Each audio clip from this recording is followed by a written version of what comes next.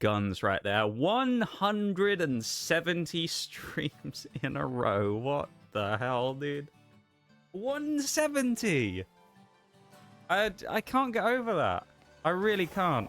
And the worst part is it gets bigger every time, of course, because that's the nature of what's happening with the street. But like, I can barely handle it when I see the previous one, let alone when I see it's gone up by another 5 or 10. 170. I just can't. It's also funny because it's like when you look at the two of you who've got the highest streaks, you and Oreo, she moved and didn't have internet for like a week and somehow still managed to get it going. And then you went to PAX and were gone for like the whole weekend and you still managed to keep yours alive as well. And it's just like, what the fuck? Like, you two guys were busy for like, you know, a good chunk of time each and you somehow still managed to keep the streaks going. Kind of mental, you know? Thank you so much, though, Bevan. I really appreciate it, my dude. That's incredibly cool that you have a stream streak like that, and I don't even know what to say, man. Don't even know what to say. What I do need to do real quick is just grab my sheet so I can see, because I know there's a bunch of stuff we need to catch fairly close to here, I think. Okay. I'm going to start going and trying to catch things early on here, because there's a bunch we need. Thank you for the boop. We're going to catch a bunch of stuff, then we're going to go prep for the gym if we can. So one of the first things, I think we'll go kind of like a bit at a time. We'll go for Magnemite first, who I know we can get around here. So we're going to hit Magnemite first. Klefki, I need to find out where you can get those, because I cannot remember for the life of me where Klefki spawns. I don't remember where we can get Klefki. I know we can get it fairly early, but I don't remember where. Braviary's a no-go. Magnezone, definitely. Camerupt. It may be. I don't know. Yeah, I think we can get that. Colossal. Probably not. That one's probably a little later. Getting a rock type. Thank you for the redeems, everybody. Radioactive flying turnip. Indeed. Welcome in, Bruised. How you doing, man? I hope you're having a good one. Thank you for the redeems, Maximum. Do wish I could stay, but I'm going to go get more sleep tonight. So heading off to bed. Have a good stream, of course. Make sure to take care of yourselves before worrying about anything else, as I always like to suggest. So make sure you go get some extra sleep, though, Maxwell. And we will see you in the week.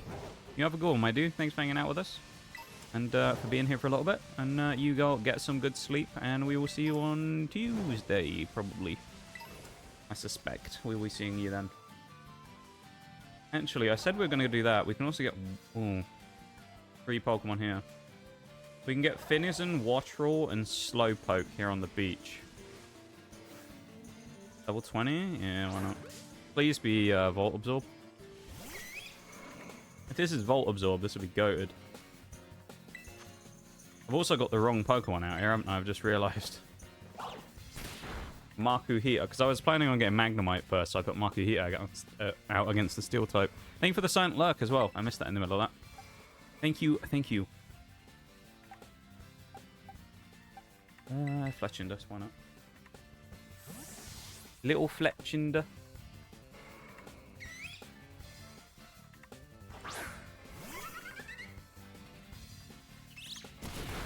Oh, damn. Okay, that's handy. Bit of fire. Alright, okay. Would have been annoying if for some reason we had a Roast Berry on. Wouldn't have made sense, because of course we're a fire type, so we couldn't have actually been burned, but would have been kind of annoying, wouldn't it? This should be an easy catch now as well, because of the status, which helps. Even with burn, that does a lot of damage. I know it's super effective, but still. We'll go for it from here, why not? It looks kind of dark still, so we'll go for a Dusk Ball, see if it works. If we catch this, it'll be Kilowattrel. Salazzle, we can get in the mine. Same with Colossal. So that's one of the Pokemon for the day. That's Kilowattrel. We'll put that in to say that we have Kilowattrel now. Or we have Wattrel anyway, not Kilowattrel. The Storm Petrel Pokemon. We also want to have a look at it. Is it Wind Power or is it Volt Absorb? It's Volt Absorb. Oh, boy. Okay, that's a good mon. That's a great mon to have. So he can't be hit by Electro-type moves. And, of course, the next gym that we're right about to do is Electric. Not only that. Oh, boy. The GOAT is back. Frostmoth evolving already? Really? What level is Frostmoth? Why do I get the feeling I could have got Frostmoth for the last gym? Please tell me it's level 18 and not 17, because if it's 17, I'm actually going to be a little... Oh, no. Oh, well. Yeah, so by the looks of it, we could have actually saved ourselves a lot of problems earlier on by doing the previous gym with a thing. And a SCO villain. But... Christoph, ayo! Hello there. Always nice to see you on a Sunday, Christoph. Sunday is your day, of course. It's Christoph Sundays. That's how we know it. How are you doing? And thank you for the hello there as well. That's vintage Christoph, that is. Classic Christoph. The hello there. 20 months. Thank you so much, my dude. I really appreciate it. How are you? I hope you're having a very nice weekend.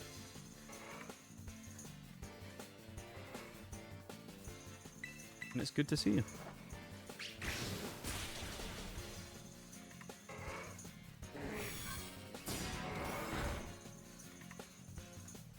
I won't hit again. We'll just go for an Ultra Ball.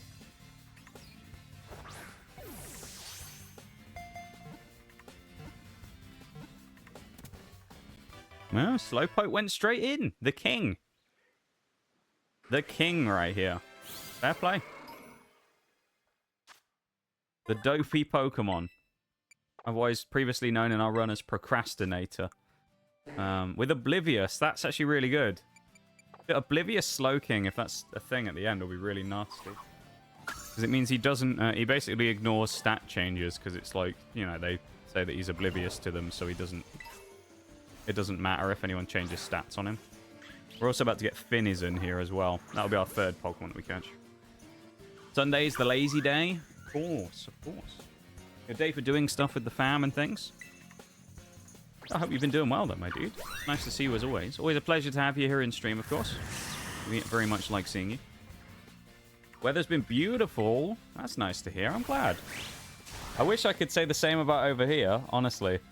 The weather over here has been the opposite of beautiful. It has been disgusting. It's been awful the last couple of days. I don't know what's happened. It's been really bad, though. Really bad. So, yeah, we've had some terrible weather over here. It's been raining for the last couple of days.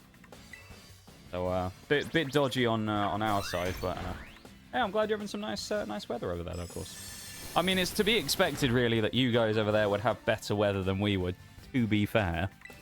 You know, you always got to expect that you guys will have better weather than us. Because, I mean, we're kind of known for the rain, aren't we, over here? Ooh. We had a little blip there. There's a bit of a lag spike. Hang on. Maybe I'll... hang on, I'll just tune my bitrate down a touch. Because I got it at 6,000. It's going a little crazy. Let me just drop it down to... 5,000? See what that does. I don't think it's too bad, actually. It's just... jumping all over the place a touch there. I don't know. Now maybe I'll drop it to 4 instead. Ah. Why you do this to me, OBS? Can we get some stability back, please? Well, at least it's not crashed. I shouldn't say that, really, should I?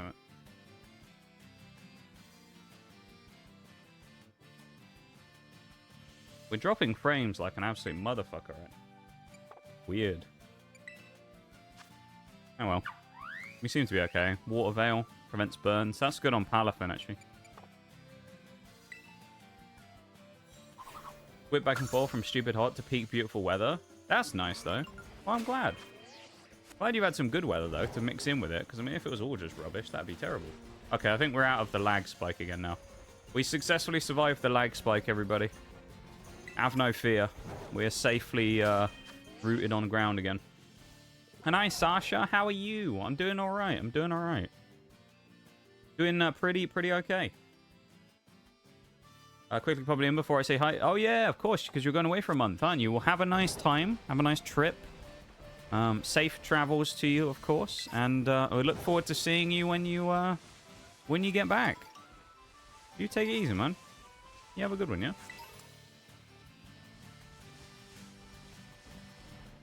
Yee. Take it easy, Sasha. We'll miss you. Also in fall now, and being in the Midwest is even worse. Yeah, no, that actually makes sense, yeah. I mean, the last few years, we've kind of had a bit of that as well over here, where it's been very back and forth on the weather in the autumn time. Like, I think it was a year ago or two now, I think. But we had, like, the warmest October or something we'd ever had. It was really weird. It was, like, summer temperatures still all the way up until, like, late September into October. November was...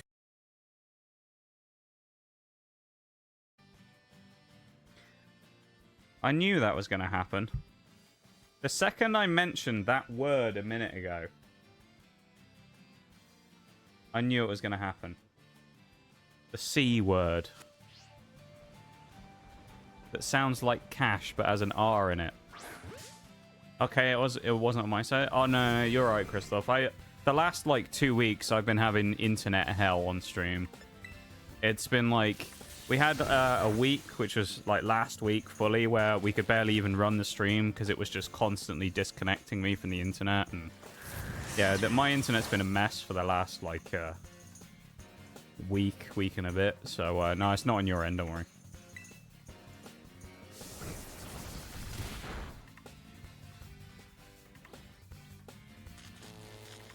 Oh, come on.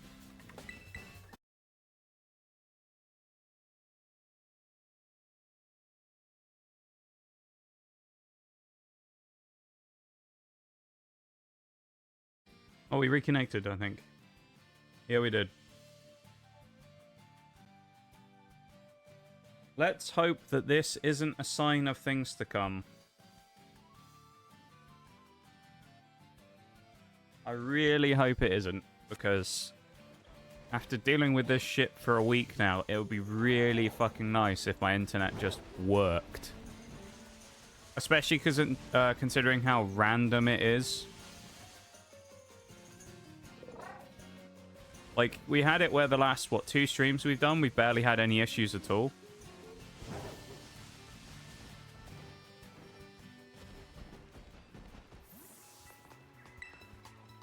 Let's just hope that we're out of it. I don't know. Don't hold your breath, though. If it's anything like it was the last few times, then don't hold your breath. It's going to be an absolute clusterfuck.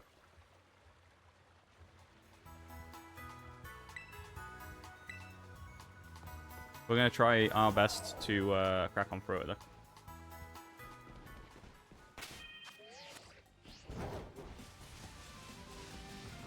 Right. We accidentally killed the Magnemite as well that we were trying to catch down here, so I'll have to find another one.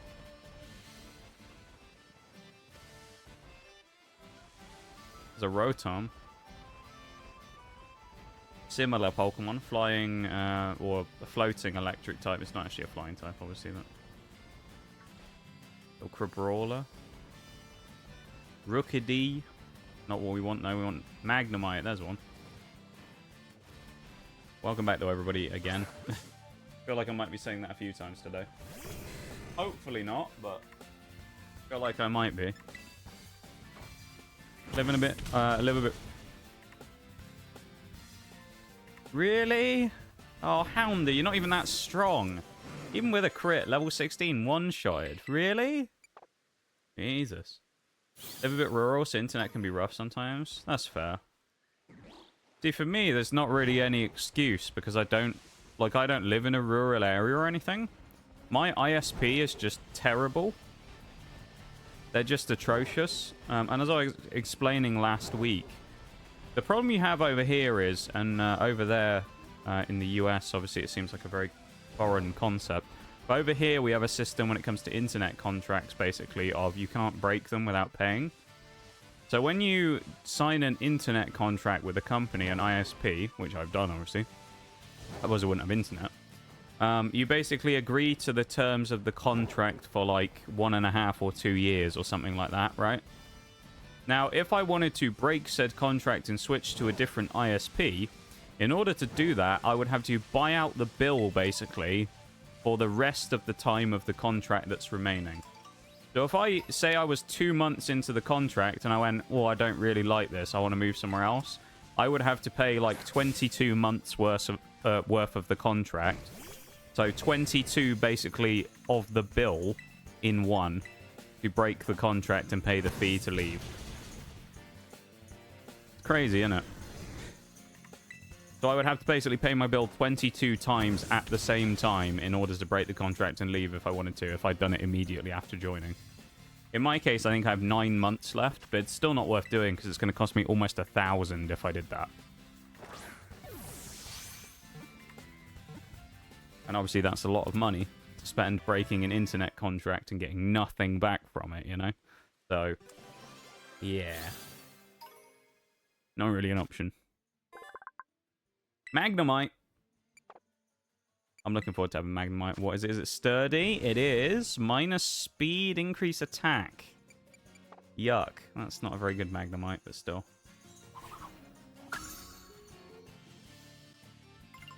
I think that's all the Pokemon we can catch in the area, actually. Let's just double check that.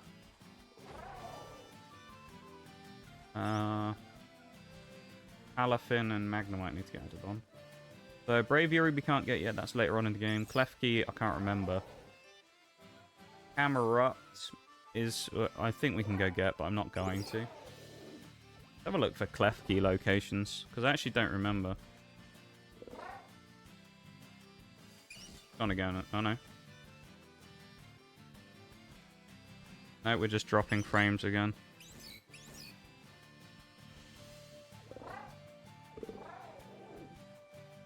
Okay, I think it was a lag spike. Let me just double check. Oh, so we can't get Klefki for a while. Really? I thought we could get Klefki way sooner before. Maybe not. Oh, okay, well we can't get Klefki yet then. We have to wait. That sucks. Alright, so we've caught everything we can basically right now, I think, for what we'll use for the gym. So we'll go and Pokemon Center up real quick, get our PPHP back, all that stuff. Then we'll go level. Actually, do we do the rival fight first? It might be worth doing the rival fight. Ours used to be like that? Really? That's kind of interesting, because I know a lot of people that I spoke to from over there basically said that it would sound like a very... Like, no one had ever heard of the buying out the contract thing before.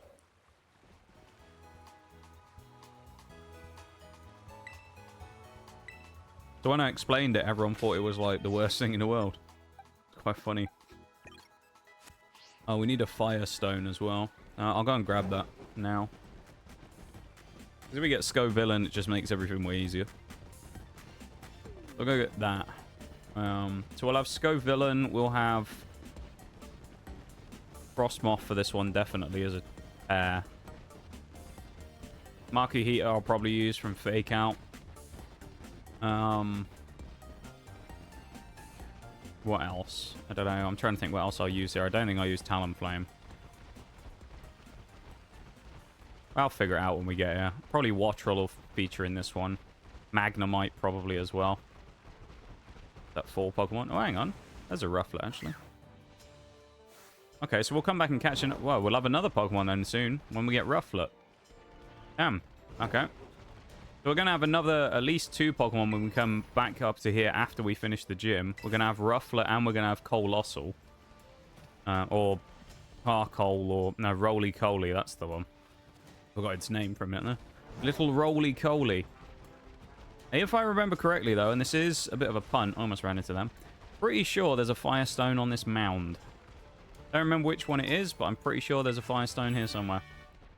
There's also Dawnstone here as well, which I used to go and grab. There's the Dawnstone. I'm fairly certain there's a Firestone here as well. Which obviously is how we evolve. Actually, 2 of the Pokemon we have in this run, because we do have a Flareon at some point later on that we'll need as well. Which we might end up grabbing. But that would just be if we need a fire type. Then again, we already have Talonflame and Houndoom, so... You know, I don't know if we'll actually need it or not. I don't think we're making that jump, but we'll give it a go. Oh, yeah, we did that as late as possible. Never mind. It's been a few years since the shift changed to contractless. Yeah, over here, we don't have any form of contractless, I believe. I don't think any provider does it. I would assume, if I had to guess, the reason why is because it kind of... I mean, obviously it's better for making money, isn't it? From a business perspective, it's better for making money, because if you lock someone into a contract, you're pretty much guaranteed to get your payment, versus if someone has free option to move elsewhere, you know. They might well take the option to move elsewhere, and whatever company you use loses out on their money, which is the worst thing in the world for them, of course. So, you know. It's a bit annoying. Let's do this. Get ourselves a nice little Scovillain. That's very good. I'm very happy to get Scovillain. Very glad to be getting a Scovillain. The Spicy Pepper, back once again. I can't remember what we called him before. Or was it Bell?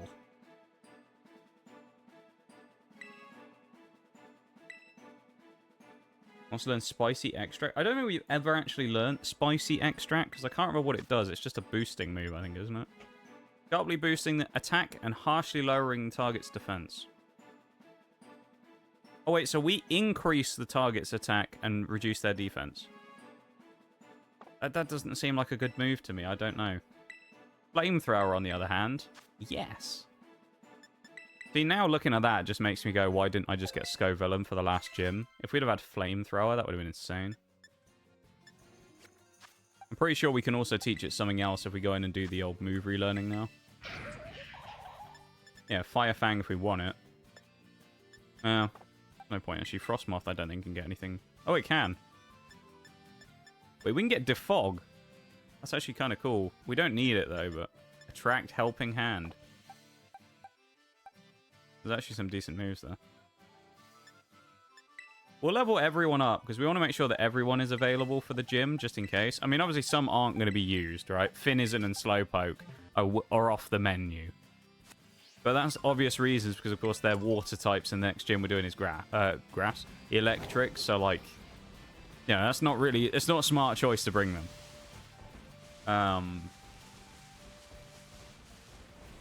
We won't be bringing them, but still. Gimmighoul. Don't need them at the minute, though. We eventually will need Gimmighoul. I think for the next run, we have Gholdengo available, so we'll have to do a Gimmighoul farm at some point. Make sure we get all the coins. We'll go through the town real quick. We'll get all the items. We'll start up the far end and work our way back, because then it's just easier. I've kind of, like, not memorized the map, but I have, like, a route that I usually go. So I'll do that. We also need to go to the shop to buy some shoes. Once we've done that, we will head on through. And we will then fight the gym challenge, the rival battle, setting ourselves up pre-gym. We'll then make sure that we go level ourselves to get ready for the gym. We'll challenge Iono, we'll beat Iono, and from beating Iono, we will then travel onwards to Bombardier, I think. Which we haven't done yet, I just realised.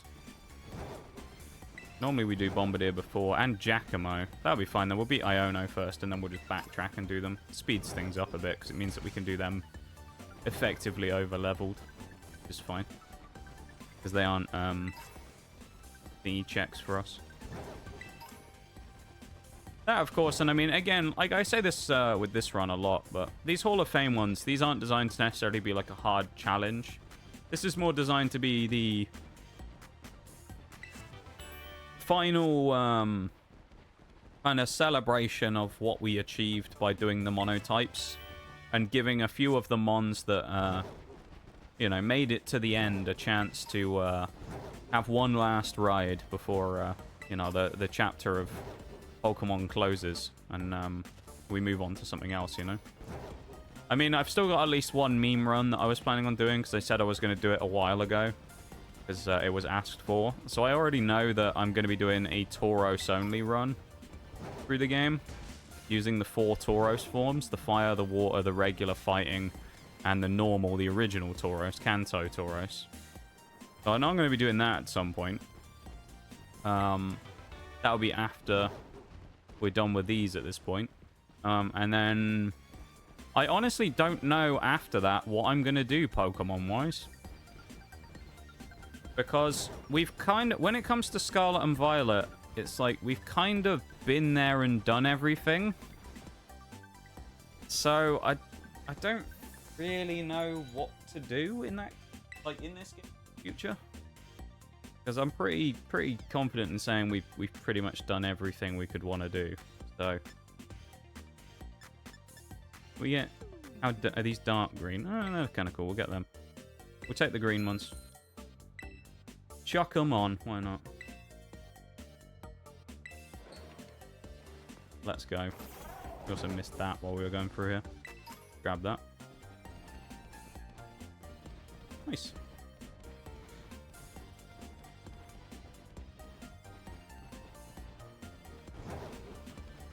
Wow. A nice Sunday, though. A nice chill Sunday. Nothing else. What today is. Well, I say a chill Sunday. We're also going to be going like frantic pace, basically, when we get into it.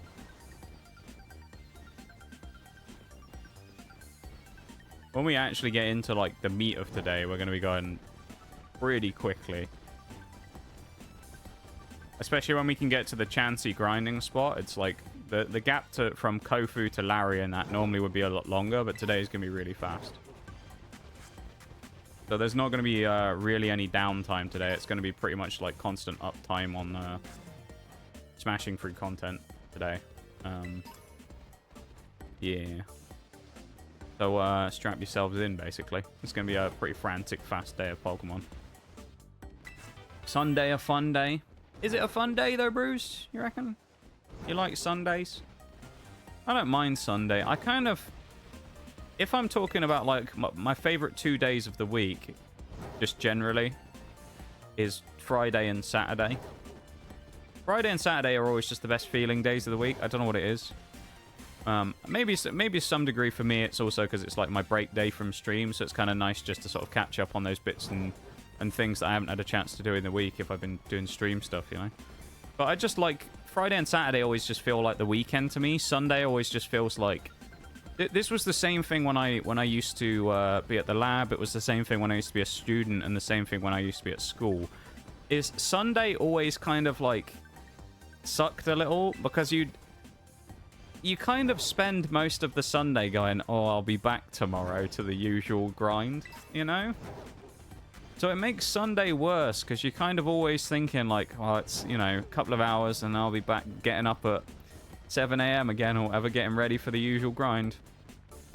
And I found I could never enjoy Sunday, because it was always just, like, you'd be preparing for the next week, you know? Getting ready for the next whatever week. And then... That's both while I've been a streamer and also while I wasn't. Because, I mean, before that, I used to just do whatever on Sundays, you know? But even back then, when I used to sort of not have as much to do on a Sunday, it always was still the same. So, but then these days, at least, I have something to look forward to on the Sundays when I have stream, which is always fun. So it's a nice thing to look forward to make Sunday a little better of a day. But even now, Sunday always just feels a bit kind of flat. Let's just run with this team. It'll be okay. I'm sure it'll be fine. I mean, what's the worst that can happen? We lose to Nemona. Oh, well, we've already lost once. It doesn't matter at this point, does it?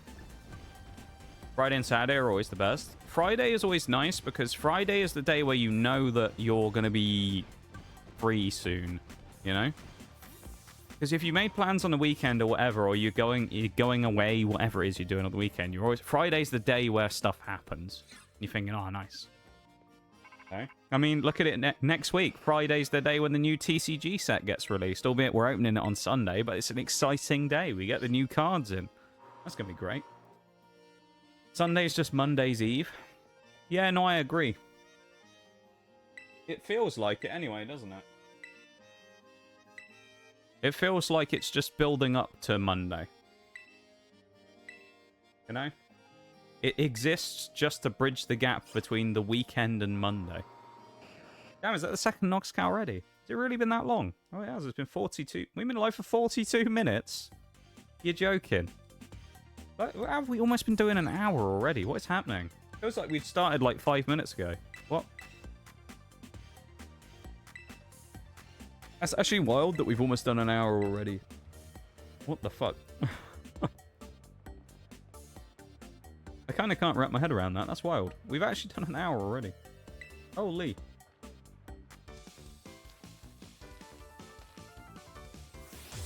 Bizarre. I do think we'll be doing some War Thunder as well today, as per usual. Because I suspect the pace of this today will be more than fast enough to get us to finishing point of the day. So I suspect we'll have to play something else at the end, which will end up being that. That really hit that hard. Damn. And we didn't kill. Oh, God. I thought this was going to be a lot easier because of Scoville just tanking that, but Rock Throw is my nemesis yet again, apparently. God, I love Rock Throw. It's never fucking missed.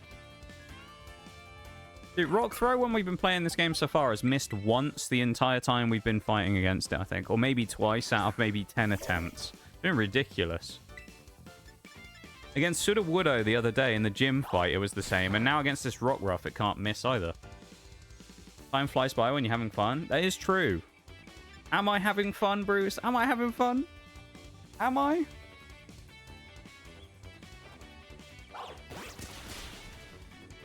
Rockruff just got beaten up. Good old Makuhita. Had to attend a needy dog. Hey, yo. Needy pupper. Everybody loves a needy pupper, though.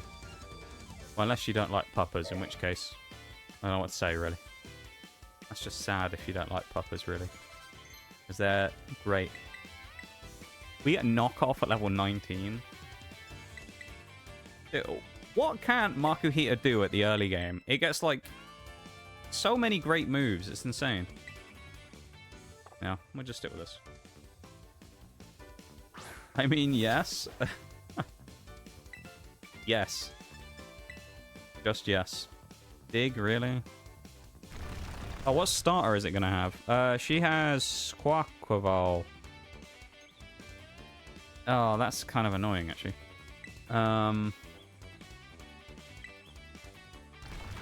Does she have Quack? She has Quaxwell here. So he's going to have a flying type move. Oh, bollocks. This is going to be annoying fighting this Quaxwell. Because I lost my main counter for it. Oh well, we'll figure it out. Hi Spartacus, welcome in. How's it going? Hello, hello. Hope you're doing good. I was waiting for that to happen. Bloody static. How are you then, my dude? I hope you're doing well. Hope you're having a nice weekend. Judge people who hate dogs harshly. I mean, I don't. It's just personal preference at the end of the day, though, isn't it, when it comes to things like that? Some people just don't like animals as much as others, you know? So I always think that it's just, like, just a personal preference thing. So it doesn't really bother me a huge amount, you know?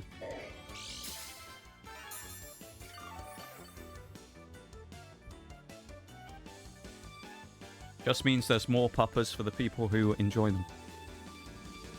This one is a case. Oh, it's a Shiba. Okay. That makes sense as well. That must be a pretty fun time, though. A Shiba, eh? How old are they, Christoph? Is it a younger Shiba, or is it an older one now? I'm just kind of curious. Just woke up? Well,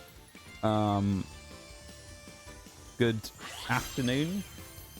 I was going to say good morning, but it doesn't really make sense, does it? So welcome in, though, Sparkus. I hope you slept well.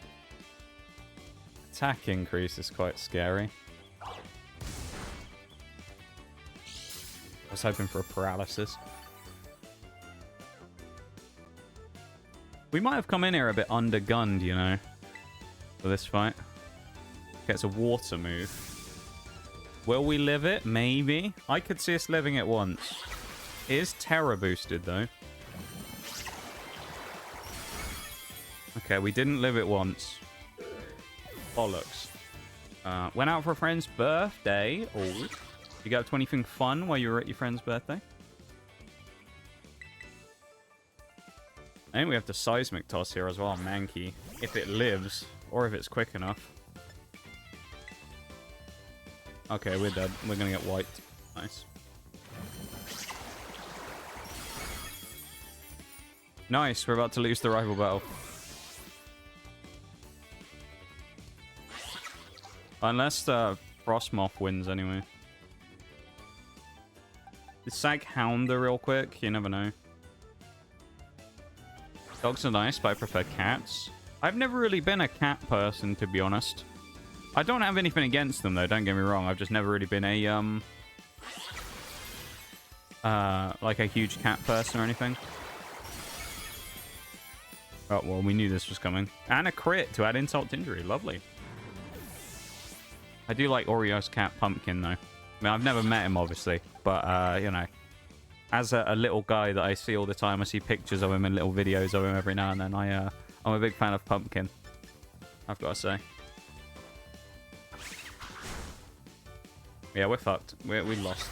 We're actually about to lose a rival fight here. Now, I know we're under-leveled, which is one thing to take into consideration here, which is a fair point. But at the same time, probably would have completely changed this if I just brought Magnemite instead, but I didn't really think about this being a challenge, so I didn't feel the need to bring him in the first place. Actually, I can Struggle Bug, and that might work, yeah.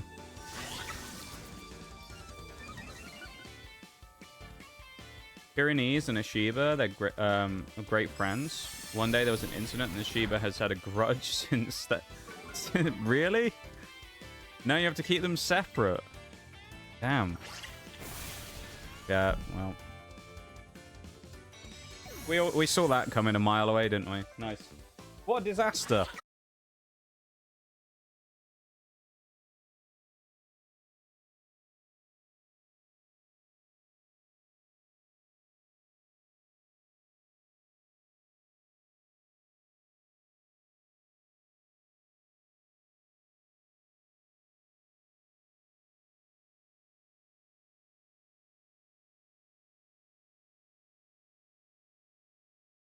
This is gonna be annoying if this keeps happening. Welcome back again, everybody. What's that, the 500th time now, I think? It's not Twitch, it's my ISP. Same as it's been for the last week and a half. It's not a Twitch problem, don't worry. It's ISP issue again. Because I keep getting fully disconnected from the internet. It's not like the stream's just crashing, it's like my whole internet is crashing.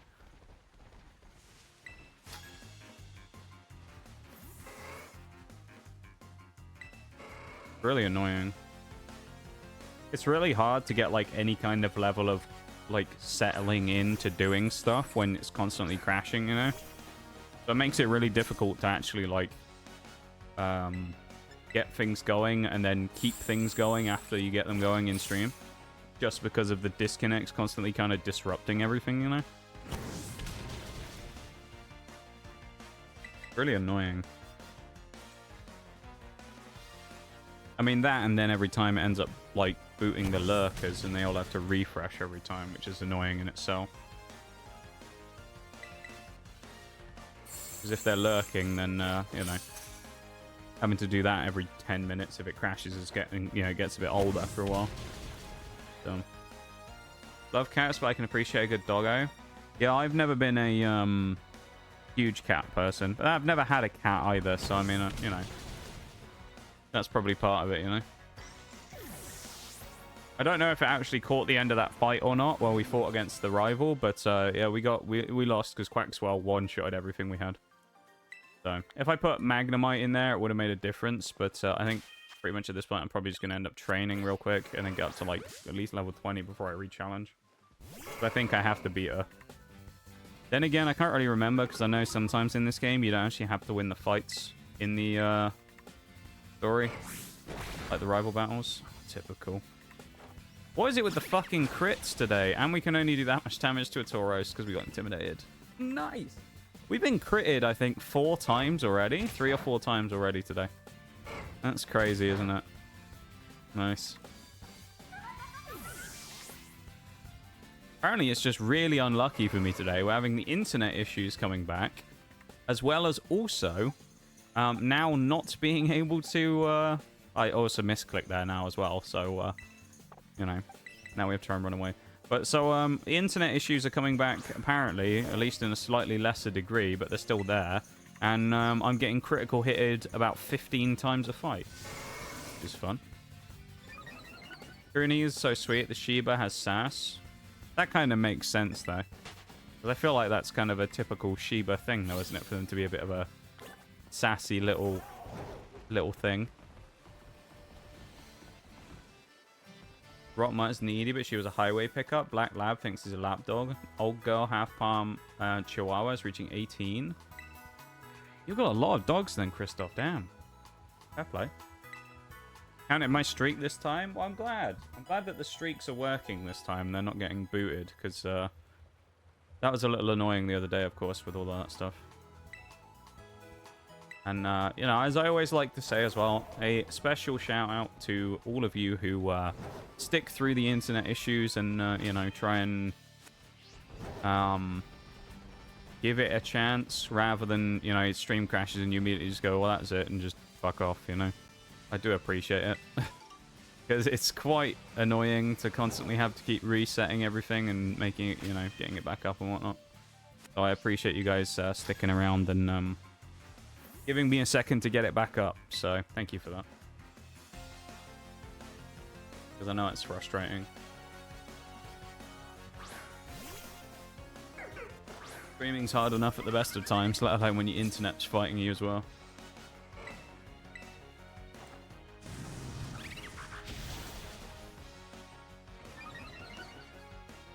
Let's just hope it's going to be an easier day, you know?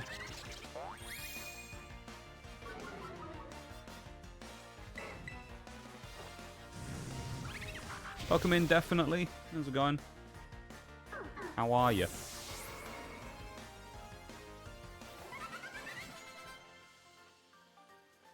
Alright, we got level 20 on some people. We still want to level up even more.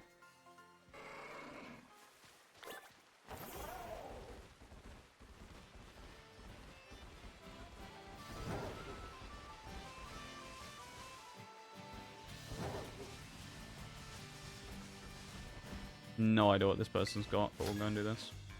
Just on by to say hello and wish you a good day and stream. Going back to Warhammer stuff. Okay. Well, have fun. And thank you for the lurk. I appreciate it, man. Take it easy. Hope you have an enjoyable weekend.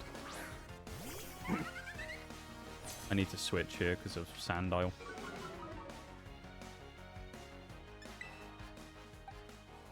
Let's actually bring in thingy. Frostmoth.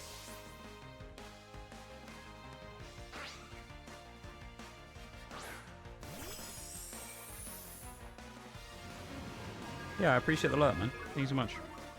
Always appreciate the lurkers.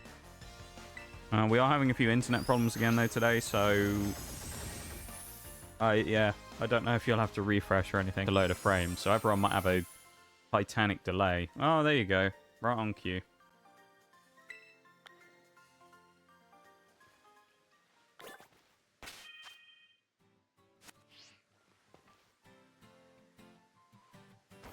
Oh.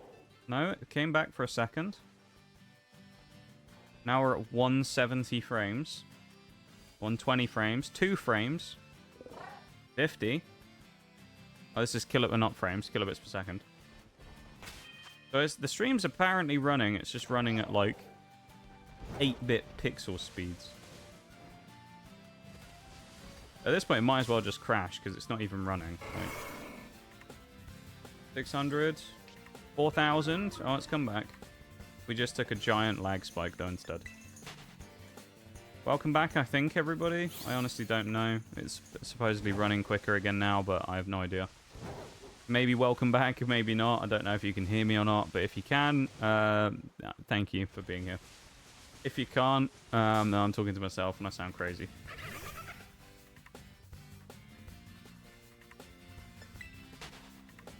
I think we're okay. I think it was just a tremendous lag spike. Yeah, it was just a giant lag spike. Man, I am cursed when it comes to internet, aren't I?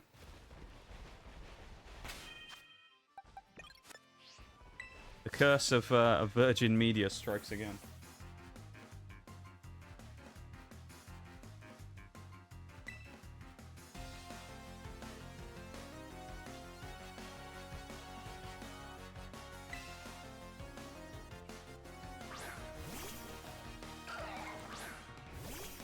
I just let out a horrific cough as well. Jesus. Oh, I don't know where that came from. But, I just had a massive, like, coughing fit then for a second as well. What? Okay. Yeah, we're going to beat all the trainers in the area. They'll give us some good XP. Then that sets us up nicely for the next part, so... We just want to get a run up to... like 20, 22, maybe 23. Something like that. I don't know what the best Pokemon to farm on here will be.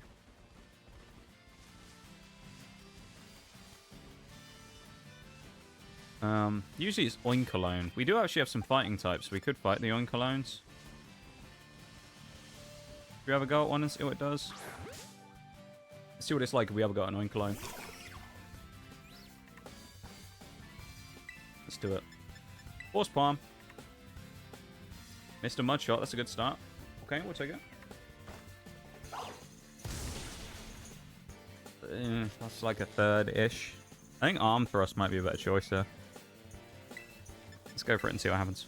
Could have faked out as well. Oh, maybe not. That doesn't do a lot of damage either. We could Loaded Dice Arm Thrust, actually. The 3-hitter. The 4-hitter. Okay. Never mind, we rolled the maximum 5 hits out of 5 from Arm Thrust. Let's go. I also just realized I haven't updated that goal in the top left, either have I? Done the auto Twitch update one, which is always really annoying. Where it puts it up to 10. I don't know why it does that. I guess I'll refresh those right now, because I might as well. It's always cool to see that banner in the top of the screen as well. Somehow Makuhita is also apparently slower than that thing still, even though it's paralyzed, which is insane.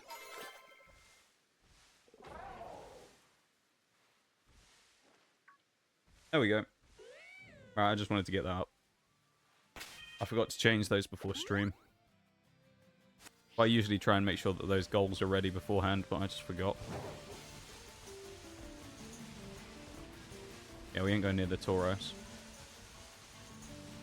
Oinkologne is what we're looking for here. That's what we're hunting.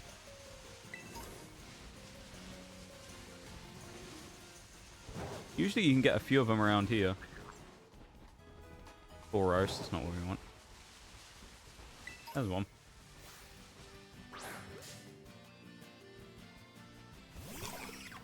We're going to find out about the break in a minute as well, because it should happen any second. The break pop-up. Should be in like a minute's time or so. Oh.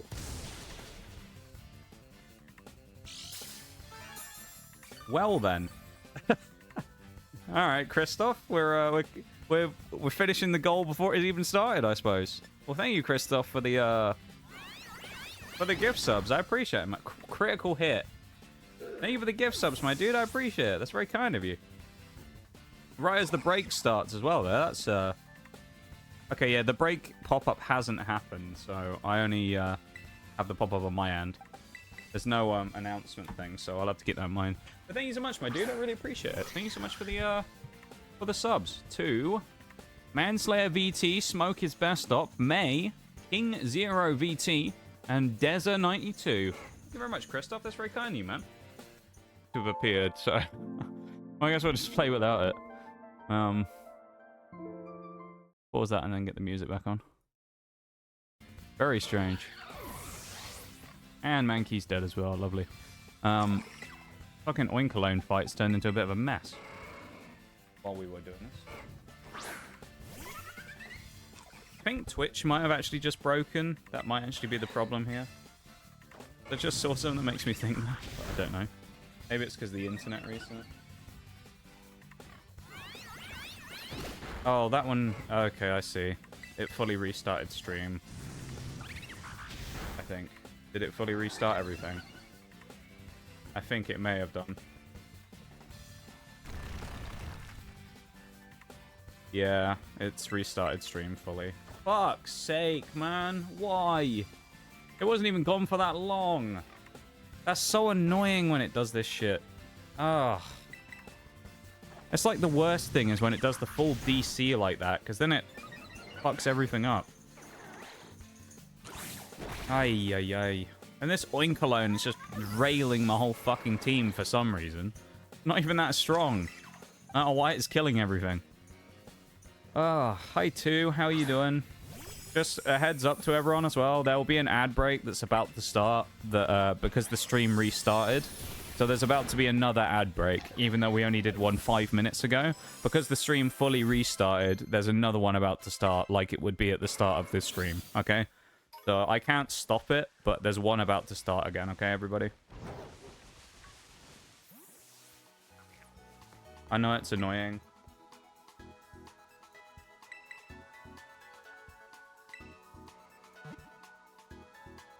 Curse the internet? Honestly, man. Disaster. It's just such a pain. And it's really... It's kind of like I said earlier. It's really hard to, like, get into the groove when the internet's just being such a pain. You know? It probably seems strange, but, like, it's really hard to get into the groove of the stream when the stream is just breaking constantly. You know? Really annoying.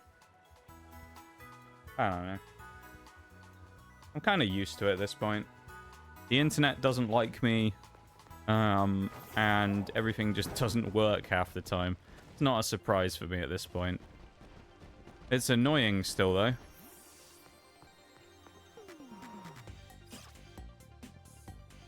I actually don't know if we have to do this rival fight or not again, so...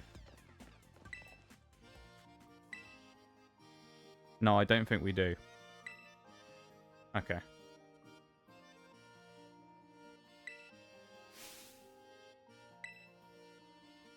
Internet be doing a dumb. The internet is awful. And it's really frustrating. It's really hard to get into things. And of course for you guys as well, having to constantly sit there and like refresh everything constantly while it's just broken. Really annoying. It's just really bad for stream. It's really bad for stream and it's really frustrating. It just kills everything and it makes it really hard to like, you know, get going really. And as I said, like with all the lurkers, it ends up booting them all out of the stream and they all have to rejoin and do all that stuff. So it's annoying from that side of things as well because people's lurks get disrupted and yeah. It's just frustrating. But there's the ad break going through still. Internet that I had at another house. There was a storm a few states away. Our internet would go down now. Really? That's weird. Well, apparently we're streaming, guys. I don't know if you knew. You got 150 and it was gigabit? Jesus.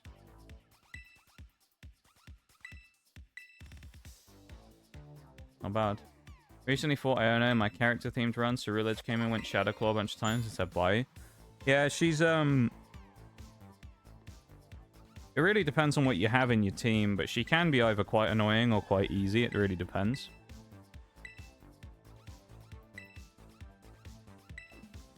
I found a few times she could be a challenge, but it really depended on team comps and what you did. The lead in this fight is always quite interesting as well. Because in most cases, you'll have a good lead, but Waterall is kind of annoying for that. And Belly Bolt, obviously having water moves is kind of a pain.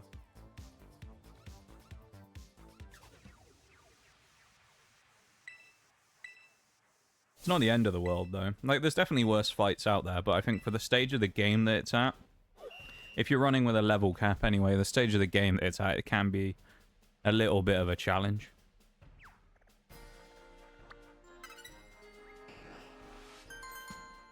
Then again, with Scovillain and Frostmoth, we really shouldn't be struggling in this one.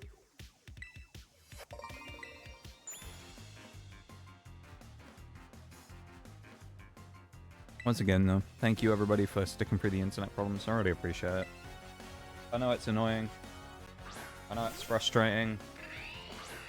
It's pretty annoying for everybody, isn't it? So, thanks for sticking through it.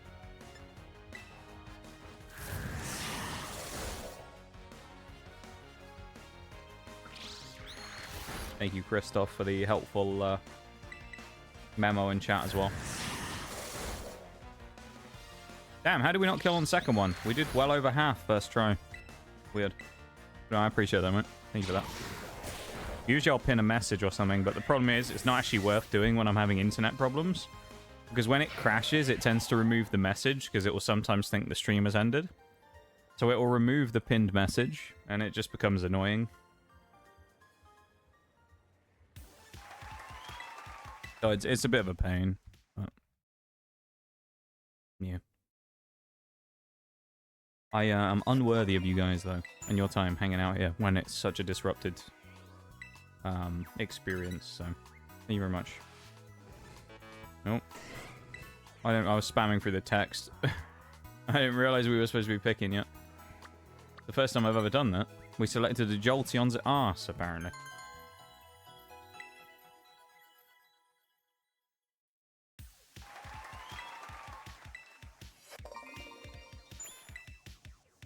Always great to be here. No, you. Doesn't make sense, but it's always great to have you here, you know? Always great to have so many of you here. And, yeah. I'm glad over the years that I've managed to build up a pretty cool community that I have, because we have some pretty cool folks who come hang out here. So I'm very lucky. Very lucky in that regard.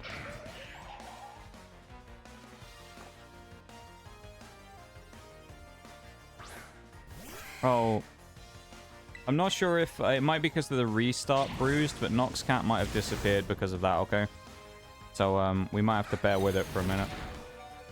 But I think because the restart, Noxcat's like disappeared. Well, we'll wait for it to sort itself out and come back when the refresh happens on the timer.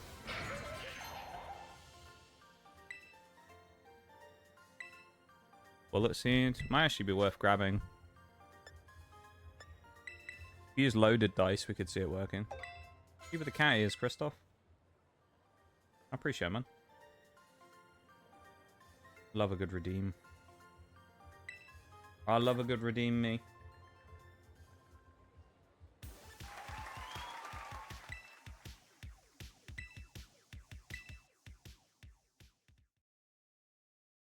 Right. The one good thing here, though, is we're not ready to do it yet, obviously. But once we do beat Iona, we can just accelerate the progress of the run very significantly.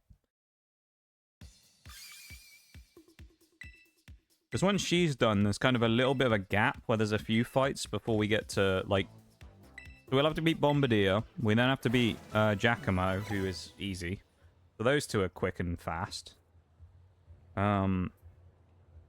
Then there's a small gap to Mela, Orthworm, Kofu. There's like a few fights in between, but then when we beat Kofu, we can immediately just insta-level up to 36 and go kick Larry's ass. So, yeah. That's going to go well, I think. Let's run down here and get everyone leveled up. Let's go do it.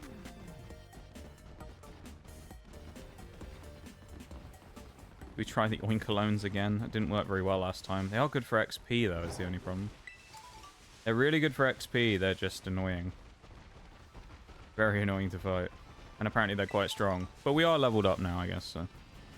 We'll give it a go. Let's give it a go. You never know what will happen. Give it a bash. Force Palm. Still does over half. We have lefties, though, so we live. I should have... Why am I not using Fake Out? I keep forgetting to use Fake Out. It would have made the difference, I think, on the damage. Jesus. For anyone who doesn't know as well, Fake Out can only be used on turn 1, so...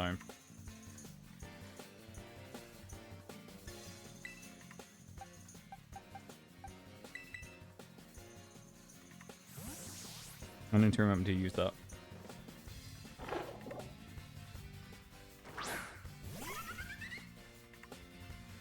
Yeah, I'm glad I switched. We'd died otherwise.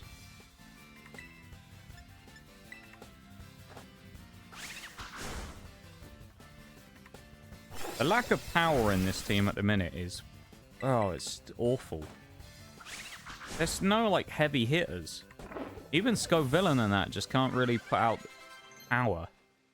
It's really annoying. Acro is nice, finally, getting a good flying time move. We might be able to fight a Tauros now. But I left the camera during the hide-and-seek portion of the challenge, and apparently when you do that, the camera will slowly zoom in. Oh, interesting. I didn't know that. That's kind of cool. I mean, I guess it kind of makes sense to do that, just as if someone really couldn't find them, to give, like, a hint, but... I don't know.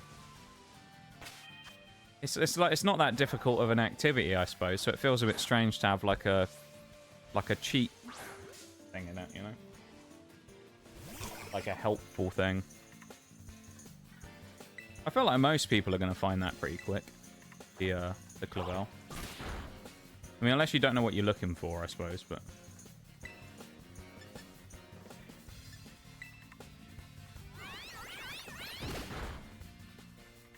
Okay. I think this is going to be the exact same situation again, because... this one's a higher level.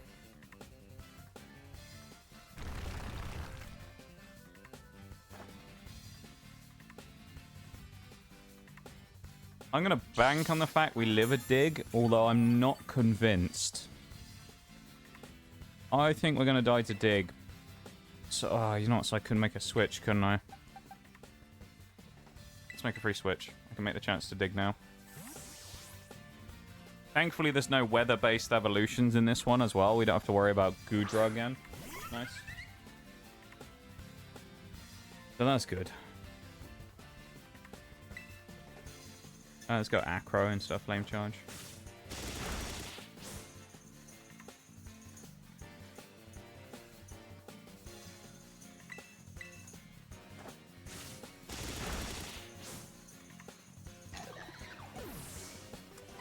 Maybe I should just use Fletchinder for the grinding. And a Makuhita. Makuhita apparently can't do it. Maybe I'll fight it. Well, fighting a Tauros even worth doing. Maybe I'll try fighting a Tauros. I think it's dangerous though.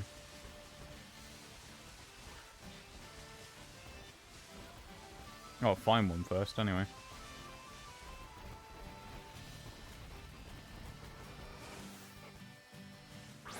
This may be a mistake, but...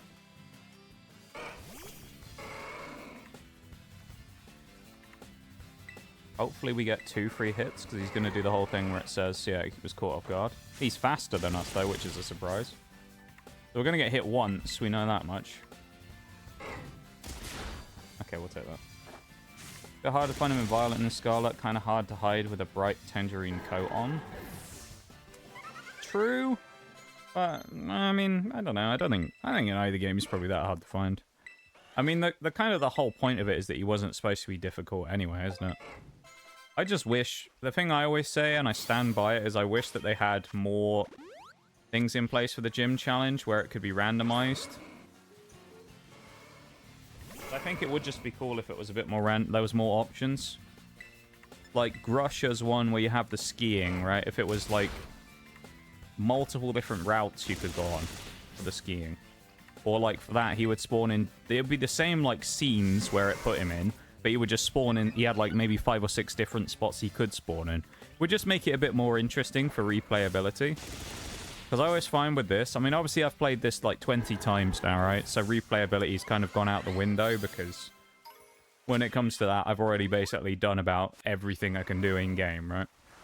So replayability as a thing is kind of meaningless. Because we've been there and done it. But...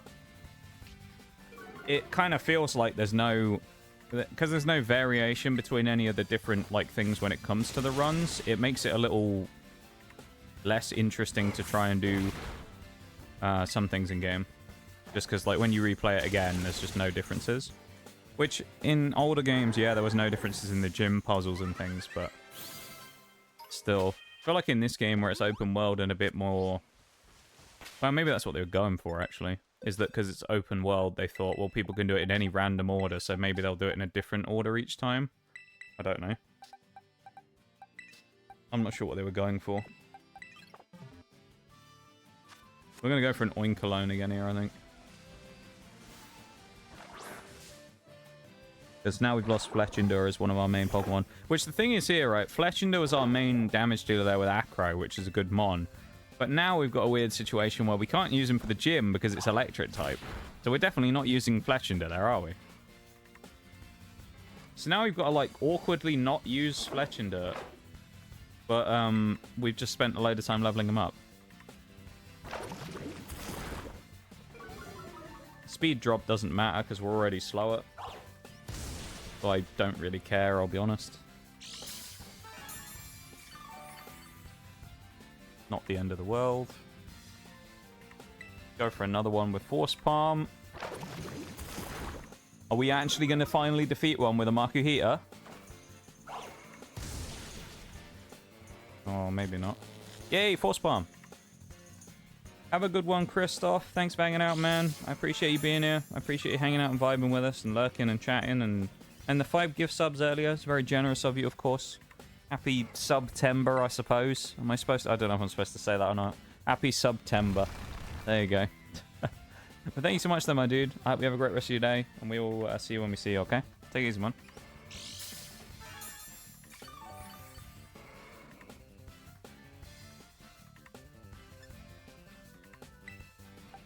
Make the Wattrel switch. The famous Wattrel switch. I do quite like Wattrel. Ah, we didn't even need to. That's so annoying.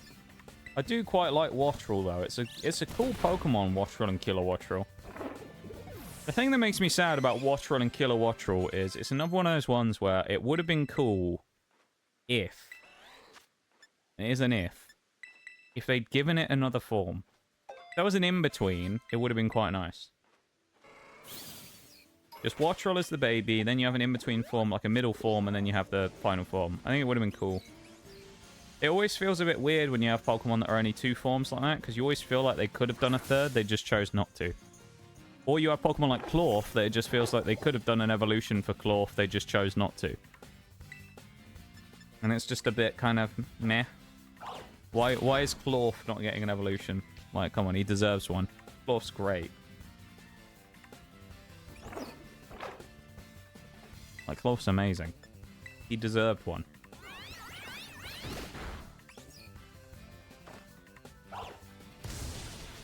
This is going to be close as well. On whether we survive or not here. This is quite a tight fight.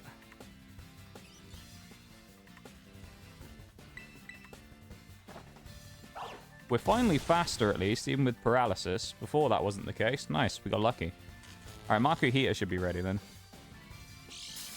I don't know, honestly, if we're going to use Makuhita for the gym. Maybe.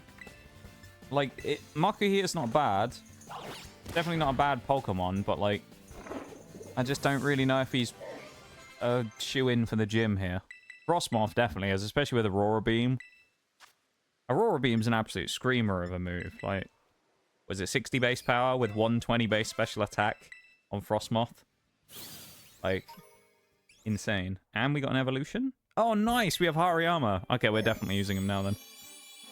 I didn't realize it was 24 when he evolved. Hariyama, though. Yes! The thick boy. Hariyama's nasty. This thing's a pretty good Pokemon. I think Hariyama's quite underrated, actually. It's also quite bulky. We should maybe have a new, Brine. You what? No, I didn't... We don't get any new ones. I thought we might have had a new move, but we didn't. That's very sad. Alright, well, we'll switch them out anyway. 24, and Frostmoth's going out as well, so these two can go out. Bring Magnemite in, and then we'll bring in Palafin. Not Palafin, Finizen. That's the one. Can Mankey kill... Ugh, I don't know if Mankey can kill anything. I know Houndour can kill a Magnemite. I guess we'll fight Magnemite while we're here, but... I'm looking forward to using Hariyama, though. Hariyama's cool. Gets a lot of utility as well. And I mean, just having Fake Out is always nice. It's never a bad thing to have a Fake Out or like a U-turn or a move like that. They're always just good moves to have. We're going to run Scovillain up front. Where would we go? Beach? Kill some water types?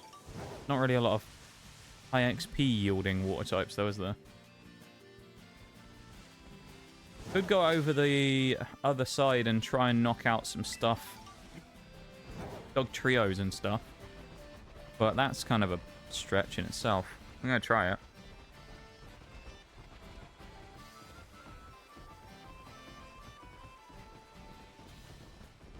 Original Pokemon's hands you had to catch.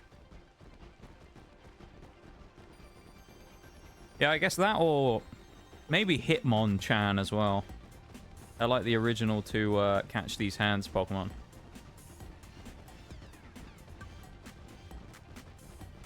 Thinking about it, having the Hitmons, if they might be in the DLC, I don't know.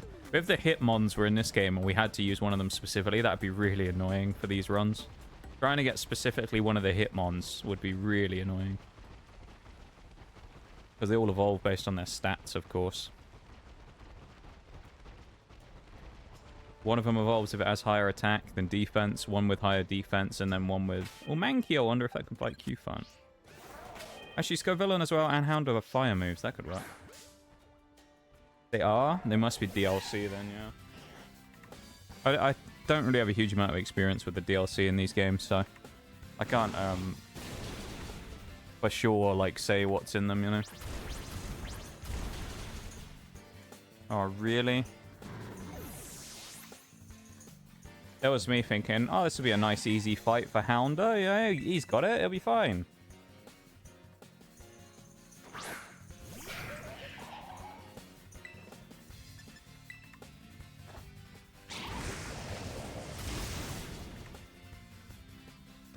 Hitmonchan and Hitmonlee are fine. It's Hitmontop that's a pain. I think they're all annoying, but that comes from the fact that when I first had to do anything regarding them in games was in BDSP. Because I was doing a living dex. And so in that game, there's not really a huge amount of ways of manipulating stats very easily. And it's really expensive to get any of the vitamins. So we had loads of trouble trying to get the Hitmons in that game just because it took forever to get the vitamins to try and do it. And then in the end we ended up getting lucky basically that we got Hitmontop.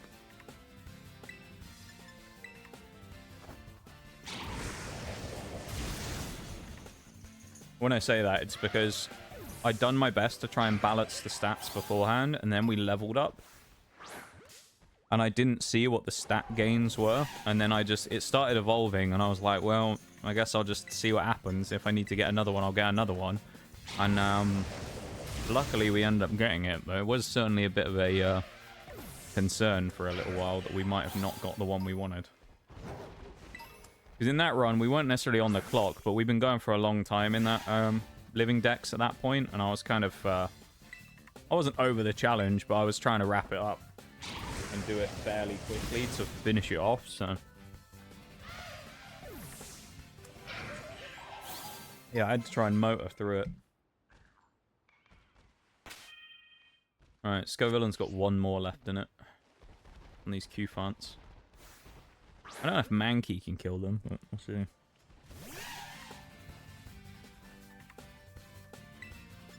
Pretty much, this will be a slow and steady, like, stream, basically, until we get to the point of beating Iono. Once Iono's done, like, the floodgates open today, basically. But it's getting to the point of beating her first, and then things open up.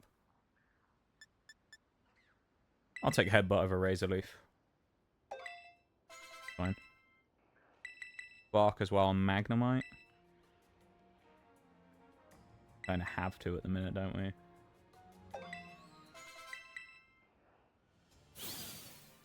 Alright, let's go Villain Gun in the box.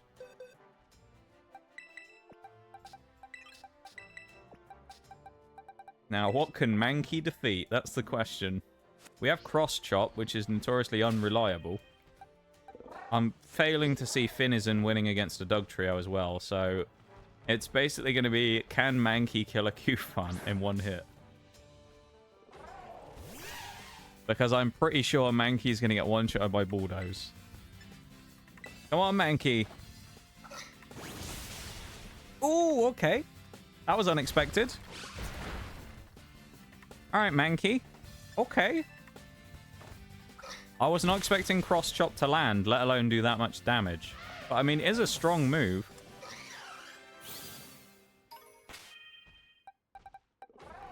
We're also going to have to get Annihilate at some point, which is another thing to consider. Which is, we don't really have to go out of our way to do it, but it is a bit of an annoying evolution. This one does have a few of those.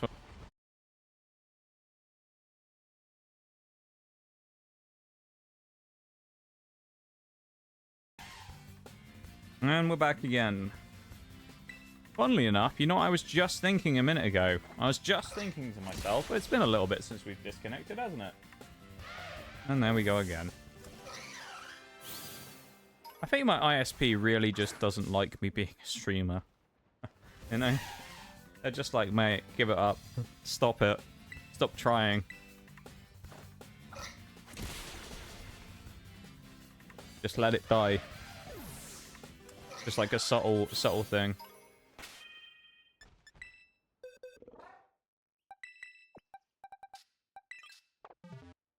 It's also kind of a weird coincidence as well, but I always seem to disconnect when I see other people streaming. Like certain people, whenever they're online, I swear, I always have internet problems. Getting DDoSed. The hate watchers have finally won. Welcome back again though, everybody. I appreciate you hanging out here and bearing with the internet problems, because I hate them just as much as you do. If not, well, actually no, that's probably a false statement, isn't it? I hate them more than you do. I probably hate them a bit more. I absolutely fucking despise this. So annoying, and it just really kills any of the stream's momentum. So, yeah, hopefully we will not have too many of those, but I don't know, we've done an hour and a half and we've had a bunch already, so I can't really guarantee anything. I'm just going to hope that they're limited to not that frequent, but yeah.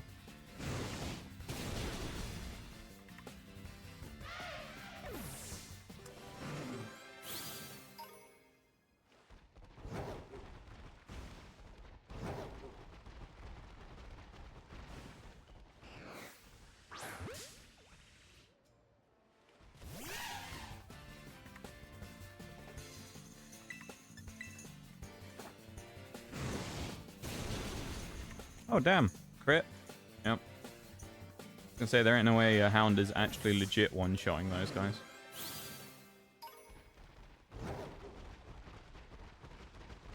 He's not strong enough.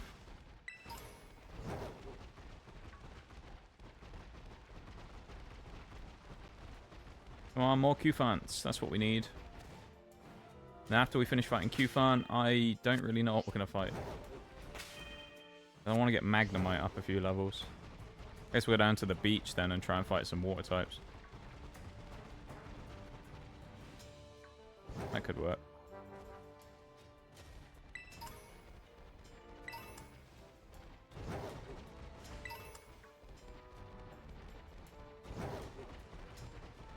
About to say there's an Amara in chat as well, but it's already gone, so never mind. Ignore that. No Amara in chat. If you wanted a oddly specific Gen 6 fossil Pokemon, then you can't get one anymore, unfortunately. Now disappeared from the chat. I know you're all devastated. Because it's such a popular Pokemon that everybody loves, right? Everybody loves Amara.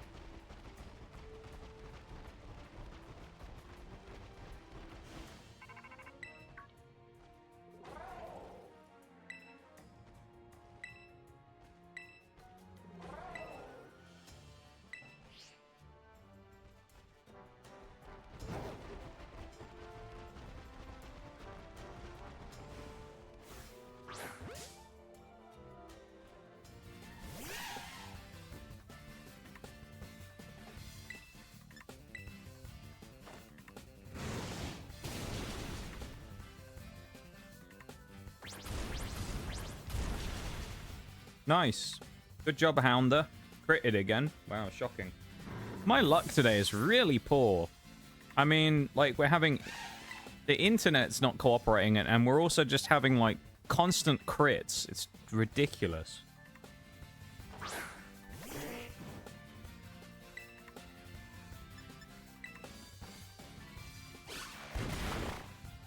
Another crit. Oh, my God.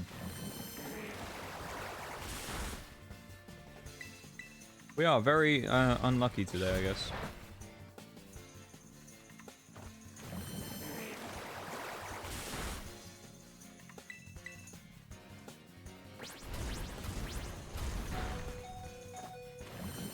Job, Slowpoke. And it's not like Slowpoke had much to do, admittedly, but still. He's up to level 24 now. Slowpoke's not getting used for the next gym, of course, because... well, it's Slowpoke. He's a water type, so we're not going to use him against an electric type gym. Seems like a bit of a bad idea. So we're going to switch out Slowpoke into the box. This Slowpoke is destined to be Slowking eventually. Just if anyone's wondering, he's supposed to be Slowking later on. So he won't really be doing a huge amount for quite a while. Because unless I'm wrong, and I could be, I am fairly certain from the amount of times that I've ran through this game now that you can't really get a King's Rock until fairly late on, if I remember rightly. So, basically, we can't use Slowbro because he wasn't the chosen Pokemon. I think he's available somewhere else in water. So it's going to be Slowking late in the game, basically. So it's going to be a while before that guy's actually able to do anything because he's going to have to evolve late on. And of course, it's a trade Evo, which is a pain in the ass in itself because, you know, I hate trade Evos. Is it? I don't think there's anyone who actually likes trade evolutions, to be honest. I hate them. They're just so annoying. I don't think this is a hot take either, but personally, for me, when it comes to Pokemon these days, I think there's no place for trade evolutions anymore. The reason I say that is, by all means, have them in the game, but after Legends Arceus, where they made the link cable system so that you could do it without needing to trade, I don't really know why they never added that to the main series game. Because the thing is, right, you add the link cable, you add so many opportunities for so many people to get so much more stuff. Because if you think about PLA, Legends Arceus PLA, Pokemon Legends Arceus, so if I say PLA, that's what I'm talking about. If you look at PLA, when I was doing some of the earlier Monotype runs, when I didn't have Switch Online, it made things an absolute lifesaver because I could get Sizzle really easily without him to trade. You know, I could get Gengar without him to do it. I could get Alakazam without him to do it. Whatever I needed for whatever run or whatever I was doing. I also needed it for BDSP. Because in BDSP, I needed to do the living dex, and there was a number of Pokemon that I needed to get that were... Oh, God, level 28. There was a number of Pokemon I needed to get in the living dex that were trade Evos. Golem, Alakazam, things like that from Gen 1 for the national dex. And, you know, I could only really get them because of doing PLA. And it was great. That's going to hurt. Nice, we lost again immediately against fucking Cufant. How is... I know Hounder is, like, not the strongest Pokemon around, don't get me wrong. How bad do you have to be to constantly get one-shot by a fucking Cufant, though? Come on. I just want to get you up to level 24, Hounder. How difficult is it? You can evolve, you can become Houndoom, and then you'll not suck quite as much. You'll still be bad, and Talonflame will be infinitely better than you. But, you know, you'll at least be slightly better. I guess.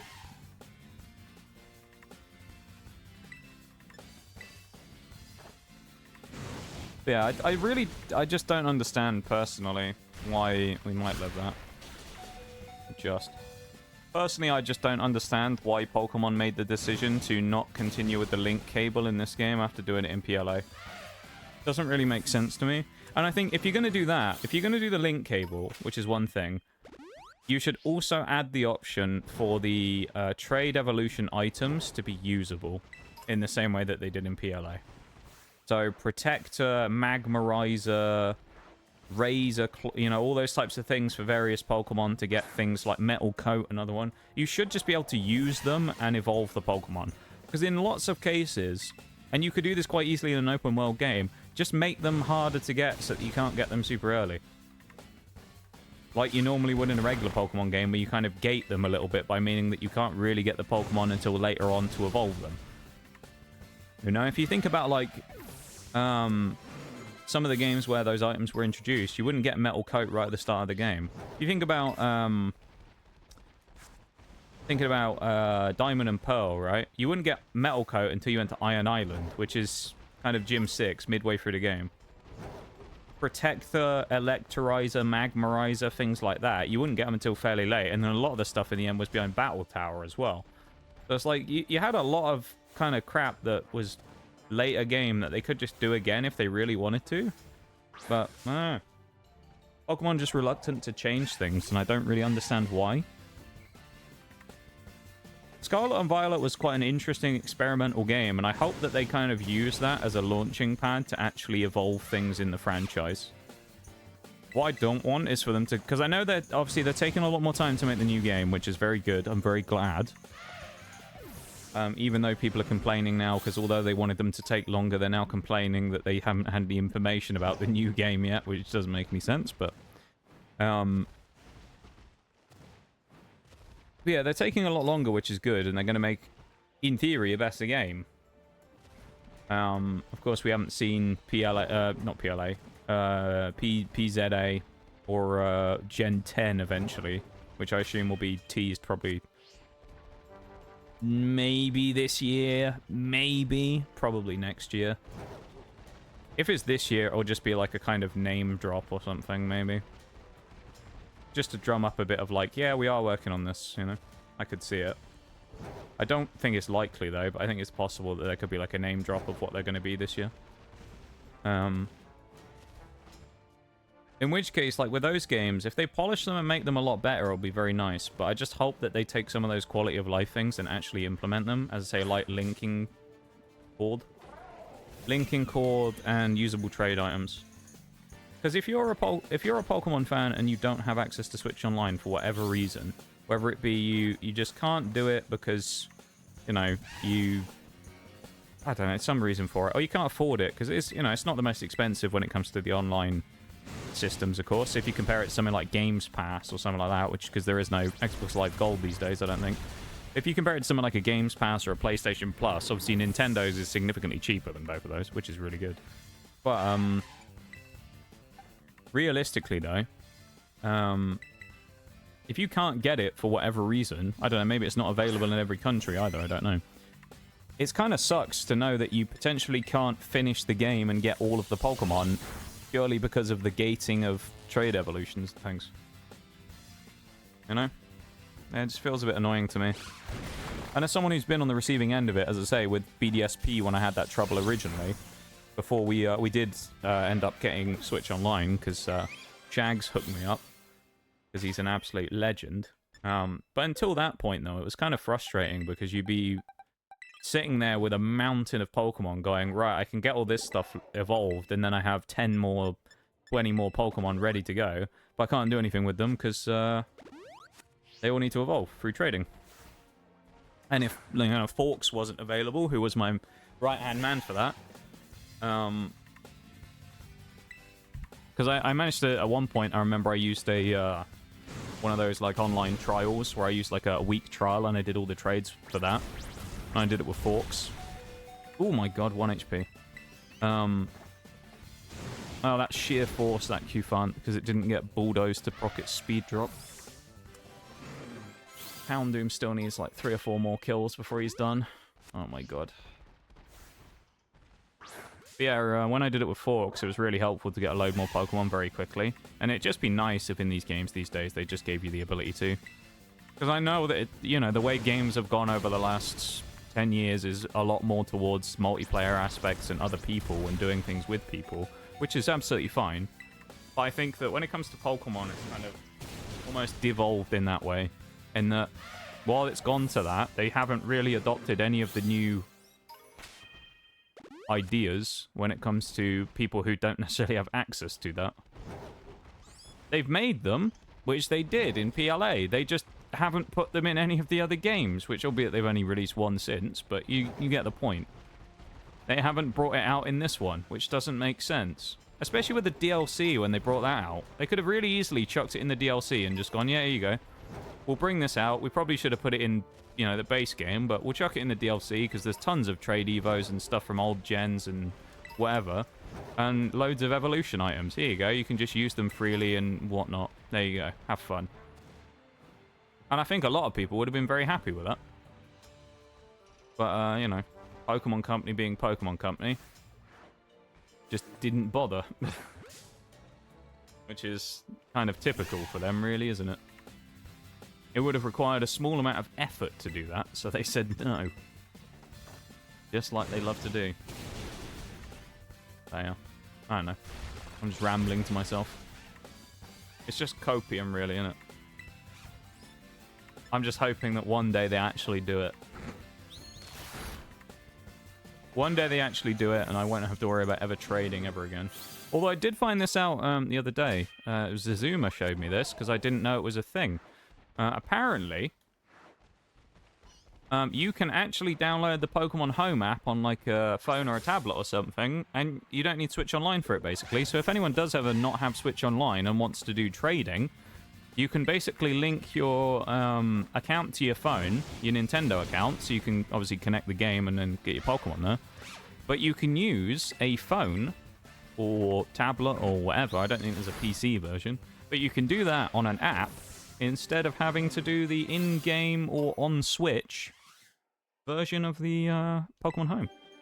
But if you ever don't have Pokemon Switch Online, you can still trade via Pokemon Home or do things like that if you need it with other people. Because you can trade through there as well. So if you do ever need to do trades and you don't have Switch Online, actually Pokemon Home is quite useful for that, the app version specifically. Because for some reason, I don't think you can do it through the other version on the Switch, which doesn't make any sense, but, again, Pokemon Company, big thumbs up. They just sometimes do things that don't make any sense whatsoever. Right, now we're going to the beach real quick as well. That's the next thing we need to do. We're going to run to the beach. We're going to level up Magnemite to 24. I'm not really too worried about Finizen, because basically, right, the reason I'm not worried about Finizen is very simple. Because Finizen sucks, okay? Palafin, really good. Finizen, not very good. So what we need to do is wait until we can evolve it to Palafin. Now, unfortunately for us, if I remember correctly, and I might be slightly off on the numbers, so forgive me if I am, but this is from memory, I'm pretty sure Palafin is something like level 42 it evolves, via the process of leveling it up while in the Union Circle world with someone else. So you basically have to be in multiplayer to get Palafin. However, there is one other way, which is a useful tip for anyone out there who doesn't have Switch Online again. Apparently we're just on fire with the Switch Online tips today. If you don't have Switch Online, you can actually get Palafin without ever needing to have any multiplayer stuff with people. It is possible. It's definitely RNG based. But what you have to do is have a look in the old... You have to be connected to the internet still. So you have to do that at least. But if you go and look in the Terra raids, like the raids den section where you can find all the various raids going on at the minute. If you go and look at those and you look in the raid den section, sometimes what you'll find is there'll be a 4-star in there that will look like Finizen. It's actually a Palafin raid. It will be regular form Palafin. It won't be hero form, so you don't have to worry about like fighting the absolute unit. But yeah, so you can actually do it against regular Palafin in a raid, which I did before, and that's how I got mine in my main profile, because otherwise I would never have been able to get it, because originally when I first played this game, didn't have Switch Online. So this was years ago now when the game first came out in 2022. So I never would have had the opportunity to actually do it. So, yeah, that was pretty good. So that's another useful tip. You can actually get Palafin via the form of raids. The only problem with that is it's just slower and harder to get, because not only do you have to have a team that's good enough to do a raid, which you might do at that point, it depends what point of the game you're in, but if not, then you have to just get the RNG of Palafin appearing in the first place. So while it's not a foolproof method, it's certainly better than, you know, scrounging around hoping that one, you know, you'll eventually be able to trade with, or do the union circle with someone if you don't have online.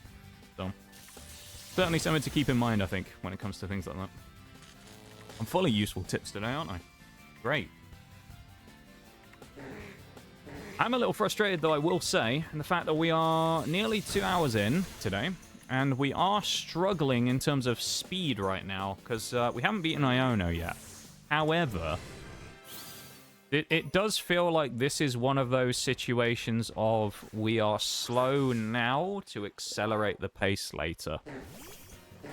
And I say that just because, as I said earlier, really what ends up happening is, once we've beaten Iono and we're at like mid-20s levels, that's usually when I unlock the Blissey farming spot, which isn't the best in the world, don't get me wrong, because at level 20 it's still kind of hard to kill some of them. But if we have the right mons, we can definitely make use of it. And I think it will allow us to kind of go crazy when it comes to XP grinding and farming. So, yeah. When we get there, past Iono, which will be in the next... It'll be after the break now, because there's another break coming up in a few minutes. 8 minutes. I'd hope that I could be ready for the fight by that time, with the XP grinding done, and then be ready to basically beat Iono straight after the break. After that point, then we get to line up, do the Kofu stuff, and kind of go through the gears. And then I've got to start thinking about if there's any more Pokemon we need to catch as well. Welcome back, Spartacus. You got this? Thank you, my dude. I appreciate the vote of confidence. I do got this. I just need a bit of time to, you know, get going here. Bit of time to get going here on this one. It's a bit unfortunate, really, as well, that the team we have here, and these guys, like, none of them are really super powerful yet. And I think the reason I say that is not just because any of these Pokemon are bad, don't get me wrong, but I think it's more due to the fact that I've been so spoiled with some of the runs we've done recently with getting really powerful Pokemon super early, right?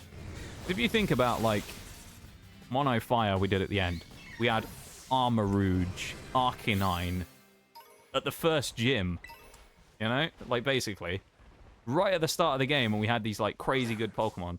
And then you think Dragon, we had Gabite coming into the second fight. Gabite, you know, we were getting, like, Dragonair and stuff like that quite early on. They're strong mons. Versus this one, you think, we've got some power on our team. We can't get Palafin for a long time, so Palafin's way out the equation. But you think about, like, Magnemite right now. Magnezone, who is one of the Pokemon in this run, who I would consider to be one of our best mons that we have to select from in this team. We're not going to get Magnezone for a little bit, because we need to get him to, what, 36, I want to say? 30-something to evolve to Magneton, and then we can immediately Thunderstone him. But we've got to wait. And then when it happens, Magnezone is going to be unstoppable, because it's Magnezone. But we got to wait to get Magnezone. And same thing with a few others. Kilowattrel's really good, but we got to wait for Kilowattrel to evolve, you know, things like that. Now we got Houndoom and stuff like that. It's helping out a bit, but we do need a few more evolutions before we can really kind of accelerate into the really strong stuff. So, right now, like, content-wise in the game for where we are, our team is kind of fairly okay matched. But I would prefer to have a few more stronger options. Like, another good example of one of those mons I was talking about earlier that's really good when you have it in certain situations, like Scizor. The thing about how strong Scizor is, you can get a Scyther right near the start of the game in Scarlet and Violet and have a Scizor within... You could probably have a Scizor within 2 hours of starting the game if you really wanted. Now, albeit you'd have to go and get the Metal Coat from another game, but if you had a Metal Coat that you could import, or you could take him, like I did at the time, take Scizor or Scyther to PLA, evolve it, and then bring it back at level 18 or whatever it was, you could have a Scizor that early in the game. Also, I know the BRB is actually about to start in like a few minutes, but I am going to step away for a second though, because I need to go and do something real quick. So we'll stop again for the BRB when it comes up. I'll be back in just a second, okay, chat? I'll be quick, I promise.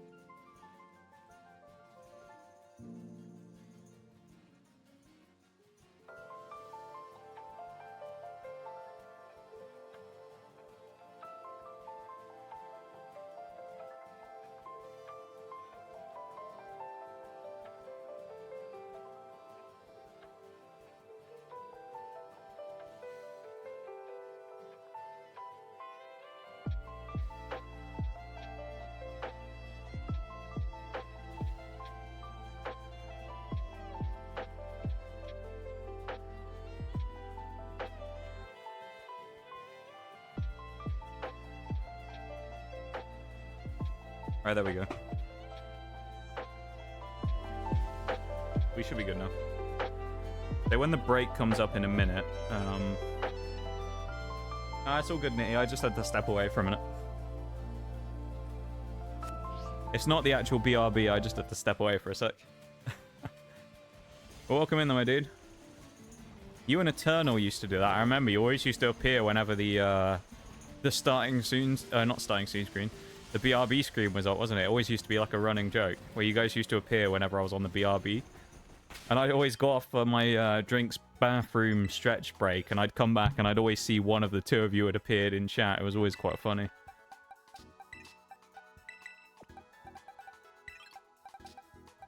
Okay. Houndoom has to come for this fight, sadly. It is quite sad, actually, to bring here. There's also the option of bringing Frostmoth up front, which I might do, but then I'm tempted to do Wattrel versus Wattrel. Wattrel versus Wattrel could actually work. Yeah, I might try that. Well, this is going to be our gym team, I think. We're going to lead with Wattrel up front. We'll set up the items in a minute to make sure everyone's ready, but Hariyama the Thick Boy is definitely going to have the leftovers, because it's going to get the most use out of them. The timing I have, right? Right? Crazy timing, though, Nee. How are you doing, though, my dude? I hope you're having a good one. Hope you're doing well. How are you? What were you up to earlier as well? Because you were obviously out doing something. But what were you up to, Nee? You do anything fun? How's the game going? We haven't really got going, to be honest, Spartacus. We're kind of in the weird position of like, but we just haven't really got going yet, you know? Not in the sense of like we're still barely doing anything, but like we're about to do the first gym of the day, which obviously it's taken us a while to prep for it, just because leveling up and stuff, you know, needs to be done first. So, but now we're ready to go. So we're gonna go and fight Iono basically right now. Although there might be an ad break starting in a minute, and I don't know if it'll be midway through the fight or not. So I might hold off and hang fire for a minute or two, just in case.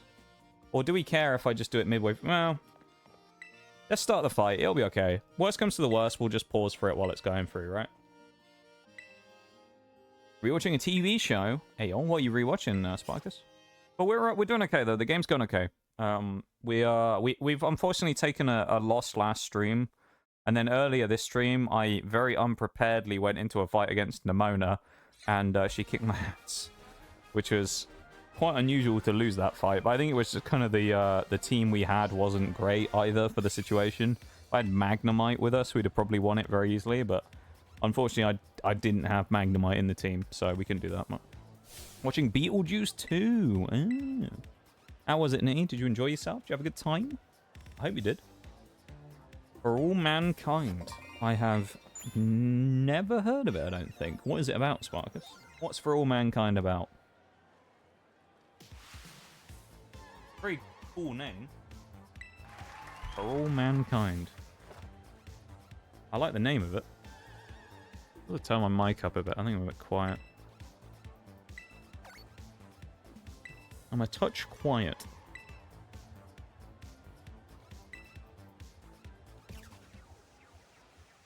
Pretty good for a sequel. 'Twas a fun watch. Hey, oh, let's go. That's good though, Nate. I'm glad. Glad you had a nice time. We've been level grinding as well as resetting stream after the internet decided to not be so friendly to us a bit earlier. It's not gone too crazy for a little while now, so I don't want to speak too soon, of course. But we've at least been in the clear for a little bit of time now, so that's good. Ooh, get the early Volt Absorb there. That's good. That's what I was hoping for. We get the Uproar. Uproar 1. It's a 3-hitter, 3-turn move. So we do get stronger over time, basically. Luck comes out from the other Wattrel. Enemy Wattrel spotted. We get the second one in. Go for the Uproar, number 2. Big hit. What? Uproar actually hits like a truck. It's kind of one of those moves that's quite slept on, I think. It hits really hard. And the nice thing here is, because we're Volt Absorb, they've obviously scouted it now, so the AI knows it's Volt Absorb. But for some reason, with the way that the AI goes in this game, they might do something really stupid and try and attack us with Spark. Because if you look at Belly Bolt, he can't actually hit us now with anything other than Water Gun, so he can't use his Electromorphosis. Whenever I see that as well, it always wants me... It's just because of the, you know, like, science background, it always makes me want to say Electrophoresis. Because there's a thing that you used to do, or we used to do a lot in the lab, called Gel Electrophoresis. The easiest way to describe it is like a TLDR version of what it is you would basically put things into lanes on a mount, basically, in a gel. There's a thing called agar. And you would effectively use like a electrical current to separate whatever it was you were trying to separate, okay? So you would end up... it would be like DNA samples and things like that is what you could do, right? If you were trying to separate certain things, you could basically use the gel electrophoresis in order to pull the things apart. It would work basically because they would move a certain amount... Oh, Houndoom's actually a really bad choice here. And it went for Spark instead of thingy. Weird. Could have used Water Gun and killed us there. But basically certain things would move along a certain amount and it would basically separate them out.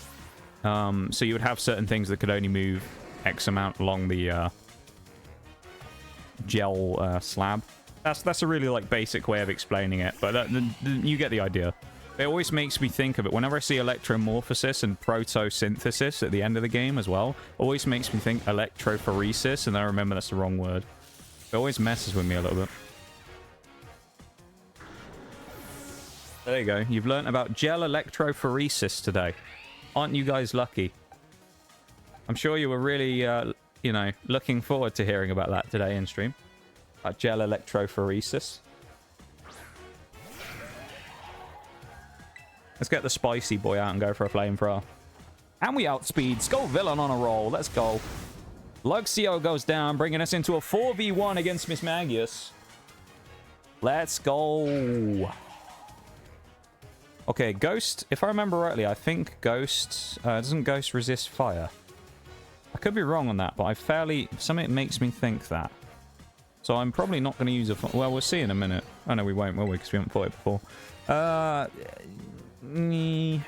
going to go stab... Oh, it's neutral. Okay, I'm going flamethrower them. Maybe I'm thinking of Dragon. That might be it, because they're both purple things. Ghost has some weird resists, though. Okay, the break has just started. I've just seen the... there's no announcements for the ads today for some reason. I think Stream Elements is having issues. So what I'll do here is I will wait for this thing to go through real quick. This turn, because I can't stop it. So any of you who are obviously the subs will see this, because I can't stop the turn and pause it now. And then we'll switch screens in a minute once this turn is done. See if Scovillain can land a hit, though. Come on, Scov. Flamethrower goes out from Scovillain. It's a good hit. Of course, as well, I also just realized I was being dumb, wasn't I? Saying, oh, well, it can't hit about if it was neutral against Ghost or not. Because, well, you're fighting against bloody electric type. Because it's terrored. So, like, it doesn't matter anyway, does it? Because it's Terra Electric. So it doesn't matter whether or not it was good against Ghost or not. Bit of an idiot there. Educational stream, hell yeah. Yeah, I know, right? Yeah, you can look, if you want to learn more about gel electrophoresis, you can look it up if you want, but it's not that interesting. Basically just a scientific method of separating things so that they can be further analyzed.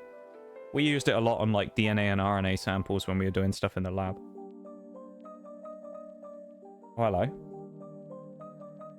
What a song this is. This is the raid music, isn't it?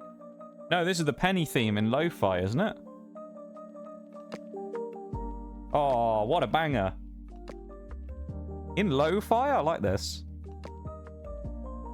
Old history about the space race between the USA and Russia. We lost the race, but it keeps going over the years to current... Oh, interesting. That actually sounds pretty cool, yeah. I like the sound of that.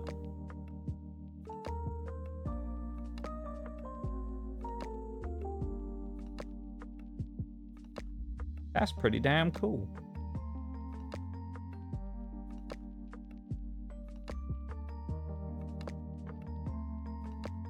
Only move that can hit Miss Magius for super effective is 1,000 arrows in its terraform at least. True, unless, and there is one exception, unless you use Smackdown or Gravity, in which case then you can hit it with anything, of course, but yeah, you're in its base form, yeah, 1,000 arrows is the only thing that can hit it. Which is, 1,000 arrows is basically the only counter to, it's the only thing that can hit Electros super effectively in the game as well, isn't it? Because nothing else, unless you've dropped it to the ground, can hit Electros super effectively because it's got Levitate Electric. I'm sad Electros isn't in the base. No, it is in the base game here, isn't it? Does that mean Electros never made it in? Hang on, I need to look at this now. Did Electros not make it into any of the final teams? It didn't. Really? I might actually make a change to one of the teams then. Just because it's one of them is... I'm going to actually make a change here. I think this is a fair change to make. The only reason I'm changing anything in the roster of the other teams we'll get is because Rotom appears like 3 times in different forms. So I think it's fair for us to exclude one of the Rotoms, which I think is base Rotom, because the other ones are available. Seem fair? I think that's fair. The base Rotom's being booted out, and now we have the other Rotom. I think it's still Rotom Fire is still in there. So we've got a Rotom in there anyway. But I think it's fair to remove one of them. We are confused, remember, here on Flamethrower. Can we do anything? Scovillain hits another Flamethrower. Let's go. I mean, this is game over already. Remember, we have Hariyama in the back with Fake Out, so like the game's done. Thank you for the Noxcat Bruised. I appreciate it, man. I appreciate it very much. It's very kind of you. Allowing Noxcat to come out again for a bit. This is like... The funny thing about this is, we've had some rough gym battles so far, and now we're about to have the cleanest fight of the run so far, basically, against Iona, of all people. Isn't that stupid? Against Iona, we're going to have a clean fight here. By using... really laggy in this fight as well. I don't know why. Confuse Ray comes out. A desperate attempt to try and stop the juggernaut that is, of course, Hariyama here.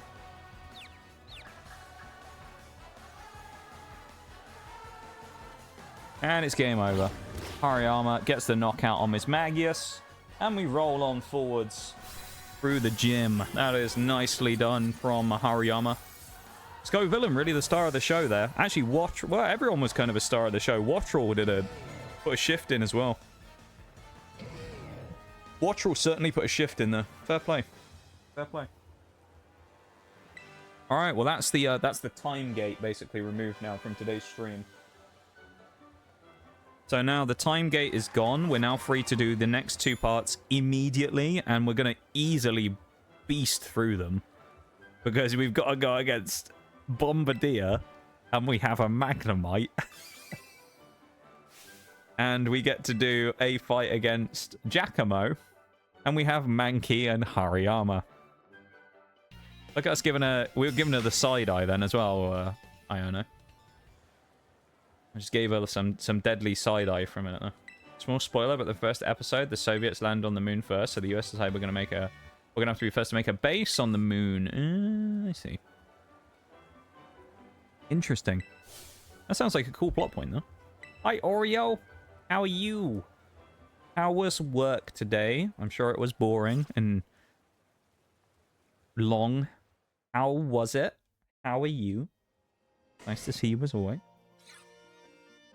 Look at my green shoes in game. They're great, aren't they? They're very green. Tired? How are you all? We're limping along, surviving, you know. Internet has decided to test my patience a little today. So we're sort of ticking along, just about. So the thing's going okay. Until this point as well, where we just beat the first gym of the day, we haven't really done anything in game either. So we've kind of been sort of rumbling along very slowly for the first 2 hours of stream today. So we've kind of, now we're going to get into doing stuff, but for a while there it was pretty quiet. And now we get into actually doing things, which is nice. But yeah, we're doing okay, you know. Or I'm doing okay anyway. I'm doing all right. I saw you say earlier that you were getting your Ethernet cable today as well. Hey, all exciting stuff.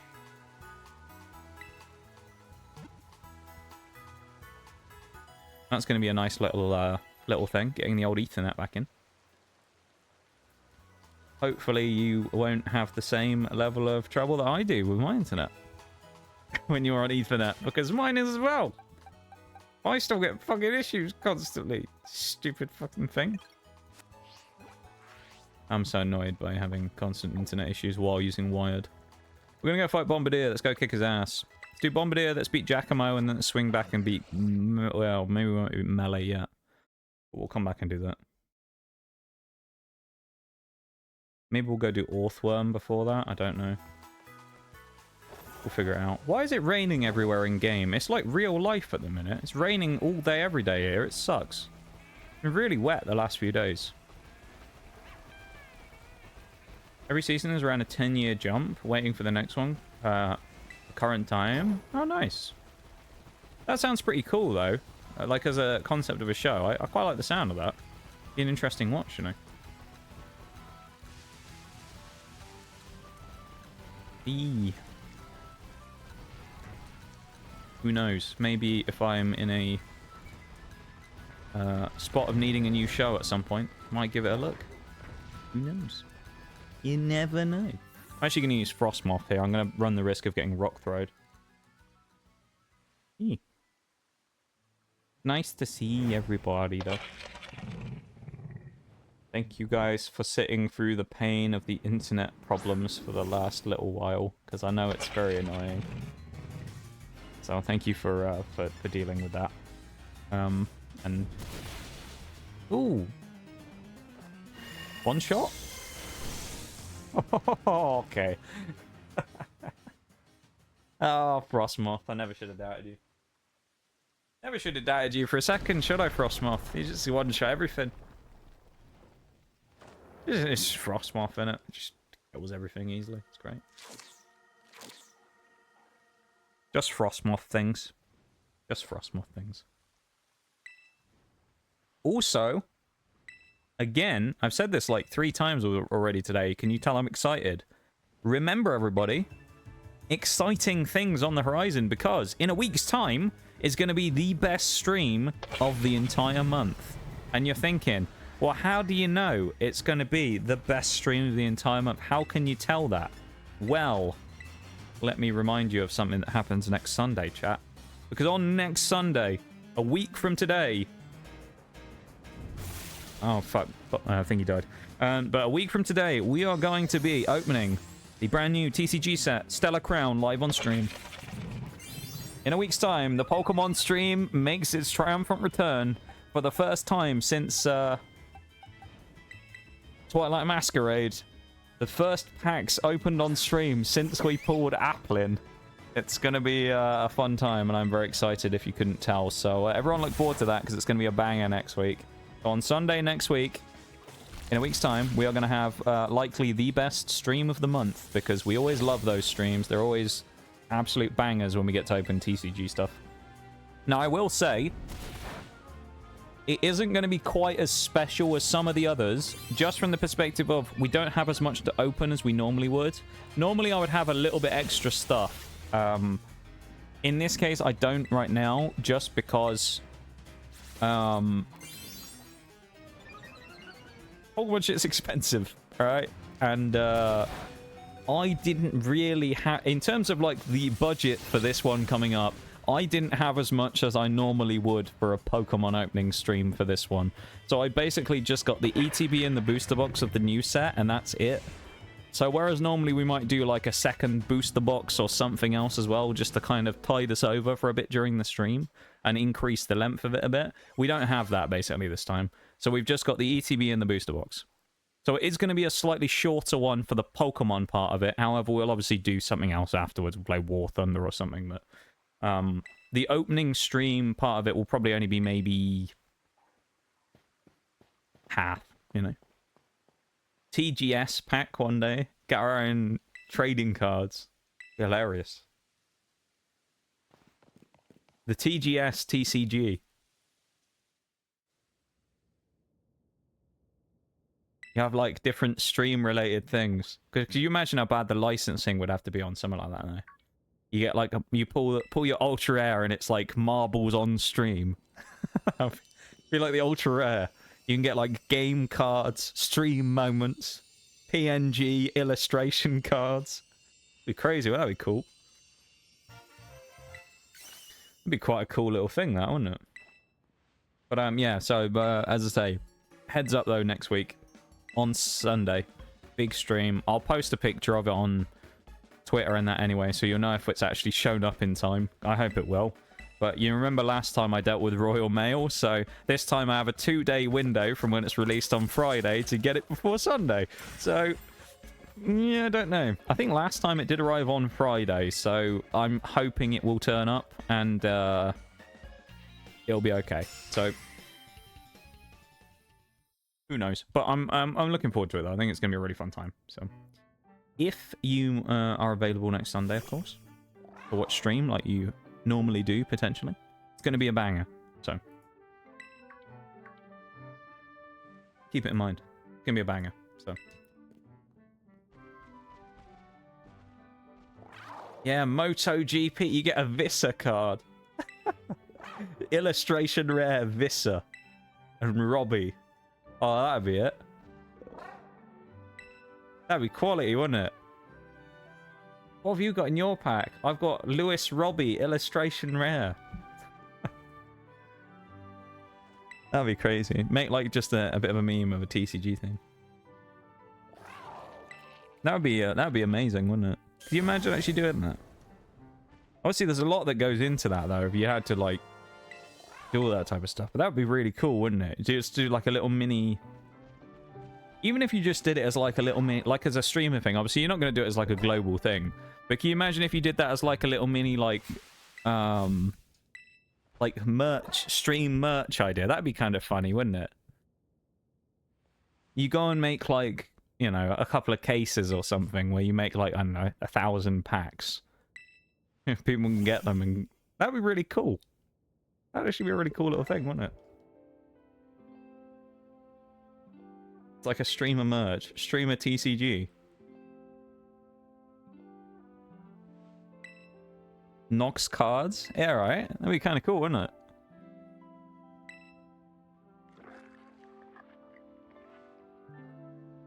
Yeah, and you could have like the different rarities. You have like commons, which would just be like random things. You could have like some of the legendary moments of stream, like clips and stuff as well, you know? But you have like effectively the cool thing that happened, but in card form. That'd be interesting, wouldn't it? And it's kind of like a little memory of what was. It's quite a cool idea. I like that. Your own TCG set. That'd be insane, wouldn't it? That being said, I am happy to just open Pokemon stuff on stream, you know. Pokemon Company, if you ever happen to see this for any reason, hook me up, alright? Hook me up. I've done a lot of business for you over the years, buying your products. Hook me up.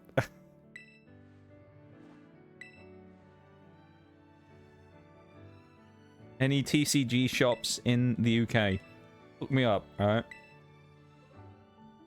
I'll give you some free promo on stream. Once a month for just a cheeky little booster box once a month. That's all we need. I think I actually, I mentioned this on stream. I actually tried that before. There was a company that I saw, that is actually where I buy a lot of my TCG stuff from. I actually approached them once to ask them about whether they'd ever be interested in any, like, stream sponsors or anything like that. And no, they ghosted me. So, they never got back to me about that. Which is sad. So I never found out whether they actually wanted to or not. But, yeah.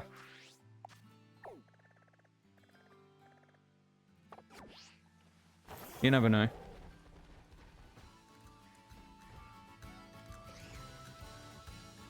Who knows what the future holds? Yeah, Nigel, yeah. Just be a picture of his face from XCOM. Oh, that'd be it. That'd be like the yeah. That'd be the special like illustration rare equivalent, like the proper like secret rares, and they'll all just be headshots of Nigel from the different games where he's appeared. Skyrim Nigel, XCOM Nigel, MotoGP Nigel. It'd be like all the different Nigels, but they just appear in different games. That'd be a cool idea. They'd be like the secret rare tier, the equivalent of like the golds or something in Pokemon. You have like one per box, and you get a Nigel card. That'd be amazing. Collectius TCG. I like that name, Nee. That's a good name.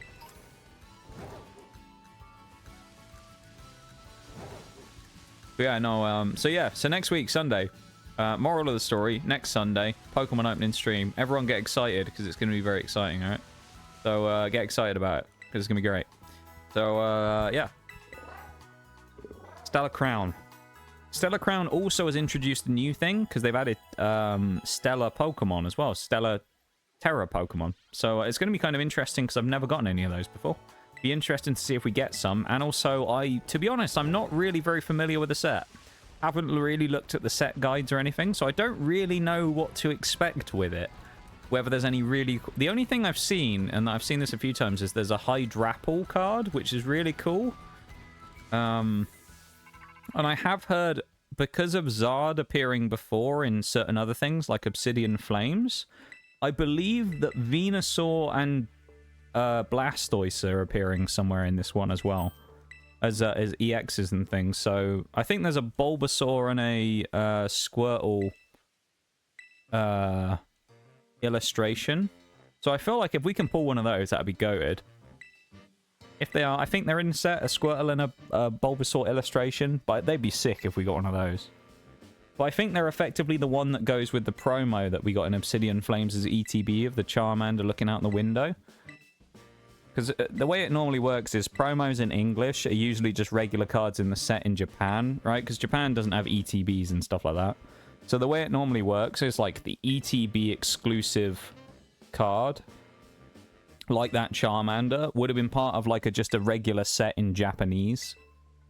And we get them in English as promos, but in Japan, obviously, they come out just in the sets as regular things.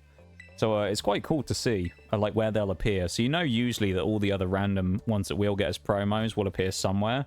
And it's been like a full year, but supposedly the Bulbasaur and the Squirtle are going to appear now, which I'm very excited about. Because Bulbasaur and Squirtle are really cool. They're a lot cooler than Charmander.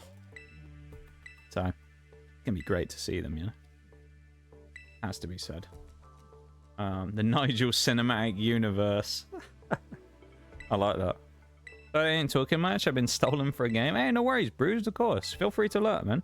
There's no problem about lurking and not being super active in chat, you know? A lot of people are always quite busy during stream, and, you know, I just... yeah, I appreciate when people are either free or feeling talkative, because, you know, as a streamer, obviously it makes my job a little easier, I suppose. But at the same time, you know, never worry about just being here and lurking, you know? Just hanging out here is absolutely more than enough, so... Never got to worry about that, my dude. I just appreciate you spending the time to hang out here. I really do. Always think of why... oh yeah, the Thornberry thing has come up quite a few times now, hasn't it? Various times with people mentioning it. The Nigel Thornberry thing. Theory of how Nigel is in various game franchises because every time they reach the end of that universe's playthrough, he gets isekai'd to another world to potentially help/destroy stuff. That could be it. You know? That's what happens. When MotoGP ended originally, he was transported to XCOM. After XCOM ended, then he was transported somewhere else. I don't know what we were playing. Something. I'm trying to think what other games he's appeared in, actually. Oh, Fallout New Vegas, I suppose, isn't it? He's appeared in New Vegas. He's appeared in Skyrim. He's appeared in, as I say, XCOM 2. He's appeared in MotoGP. I don't know what other games he's appeared in, because I don't really... How many games have I played with character customization in? Can't really think off the top of my head. I'm sure he's appeared somewhere else, but... He's a wily customer, is Nigel. He appears all over the place. But I like your little lore, though, Lenny. Your little lore reason for him randomly appearing everywhere. That's quite good. He appears everywhere because he gets isekai'd to all these different worlds. Big Nige. And now he's currently stuck fighting dragons in Skyrim. He was actually... Not only was he brought to Skyrim, he was brought to Skyrim as the Dragonborn as well. How lucky is he? Right? He's not just some regular grunt in Skyrim. He's like the big dog. Smashing. Smashing indeed.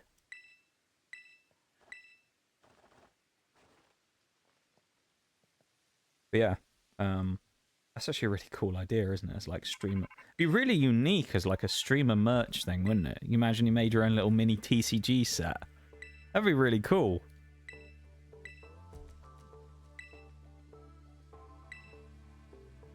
That's a really cool idea.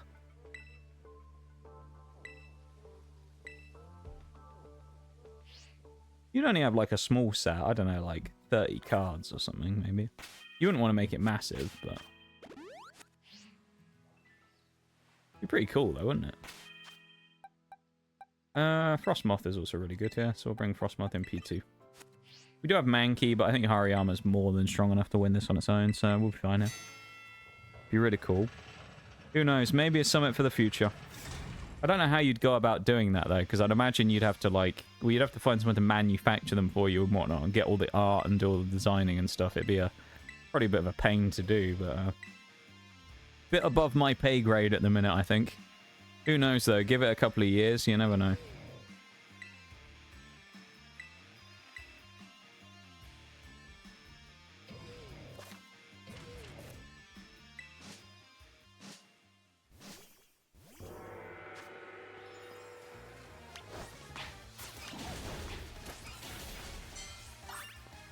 Let's get hammering away.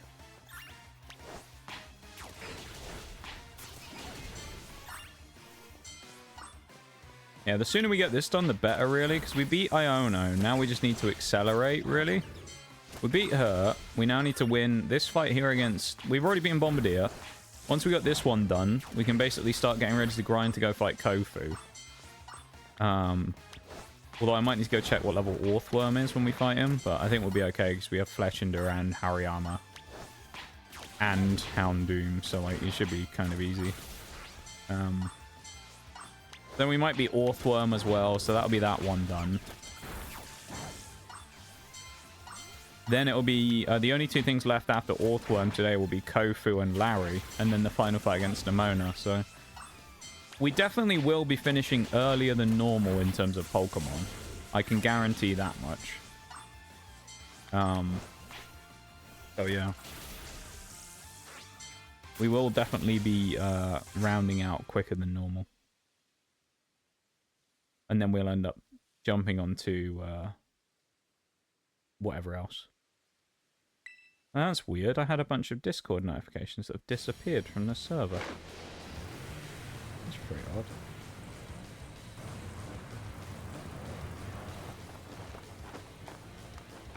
Maybe it was a bot. That's odd. I don't know, unless someone posted something in Discord and then deleted it.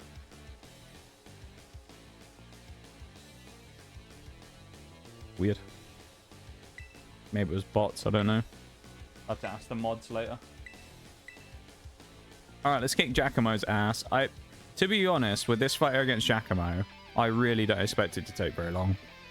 Like, I'm thinking this is going to be a one-shot on Hornyard, and then probably a couple of hits to kill on the back end with the Starmobile. Could be wrong though. Return for a moment. Welcome back, Christoph. It's nice to see you again, mate. Just got back from picking up some pizza. What kind of pizza again? Pizza and root beer. The spicy kind. Spicy pizza. Right, okay. Figured I'd jump in for a few minutes. Well, it's always a pleasure to have you here, of course. So welcome back. It's nice to see you again. We've actually achieved some things now. We're actually doing one of the boss fights we need to do right now against the Team Star Dark member, Giacomo. Oh, we need to fight Mela as well today. That's another thing I just realized. We need to beat Mela.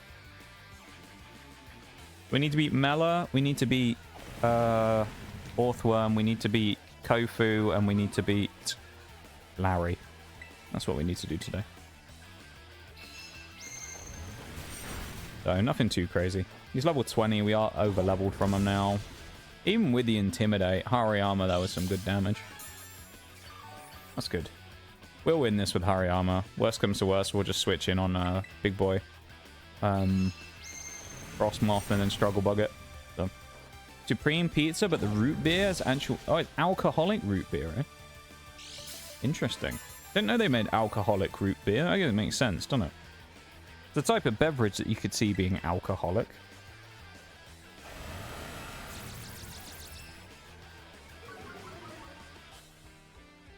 Sounds good, though. I've never had root beer. I think we've talked about this on stream before. Never had root beer before, but I'd be interested in trying it. Because I don't know if it's something I would like, but...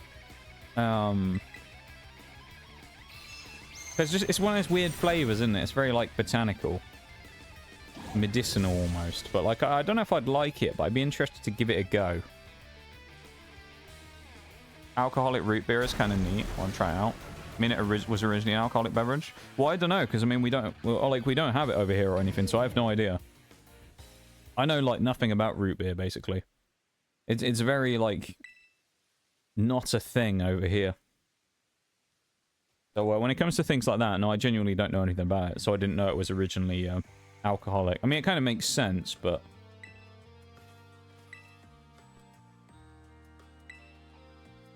I don't know. Root beer, not a fan, Oreo? I feel like we've talked about this before, actually, that you're not a fan of root beer. We probably have. So I've always said I wanted to try it, and I know you've always been very like, meh about it.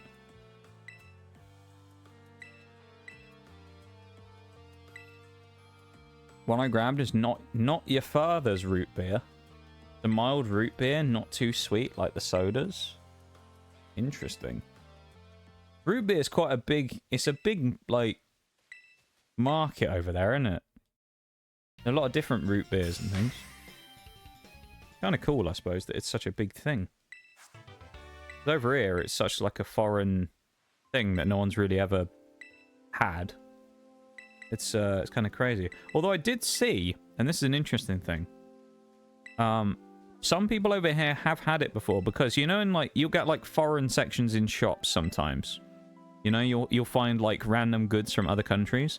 You do find that sometimes over here in places where they have like an American bit and you can get like root beer. However, I found this out recently by looking, there's a video I watched about a comparison of US and UK stuff. The stuff over here that you get, the like root beer over here, is actually all made in the UK. So it's presumably not like the real stuff because it will be designed based on the British market rather than actually like American stuff. So I suspect it's nothing like it because I've heard apparently from people that when they've had real root beer, it's completely different to the stuff that they have had when they've tried it over here. So I would assume that over here it's very like, you know, Britishized rather than... It's like designed for the British drinker rather than the original American recipes and things, you know? I don't know if that means it's been like, you know, made sweeter or the flavors changed or whatever about it, but they've changed something in it. Oh yeah, you weren't here when Oreo was here earlier, Christoph. Yeah. Or you kind of missed each other, didn't you? Yeah, Oreo's back. Also because there's a lot less ingredient restrictions in the US. That is true, yeah. There's an interesting thing where if ever you see anything over here, if anyone's ever over here and you see anything advertised as like an American type thing and it's meat based, it never is actually American. It's almost always been produced over here. The reason being that, if I remember correctly, and I could be wrong, you know, don't quote me on this, I'm pretty sure all imported American meat is banned in the UK.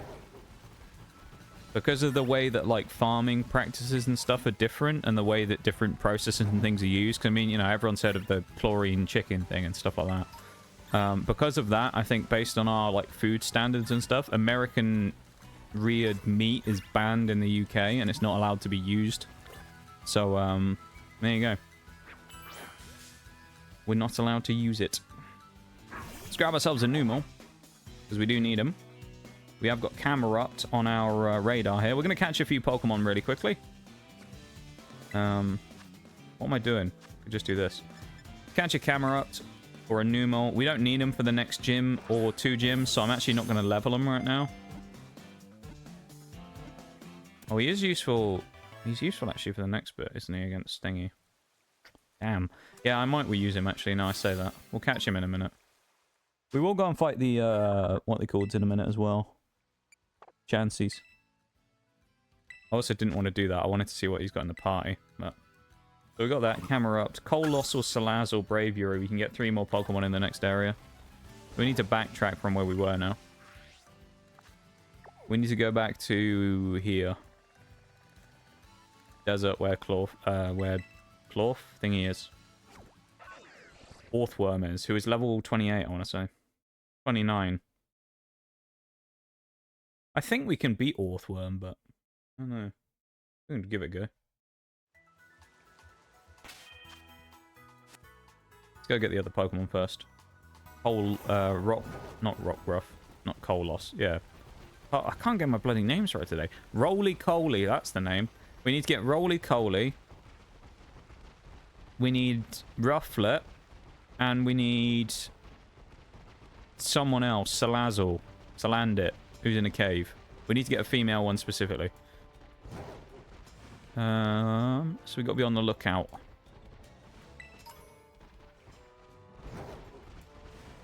There's a Roly-Coly. We'll have one of them.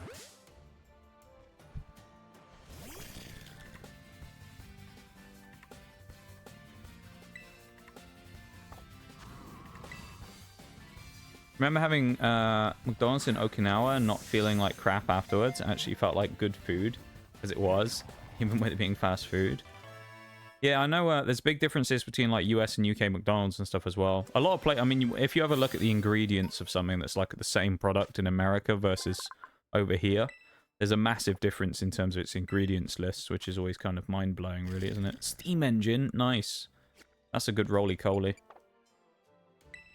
Welcome in, Duck. How's it going? How are you? Long time no see, I think. I think it's been a while. Don't remember. Hard to keep track, actually.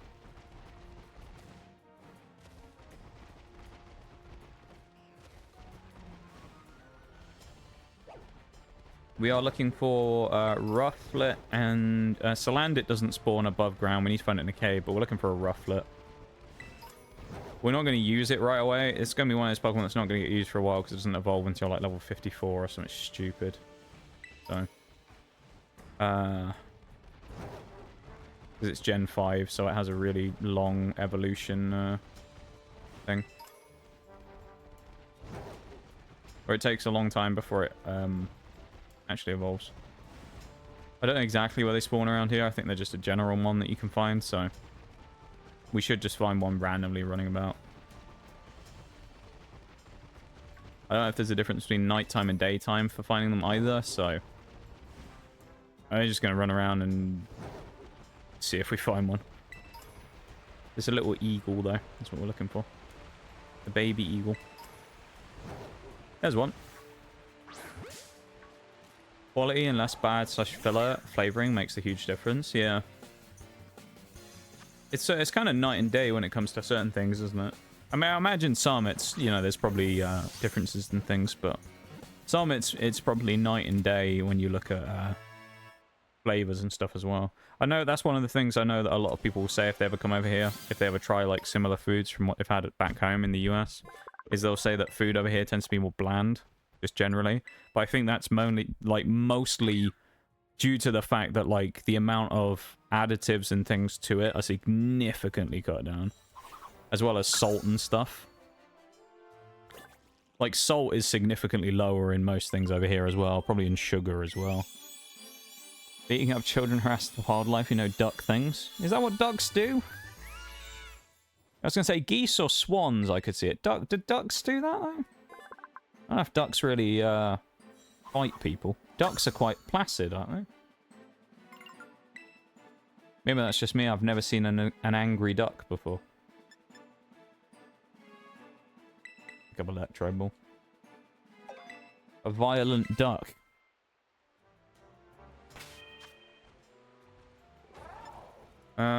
We need Salandit. That's the last thing we need. So we're going to go in a cave and catch ourselves a Salandit if we can. I already know which cave I want to go in. I don't know if we can do that.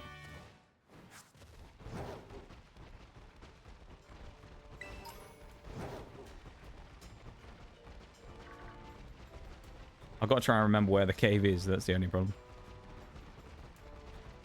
We're not fighting Orthworm quite yet either.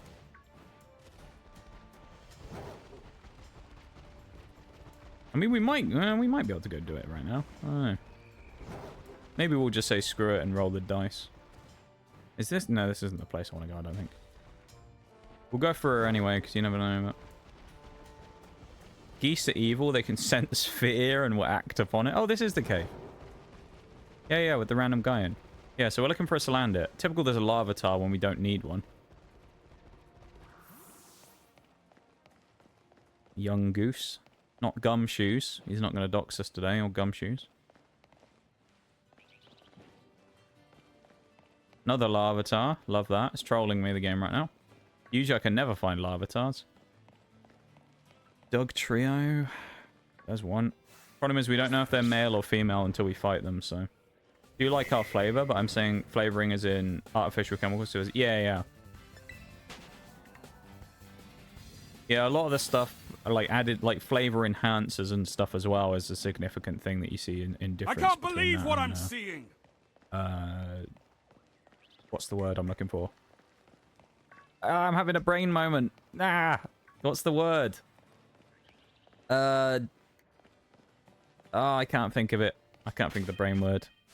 Thank you for the resub. I appreciate it. What was the word I was thinking of? Oh my... This is bothering me now. I need to... You're going to bother me for ages if I don't think of what this word was. Don't know. I can't remember. Oh well. Bloody male Salandit as well. Even the resub, I appreciate it. 22 months. Damn, 22 months. It's a chonky old resub right there. I appreciate it. Thank you for the resub. We're currently struggling with internet problems and stuff again. So it's a bit of a rocky night tonight.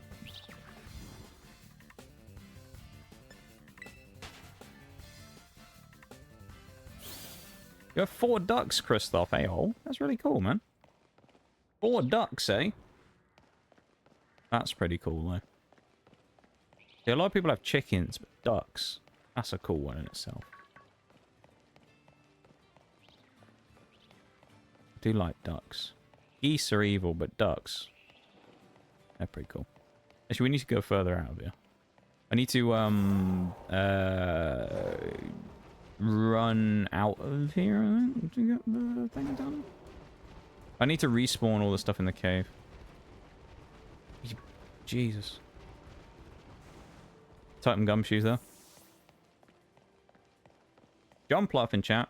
That's actually quite convenient as well, because we got a shiny Hoppip last stream on Thursday. For the 2nd time on stream as well. We found 2 of them now. Much to Forks' dismay. I know he, I think he was looking for one for ages. And he never found one, and we found 2 on stream. Do feel sorry for the lad a bit. That's just my luck with shinies in this game. You can get lucky finding shinies, but I can't find any regular Pokemon. All I want is a Salandit that's female. Because, you know, genius idea from Pokemon. The male one doesn't evolve. It's only the female one that does. So we're going to force ourselves to get the female one here by... normally we wouldn't do this, where we deliberately, like, cherry-pick the one we're grabbing, but... We're doing it here because otherwise we won't be able to evolve it and it'll be useless. It'd be a bit unfair to have a completely useless Mon, I think. Oh, yeah. Thank you for being here, everybody. I appreciate you guys hanging out. Especially with today being a little rocky on the internet again. Well, I say today. The last couple of weeks being really rocky on the internet for me. I mean, fuck, we've had like, what, 2 weeks or something now of like intermittent internet. Where there was 3 days out of 4 on one week where we couldn't even stream because it just crashed immediately. And then it sort of slowly come back, but the last 2 streams were fine, and now we're having the odd issue again, so... IDK, man. I don't know what's happening. My ISP just wants me to never stream again. That's what it is. Like the ongoing thing. Because the amount I've been shit-talking my ISP, they just want me to quit. They want me to leave. They want me gone from the internet. Spreading the message of how trash they are. And again, the obvious... Just to explain this, just in case people haven't been here for it as well. The very obvious thing for most people to say is, well, if you hate them so much, why are you still with them? Go to a different company. You see, there's a problem with that. The reason being that over here in the UK, the way the internet stuff like that works is you have a contract with them, right? Like normal. You sign a contract with them for X amount of years or whatever it was for your deal for how long you're going to get internet for. In my case, mine was 2 years, I think, or 1.5 years. I can't remember. Which was in the middle of last year.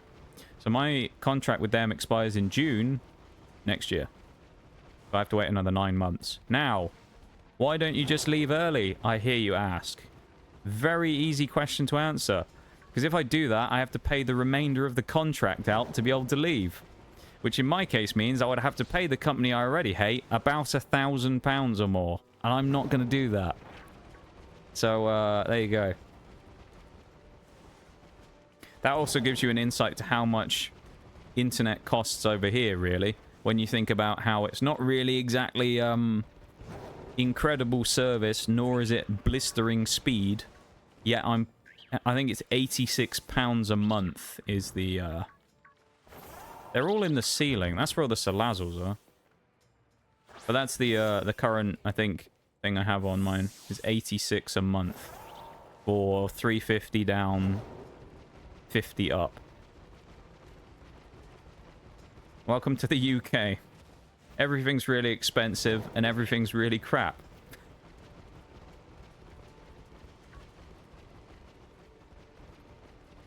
It's great, really. No, it's not. Why can I constantly find Larvatars, but I can't find the common Pokemon? What is happening? They really shouldn't be this hard to find.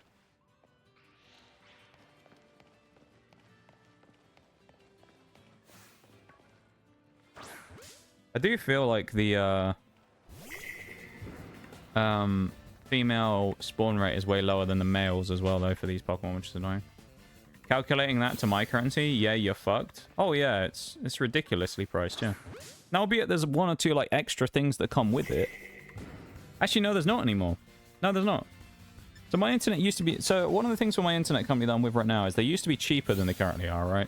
Because the way it works is they lure you in with a deal for your first like year that you have the contract with, and then they'll increase the price after that, right? So they'll go, right, your contract's up for renewal, let's bump the price up. So maybe whereas that was, I think that first 2 years was 50 quid a month. And then it went up from 50 to 86.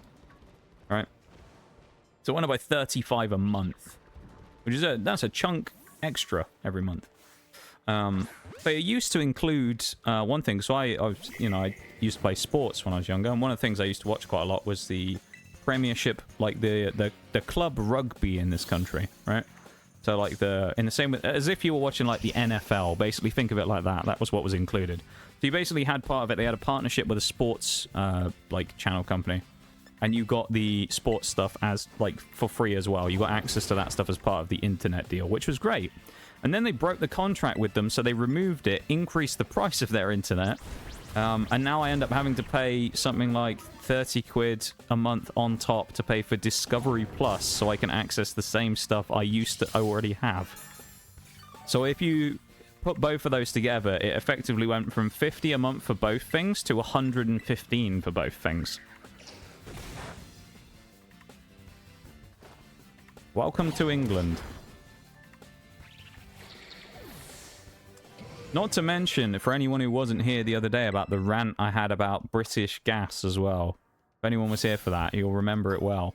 That there was a thing. This is the company that does like power and not necessarily just gas. I mean, that's just their name, but they also do things, like power and stuff as well. So they do other bills and things. Just like, think of it like a utilities company, right? And they had messed up with their bill for what they were charging us here for months, where there was a special charge on top of it that was supposed to be paid like once a quarter or something. And even though they use an automated system, so lo and behold how the fuck they did it, they managed to charge that every month instead of once a quarter. So it was like a sizable charge that got added onto every bill, and it turned out they'd been doing it for like a year or more, right? And somehow they didn't notice, which you've got to wonder.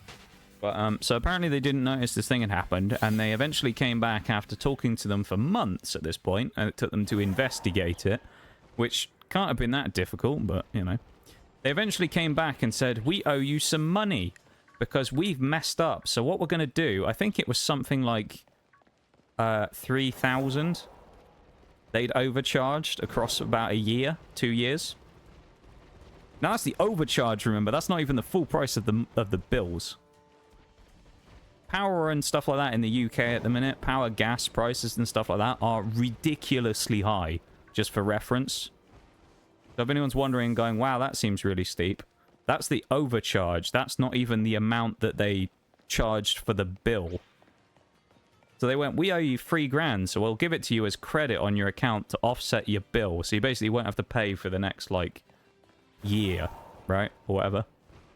And then this is where it gets good. Then about 2 weeks later, okay, they come back to me and they go, yeah, it would appear we've made a mistake with what we said. So we've looked into the numbers. Now, I couldn't believe this when I heard it. We've looked into the numbers, and we had another look at them when we were checking them after we'd said that we owed you $3,000. And it turns out you actually owe us 2,000. So there's me, who's been overcharged 3,000, who apparently still owes them 2,000, even though I've been overcharged $3,000. How does that work? Because if I've been overcharged by 3,000, where the fuck's the money coming from that they're apparently talking about then? So as it turned out, that 3,000 that I would have had back to going towards stuff, because they fucked up and they can't even run an automated system that calculates bills for them, I then lost 2,000 of the 3,000 I was supposed to get back. So instead of having like a year's worth of stuff for free, I now have 1/3. Bravo, British Gas. You're so good you can't even run a fucking automated system. Bravo to you.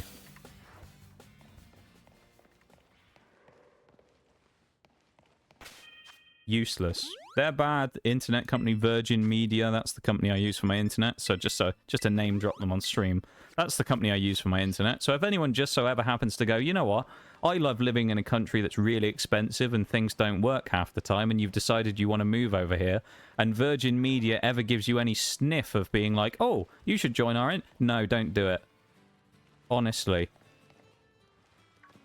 You'd be better off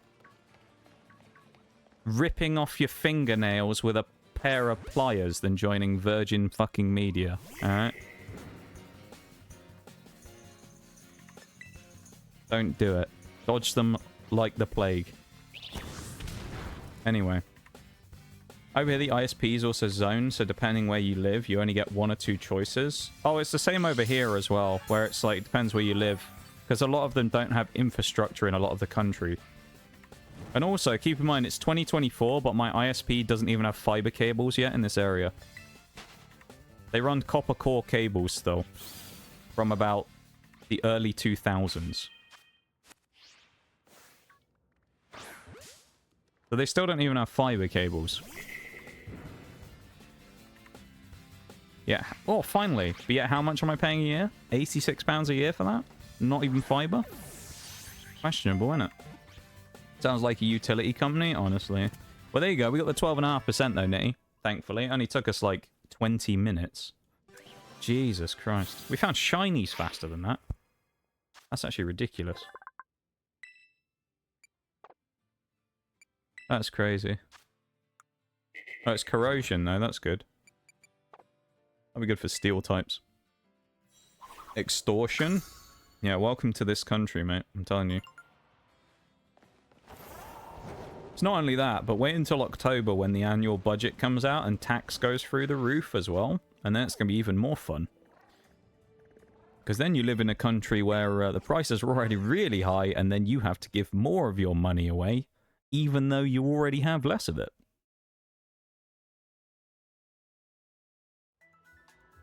I swear, this is actually the most backwards country on the planet, though. It really is. It's like one of those things where from the outside you go, oh, they don't look like they're doing too bad over there. And then you actually look into it and you realize that this country is just a mess. In like every sense. It's just a giant mess. That was like one of the quickest bot bans I've ever done there as well. Alright, we're going to go immediately. We're going to fight Orthworm. We're going to get that done. Be gone, bot. Yes.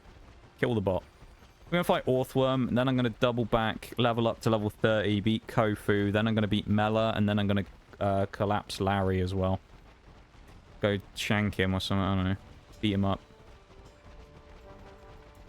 We'll go and beat Larry's ass, and then we'll beat the rival. That'll leave us with about an hour left of stream. Probably. Maybe, that's speculative, I don't know. And then probably for the last hour of stream we'll play War Thunder or something. Where's Orthworm? Kind of hang around to the right and then go straight. I can never remember where which of the holes he spawns in. I don't know why those bots are so frequent either these days. I really don't know. They for a long time they disappeared completely. I assume it's maybe their like stuff has changed. It seemed to be when you banned links, it stopped them from appearing, and then now they just get them asterisked out anyway. So it's very strange. I think that's because the link blocker, but still.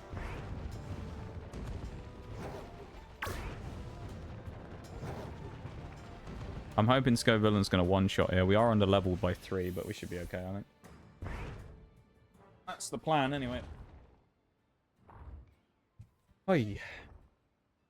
There should, I think there's a break coming up soon as well. It's been about an hour, I think, since the previous one, so... Yeah, it might be one happening soon. I don't know, because the announcements aren't working today.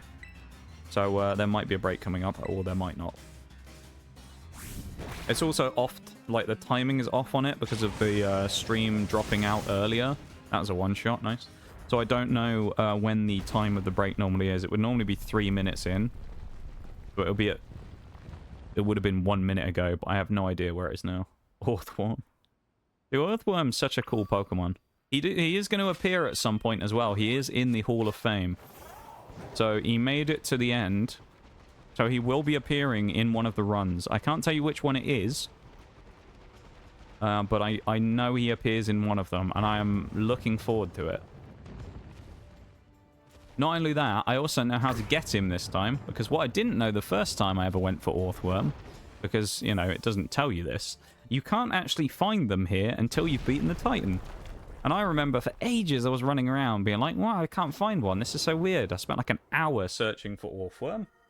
And then I found out you can't actually get him until you've beaten the Titan. So I basically just wasted my time for an hour. That was good. That was really fun doing that.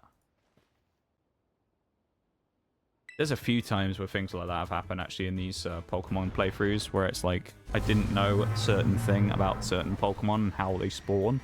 And I would spend like an hour looking for them, and then I found out there's a way easier way of getting them.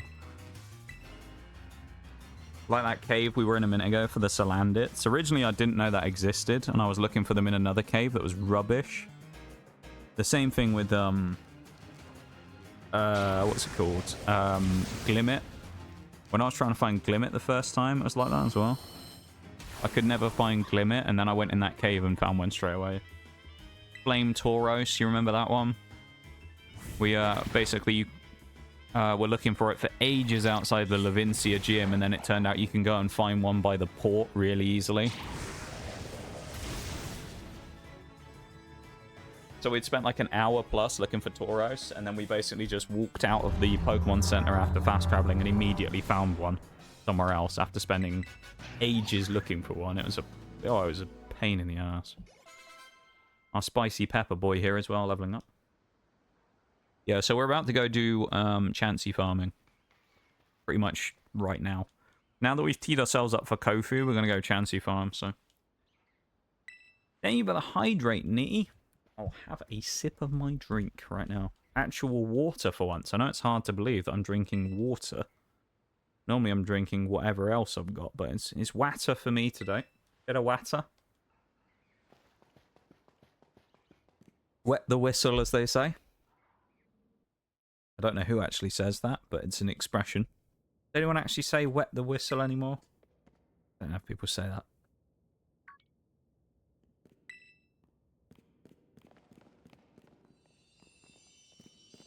Water? Water, I suppose. Bottle of water. So funny, isn't it? Who are you and what have you done to Nox? I'm actually a representative from Virgin Media. He was assassinated last week for speaking out against the company and their shitty service. I'm just here now. I've approximated his position on stream, and you're all being fooled. I'm just a rep from Virgin Media now. That's all it is.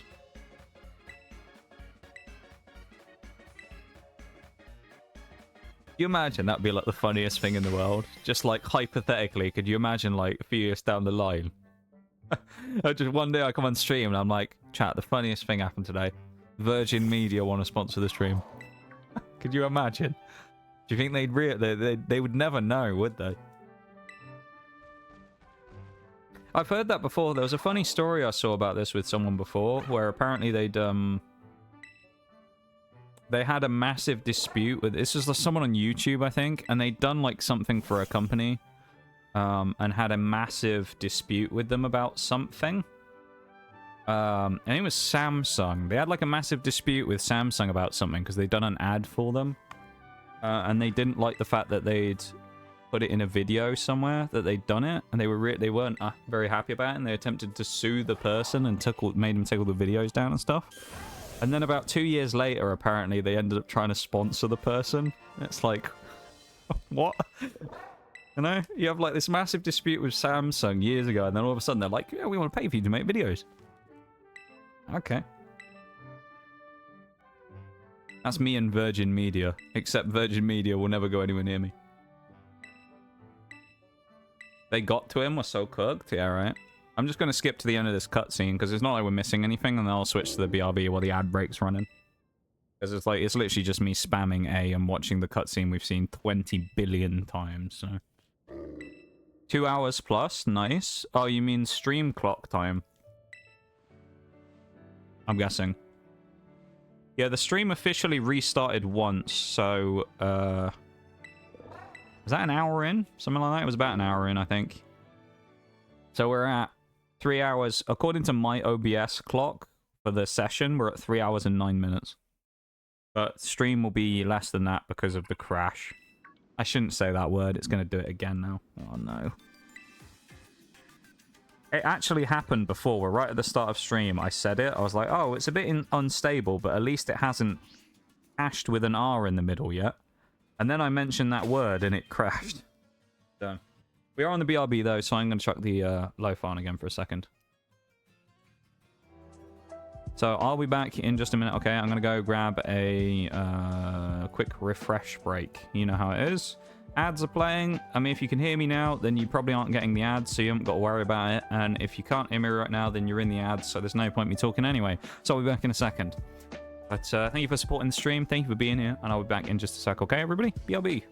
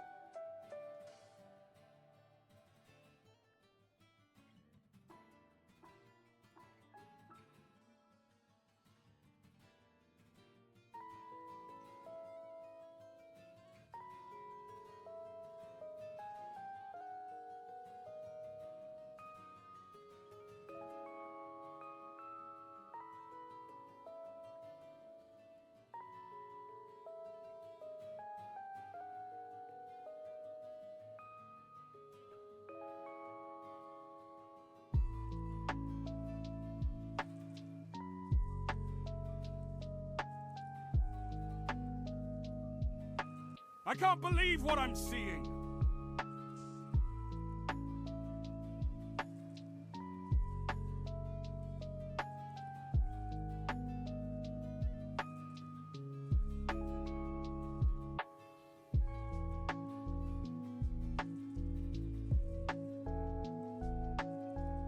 What happened? What happened while I was gone?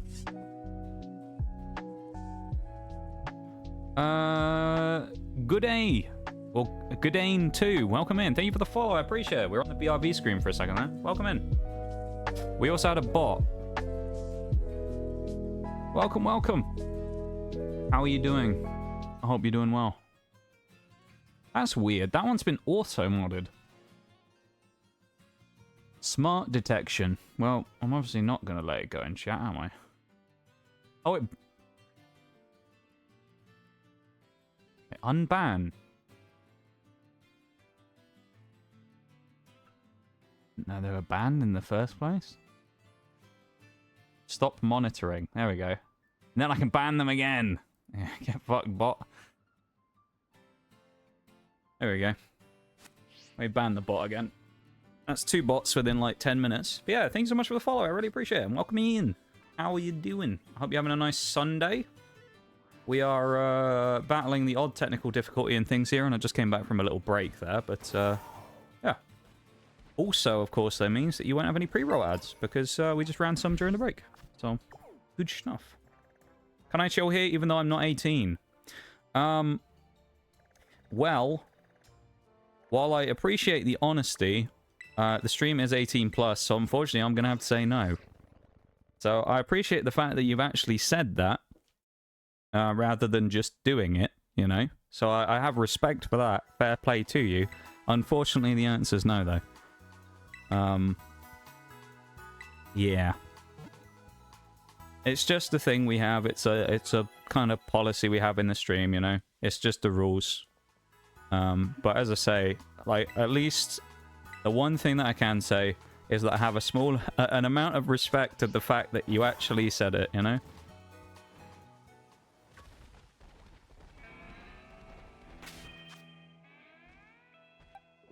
So fair enough. Dang, I just got named for not 18. Named from?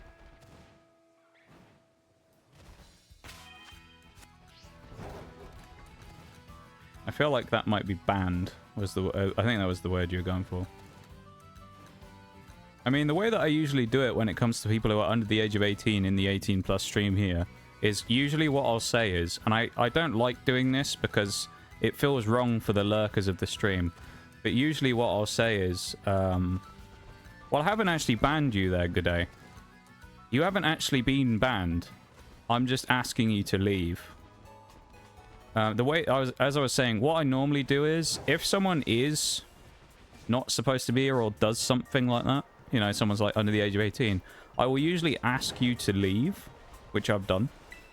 And in about 10 minutes time or so, if I look, and this is why I hate doing it because it outs lurkers, I will look in users in chat, and if I still see your name there, I'll ban you then. Because it means that you wouldn't have listened to me asking you to leave, and I'll just ban you. So, for people do that sometimes, where I ask them to leave and I'll see them come back and they'll just get banned. So, yeah. But, just got, yeah, banned for not being 18. I mean, it's no different than breaking any other stream rule, though. You know? There's many things you can get banned for on Twitch. At least you didn't do something bad. That's what I can say. And you haven't been banned, even though, still. Completely understand, at least you were chill about it. Yeah. I mean, this is the thing, though, right? Like, you basically, like, matched my... Like, I matched your, like, response on it, right? Because, like, you were chill about it as well, and that you went, yeah, I'm not 18, but can I stay here? You didn't, like, try and hang out here anyway and then randomly out yourself later on after trying to fly under the radar, you know? So, like, you know, fair enough. While, unfortunately, it's not going to work out because, you know, you'd be not allowed to be here. Yeah, I'm not going to get, like, mad about it because, you know, can I ask one question? It depends what the question is. That always scares a streamer when someone says, can I ask a question? But fire away. And I will try and answer it if I can.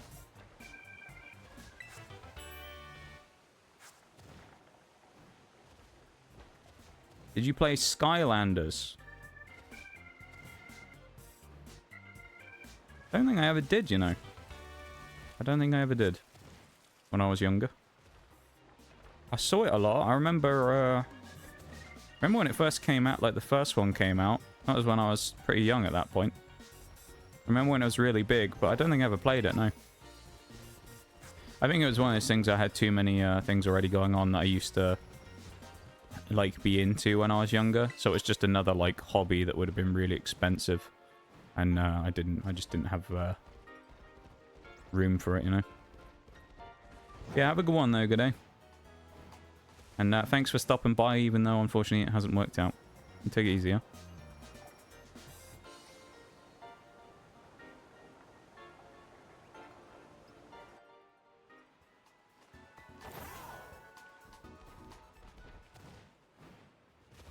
See? That's what I kind of like, you know, right there. What I like right there is that although it didn't work out, right? Isn't it the same with like any interaction you have with someone who ever gets asked to leave stream for whatever reason? I like it when the interaction isn't hostile. Because it doesn't have to be. People just make it that way. You know? It's like, anyone remember the last time this happened? When we were playing Dishonored, if you were here for that? Where I was talking about like a deeply personal thing that happened and some kid like started being a dick about it in chat. And then I asked them at that point, how old are you? And they were like, I'm not telling. Why do you want to know that? And I was like, well, you're a kid then. Get fucked. Ban them. Or I was gonna ban them, and then they started arguing about it, and it's like, just go. Just leave. Like, you know.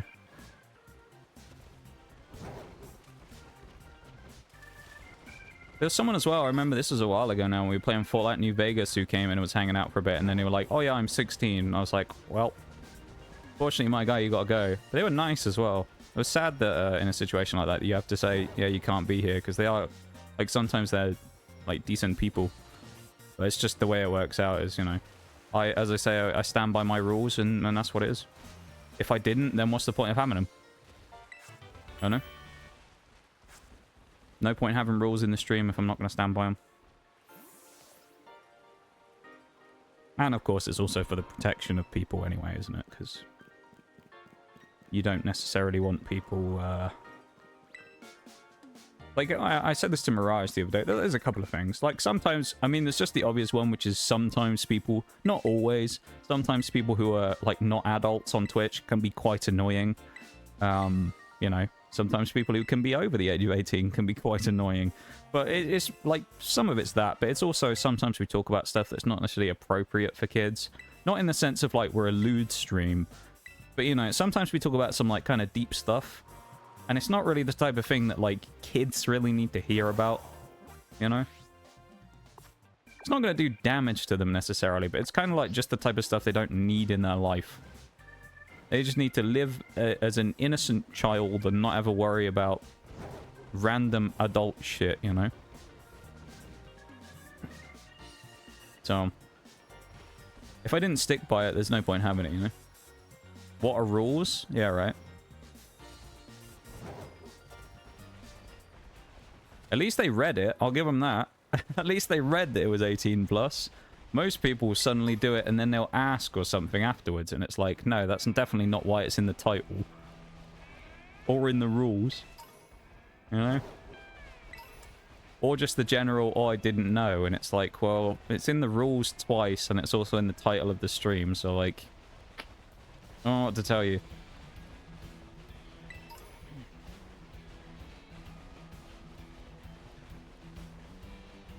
But yeah.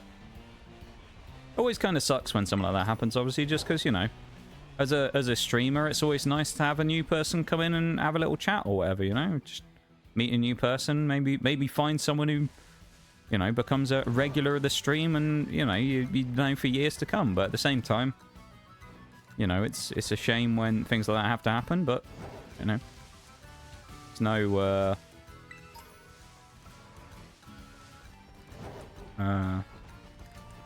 you know, it's no bad thing when things like that have to happen, you know?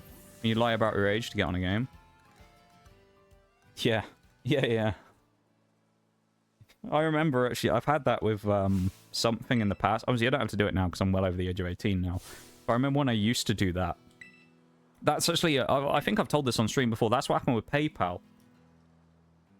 That happened to me with PayPal, right? So I think this was a thing years ago where PayPal... You used to be able to make PayPal accounts when you were under the age of 18, right? It was a thing you could do. And then they changed it where they made it 18 somewhere along that. But if you already had one, I think you were allowed to keep it. And I ended up recently, like at tail end of last year, I ended up wanting to sign into my PayPal for whatever reason. I ended up doing it, and I think someone... It was linked... I'd linked it to Streamlabs, and someone donoed to it. And obviously, it hadn't had any account action for years. Like, no, I'd set it up, but I'd never linked it to anything, and I'd never put any money in it. I think maybe the only thing I'd ever done with it was I think I paid my art comms from it. So I basically put money into it and then just immediately transferred it out via paying an invoice. And it obviously got flagged or something on PayPal, because then I got an email from them the next day saying that my account had been terminated. And I was like, oh, that's weird. Wonder what I got terminated for. And then eventually they told me, which apparently was that I created it when I was under the age of 18. And they said that I'm free to remake a new account if I want to, but the current one that I was using would be terminated and any money in it would be, you know, like taken out and would have to be dealt with in the next, like, 30 days, otherwise I'll lose it. Which I don't think there was anything in there at the time, but it's kind of wild, though, just to get hit with that. I was very surprised. Because, you know, it kind of happened out of nowhere. And this was years, really, after I'd properly used it, so... They all of a sudden weren't very happy, and, yeah, it sucked. I mean, it sucked losing the account, but at the same time, like... I don't really have a huge amount of need for it, to be honest, because, you know, just the nature of the way that, like, things are is, I don't really use PayPal for much stuff. You know, so I don't have a huge need for it, and so I just made a new account and went on from there. It was a pain for a while, though, because I remember, because it got terminated, they said I could create a new account, but the, like, bank details from my other account to transfer money into it would be, like, locked, because they were connected to the other account. So I had to wait for the automatic shutdown period of when the other one officially was, like, closed. I had to wait like the month before I could make my next account, because otherwise it would have my details previously linked to it. And I couldn't use my my card or anything like that on my new account when I made it. That was kind of annoying, but yeah.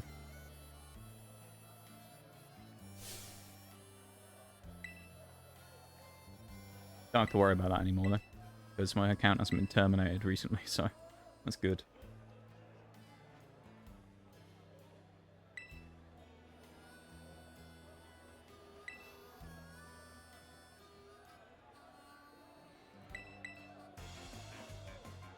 Alright, let's do this fight against the guy.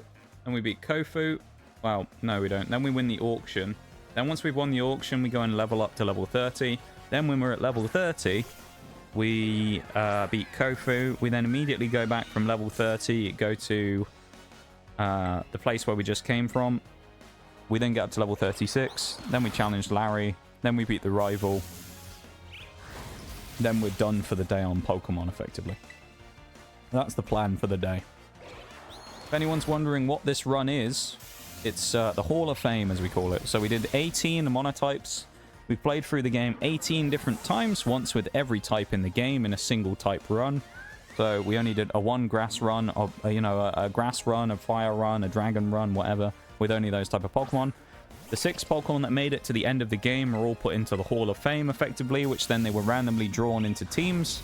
So this is a team with all of the 6 Pokemon that were found in each type randomized into teams. So 1 to 6 of the fire Pokemon in 1 to 6 teams, and then all the same for all the other types. So this is like the best of the best, the champion of champions kind of teams, right?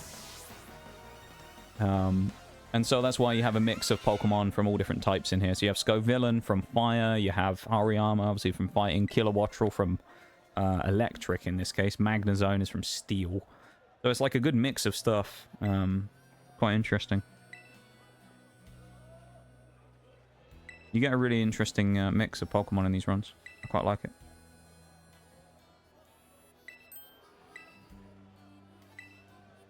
He's pretty cool.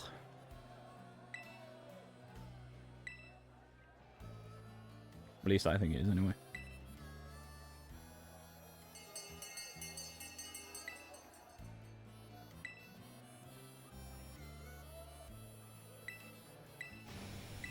Alright, we'll get this done.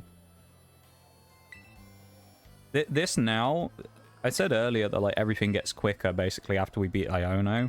Which if you look at where we were and now where we are, we have gone a lot quicker to get after that.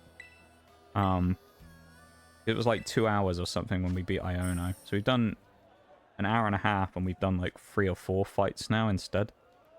So we still need to beat Mela, but that will come slightly later on. So once we beat Kofu, then we fight Mela, then we fight Larry. And that's how we're going to do it order-wise.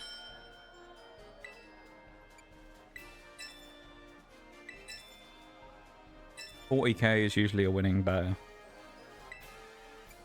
I don't think I've ever seen anyone go higher than 40k. There you go. 40 grand for a piece of seaweed. And then we keep the change as well. How nice of Kofu, though. Let's just keep the change and everything. What a guy.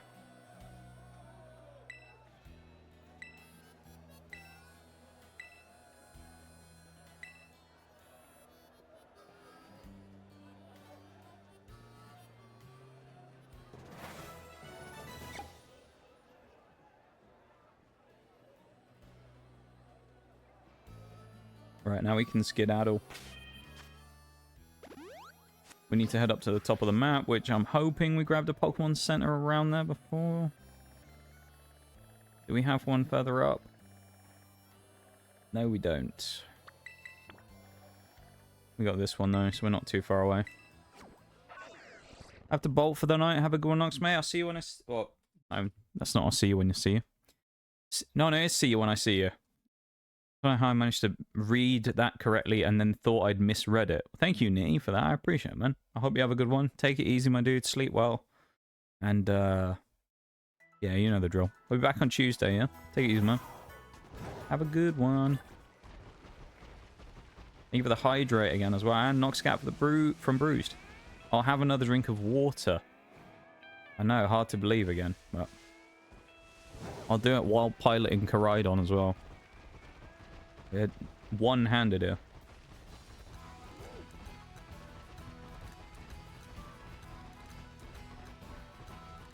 There we go. Have a sip. Have a good one, though, Nitty. Take it easy, man. Can't believe I forgot about Noxcat. Shame. I went too close. Well. You're very quick on those Noxcats these days, Bruce. I think everyone else has forgotten Noxcat exists because, like, you use him so much that, you know, he's always unavailable when anyone else goes to use it. It's quite funny. You're always hot on the Noxcats.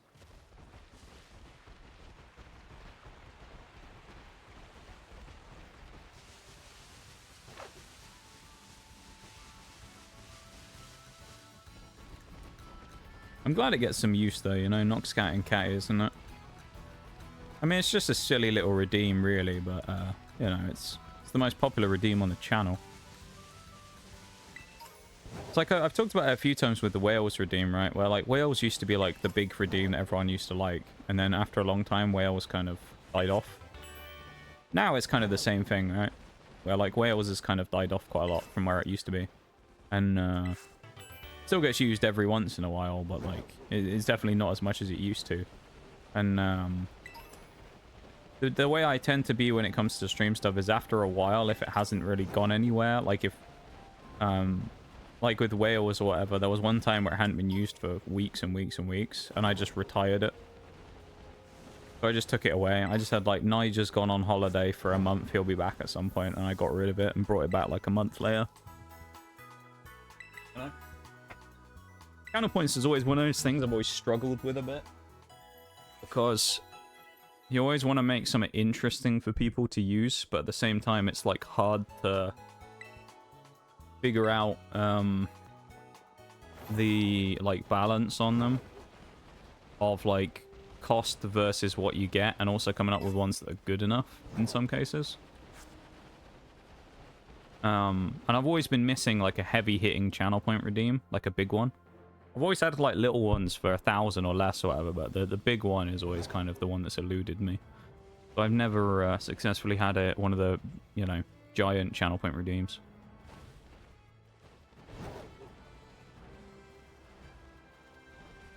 Like, some people will have, like, 100k and they'll, like, make something or whatever, you know? Versus me, I don't really have anything like that.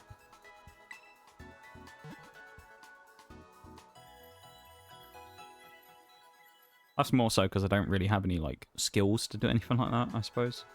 So I don't know. IDK.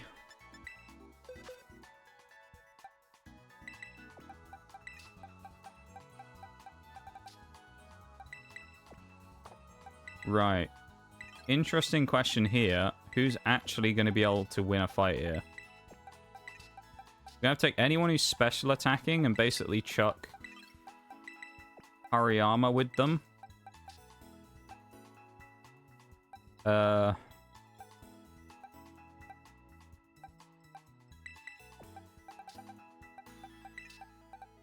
You, I guess. I guess I put Magnemite in as well.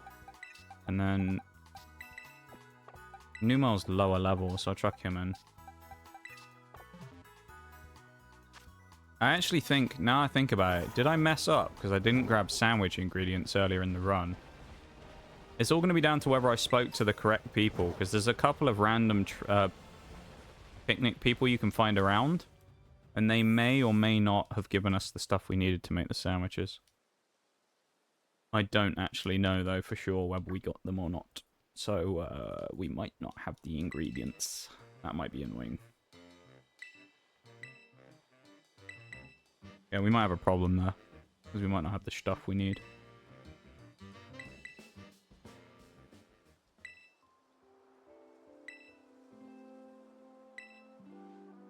Today's been a bit of a mess for stuff like that, hasn't it? Like, very unprepared today, I feel like. All over the place.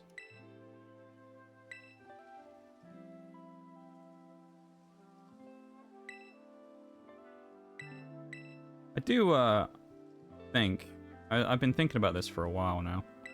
That while Pokemon has been, like, my big thing for such a long time, it's been, like, the most consistent thing on stream for a very long time now. I do think it's starting to wind down, you know, in the sense that, like, it's definitely kind of at the end of its lifetime, I think, for now on stream, or it's getting there, because I've played it so much over the last year that, like, there isn't really that much new going on anymore. And there's no novelty from the, you know, doing the monotypes anymore. We don't have the ingredients. Oh. Alright. Travel to Artisan.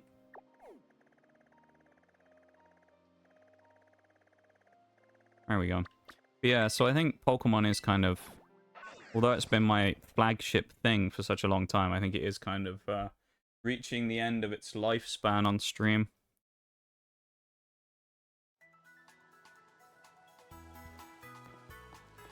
Which everything has to end after a while, you know? And this game's no different, really.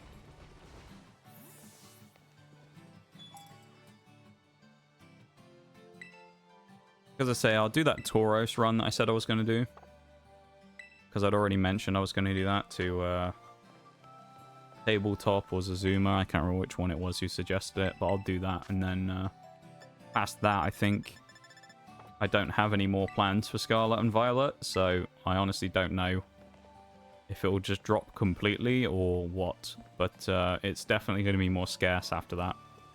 If I was going to do anything, I'll probably definitely drop it down to 1 stream a week rather than 2, I think, if I'm going to do that. Just because it feels more natural to run with 1. Frees up another day for something else. Not that I know what we'll do, but we'll figure it out, I'm sure. I think we just need a bit of a breath of fresh air. Things are a bit stale with this game now at this point, you know. But I said we'd run out the end of these runs, so we'll do that, and then you know, we'll probably wind down the chapter of the game. Which is kind of sad in a way, I suppose, isn't it? To know that it's coming to an end. But at the same time, it's had a hell of a run. Probably been the most successful series I've ever done. On stream, I'd say. Certainly been the longest I've ever done. I think it's probably been the most successful as well. We've had the most cool moments during it, and people have enjoyed it probably the most, so. But all good things come to an end, you know?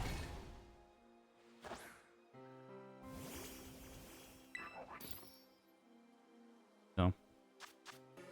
Scarlet and Violet's time has come, I think. Or is fast approaching, anyway.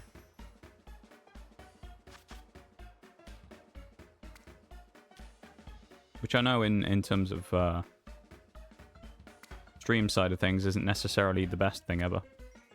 Because, you know, some people come for Pokemon stuff, and if I'm not doing Pokemon stuff anymore, then that's it. But for my own sanity, I think I need to freshen things up a bit, you know, in the near future.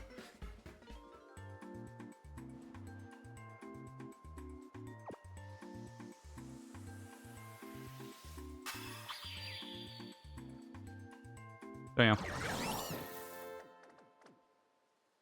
I think it's not that long before Scarlet and Violet will be heading off into the sunset. Which I suppose in a way it's a shame actually that the time when I've really gone in on it and done like a huge amount of time in any one game is also the time when they've delayed the next one for longer. So normally I probably would have been alright because, you know, at some point this next year coming, 2025, I suspect there would have been a new one ready. But it's not going to happen now, of course, is there? Because it's probably 2026, I reckon the next game will come out, so... Yeah. I'm sure at some point there'll be a return of Pokemon, but niche things here and there. But definitely, it won't be a regular thing, quite as prevalent as it is right now anymore, I don't think.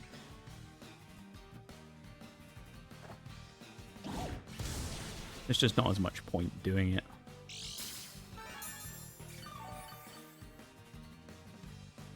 Kind of like Marbles. Marbles was the same. But like Marbles was great for a long time, and then eventually it just kind of, you know, hit the point where it needed to retire from stream.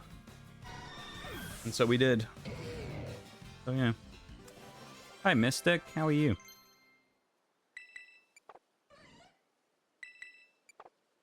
How's it going? Are we gonna overlevel Hariyama? Raining again as well. 2000? No, I think we'll be okay.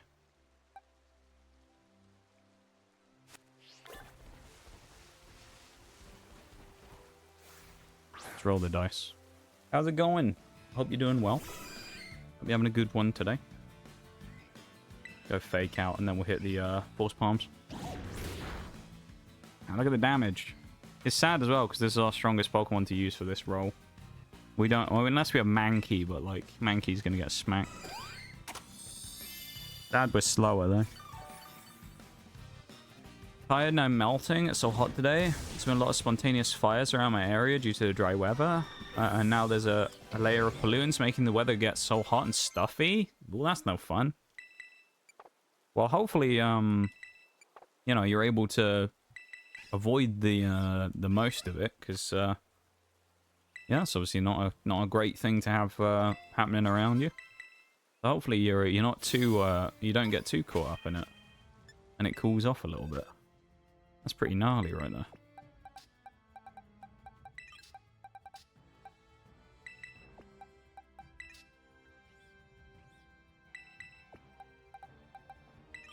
That XP are you on?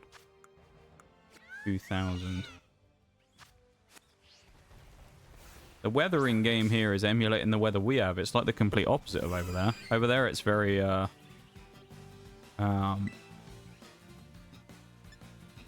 no, we only have bite. I thought we had better moves. Over here it's really just wet constantly, versus over there it's been really dry. Houndoom's getting smacked here as well. Do with a flinch. Oh, right on cue. Layer of pollutants is high in the air, so it's not a direct threat to my health, but it's making the weather. Yeah, it's like trapping the heat in rather than letting it escape. Creates like a bubble where it traps the heat in and doesn't allow it to, you know. Oh fuck, Frostmoss 31. Over leveled. All right, Frostmoth can't be used for the next part then. That's bad. Yeah, half these people are going to overlevel if I fight the next fight, I think. Oh no. Oh, this isn't good. Salandit's fine. Killer Wattrel I don't think can afford to go, so we'll have to bring you out. I mean, nobody else is necessarily needing to be used for the next part of the gym, so that's okay. Also, can't remember what level Magnemite evolves to Magneton. I think it's just after the gym, if I remember correctly.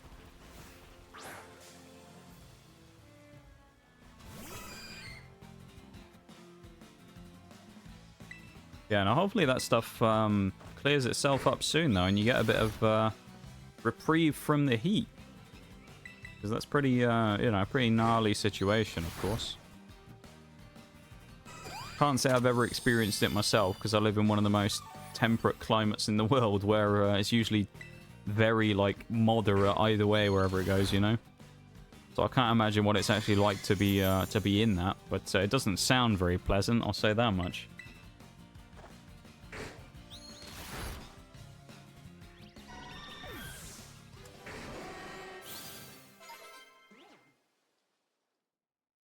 Ooh, okay, we're winning the gym easily.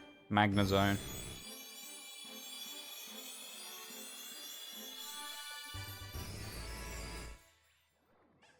I think what ended up happening, if I remember rightly before, is maybe we never knocked our Magneton up to level 30 when we went and did the Mono Steel run or whatever, and that's why. Because I seem to remember when we had it ages ago that we never managed to get Magnezone before the gym. So that's good. I'll do that now.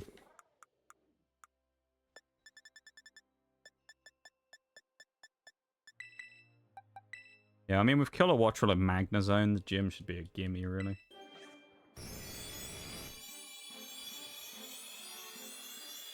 Yeah, level 30.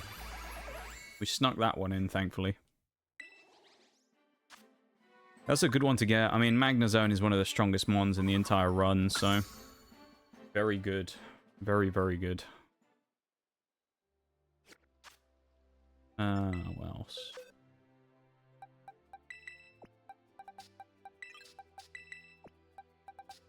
I'll bring out the level 29s, because they're, you know, not the best thing to bring here. Fletchinder I'll bring in as well. I'm probably not going to level everyone up here either.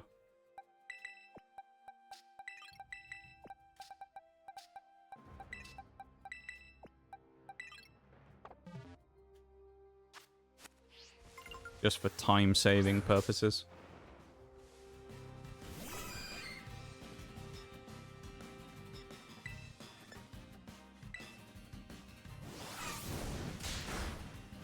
Alright, that's more damage than I was hoping for.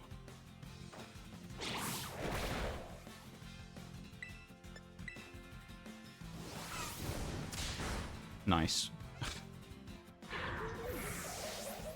That's very unhelpful. Do I reckon Mankey can kill this thing with a low kick at level 25? 25 under, basically. 20 under. Yes. Softboil. Need a Union Circle partner to help evolve your Finizen? I do not, Lycos, but thank you for the offer. I appreciate it. I don't know. We're doing like a like I say, we're doing a level cap situation, so I can't actually evolve it until what, 42 or whatever it is. So I can't do it anyway yet. So I'm not too worried about getting it done yet.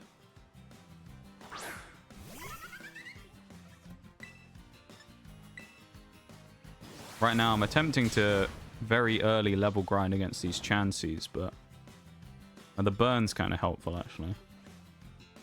I'm just trying to get ready to do the gym against Kofu, but I'm by getting some last minute XP in.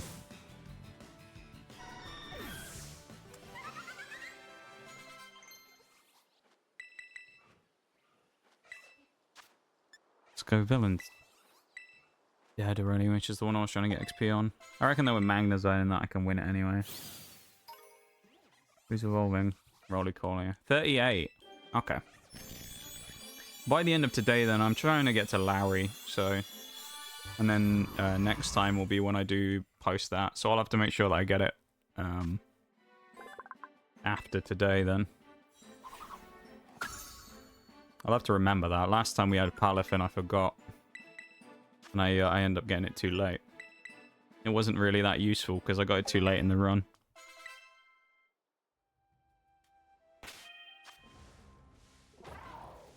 Yeah, at 27 I'll be fine. Let's go back to Cascarafa.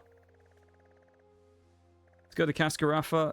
Let's heal up. And then let's go and challenge Kofu with Magnezone and Kilowattrel will basically be in the carry. And we'll be fine. I think we'll be fine with those guys.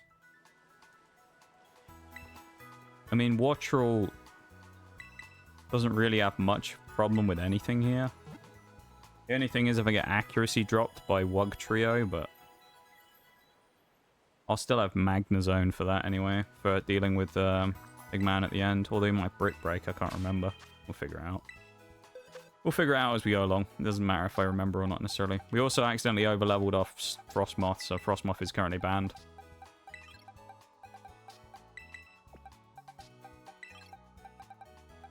I mean, we'll take Houndoom just because of the speed, and also we don't really have any other options right now. We'll do that. Carkol or Finizen?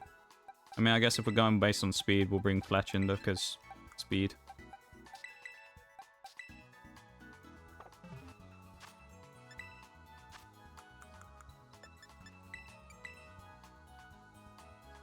I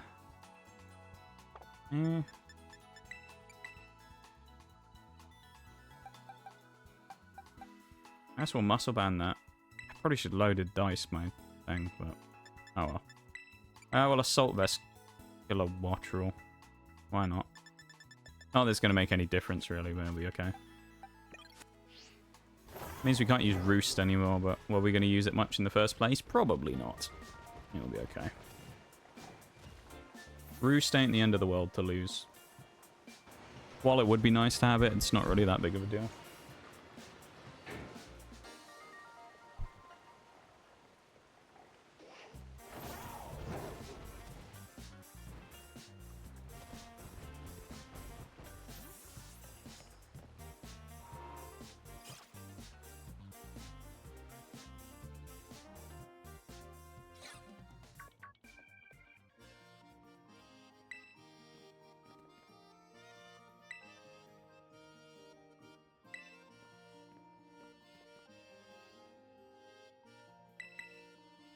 Bam for all this crap, of course, so we can get into the actual fight, and I still don't have fast tech speed on either, which is annoying.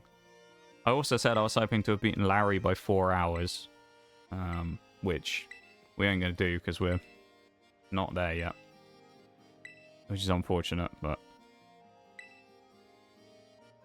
oh well.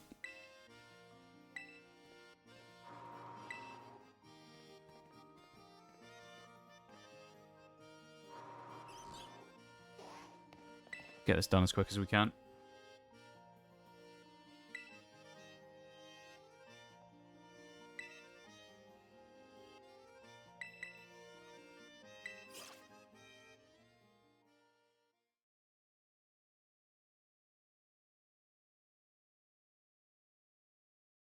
I probably should have, now I think about it, rigged up Magnezone with the Volt Switch before I did this, but fine. Might have been a good idea, though.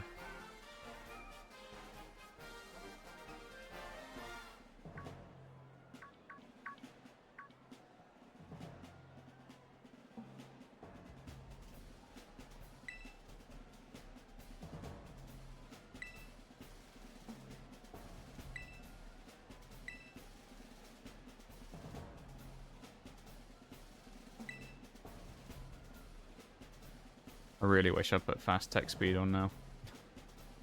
This is painful. Oh well. It was a mistake that we need to learn from.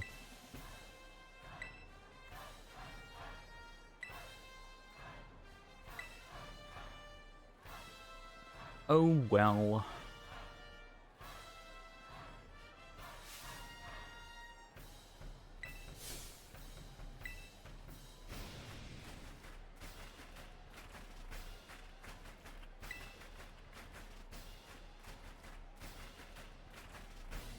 Alright, let's win this quick, fast, and in a hurry. What we need.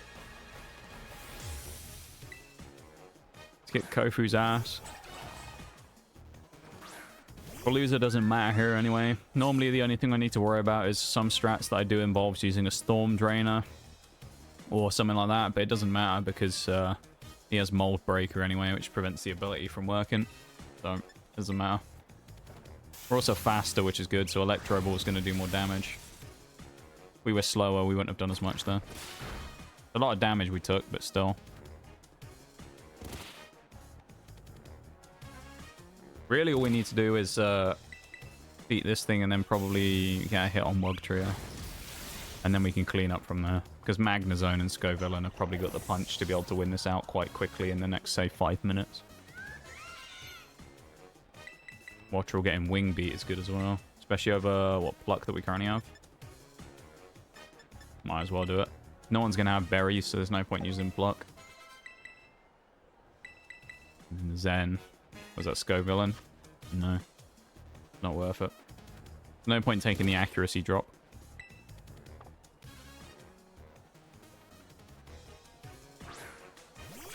Wugtrio is actually fairly quick, if I remember rightly, so we might be... No, he's faster. That's a problem. It means we lose out on the Electro Ball damage. We do have a minus speed... it's not bad. We do have minus speed-natured Killer Wattrel is the only thing, which doesn't help us. Best thing I can hope for is a speed tie, but it's not a speed tie, so that's fine. I want to bring Magnezone, because I'm pretty sure this thing is Mud Slap. So I'm going to go for Scovillain instead. I reckon... Or do we go... You know, let's go Fletchinder. Why not? Because I think I can kill it with a Acro.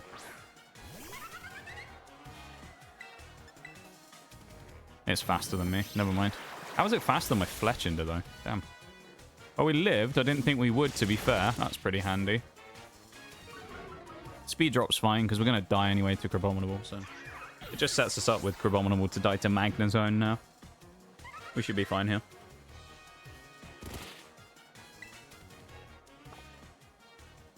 Basically, the second we've won this fight, we're running straight to Team Starfire to beat Mela. And then right after that, we're going to go level up before Larry, get to level 36, and insta-challenge Larry. Because we don't have to do anything before his fight, of course. He's going to go Terra Water. We'll go Acrobatics anyway, because we might outspeed Crabominable. I doubt it. Old Quabominable.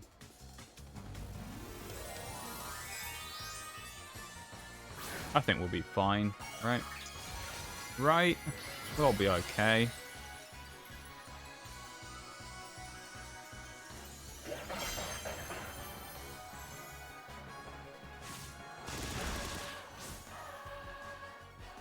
He actually hit a slam as well. 85% chance to hit. Dude, I swear with these low accuracy moves this run, we have been really shafted. Whether it be slam or rock throw, they just don't miss in this particular one. Sometimes you do it and they miss all the time. This run, they just do not miss. So frustrating.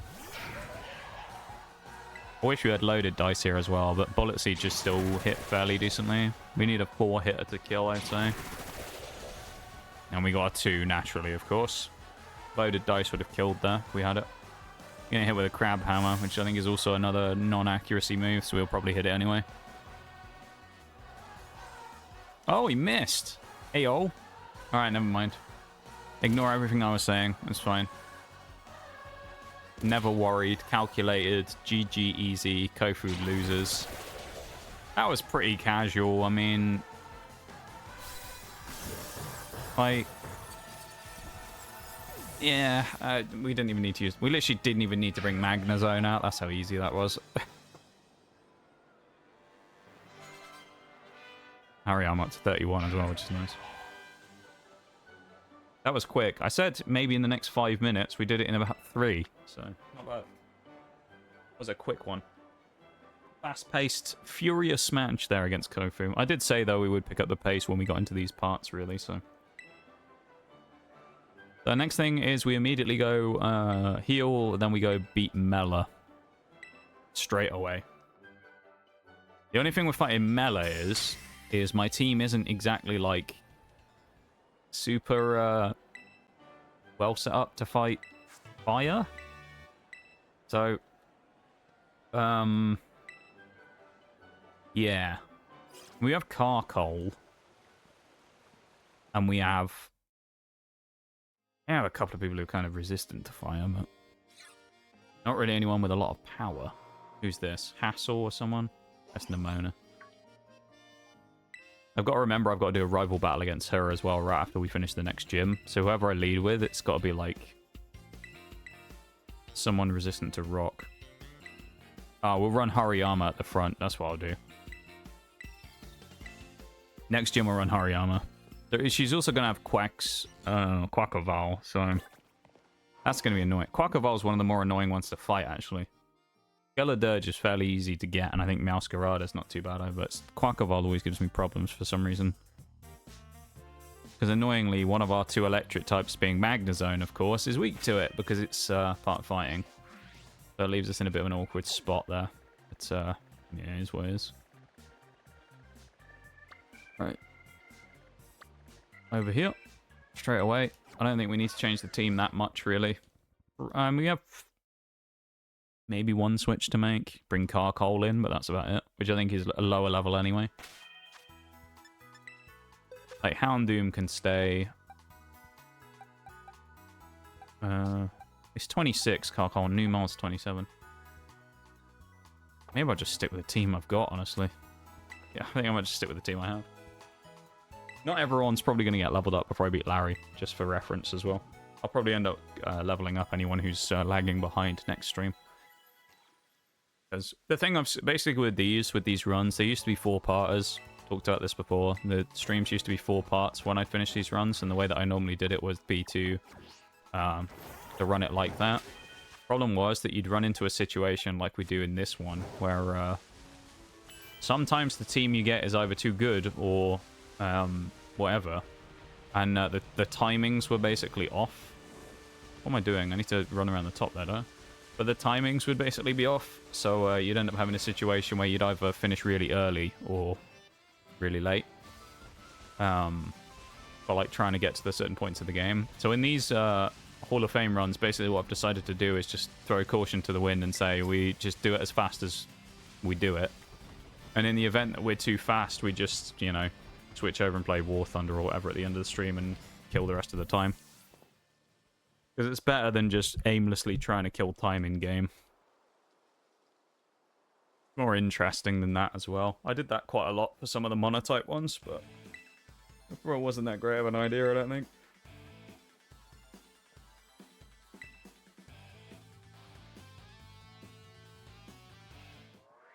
Looking at the time here, I'm pretty sure midway through the fight against Mallow, there's going to be another break as well.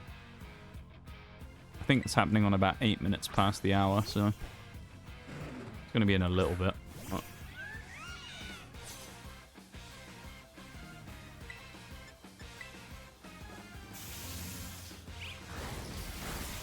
Yeah, 2 Pokemon here that we have to fight is Torkoal, and then we have to fight the Reveroom.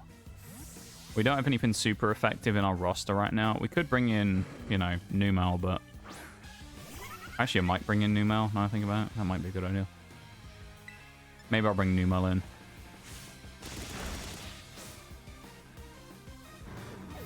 Just because it's 27, it's still actually about on par for level. Switch out Magnezone, probably, just because it's not really leveled for this. Magnezone is a really good option as well for the next gym, because there's nothing with a fighting type move that can do anything about us. So we'll just sit there and get a free kill. That being said, we have Hariyama and Mankey anyway, so I think maybe Primate by that point, but if we level them, I will see.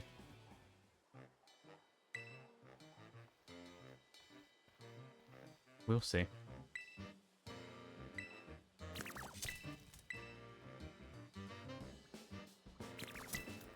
Yeah. War Thunder-wise, I'm trying to think about what I need to grind today, because Mirage, I was playing with him yesterday as well. Issue with War Thunder right now is I can't really play the Russian vehicles anymore. Because Mirage has now got the KV... I've been playing the Americans alongside him, and he has the KV-85 now, which is a 5.0 tier vehicle. So the issue I have is I'm now getting up-tiered every game, because I haven't done a lot in my Russians recently. So I'm getting up-tiered to 6.0 pretty consistently, and I think my highest is 4.7. Which is the KV1 ZIS 5 or whatever.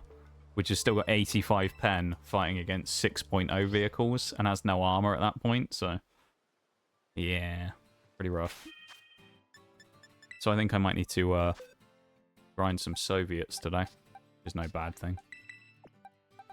Switch out Magnazone for Numel. Fine. And then use Watch Roll against Big Boy. I could run Soft Sand actually as well, now I think about it.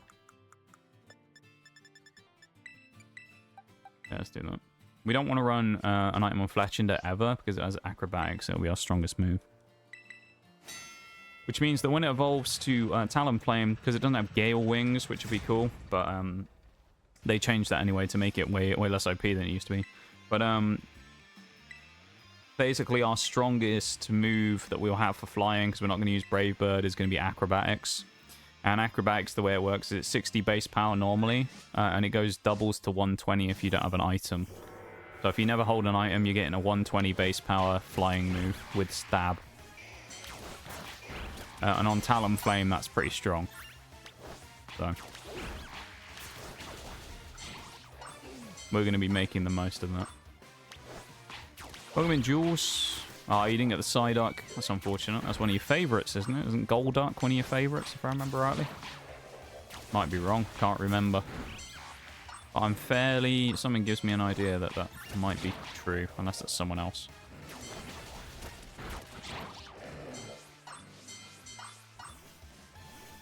It is. Very unfortunate they're not getting it, though. What is Great Ball? I want to say Great Ball is like 50% chance or something to catch. I think it's something like Pokeball is a 30% chance to catch. I want to say Great Ball is 50 and Ultra Ball is 80 in PCG. I don't know if those relate to... I mean, it's different in Pokemon, isn't it? In the games themselves, but...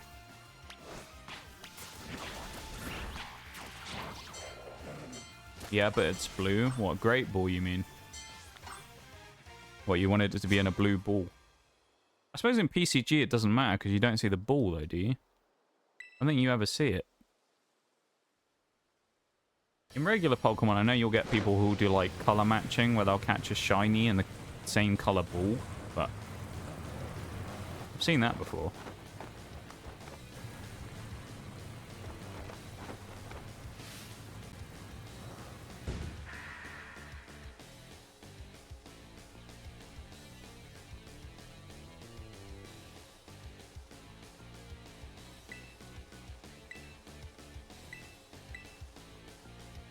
We're going to try and get through as much of this as we can. I mean, if I'm right and it's in 2 minutes the break's going to happen, it might happen right in the middle of this, unless we go incredibly quickly here.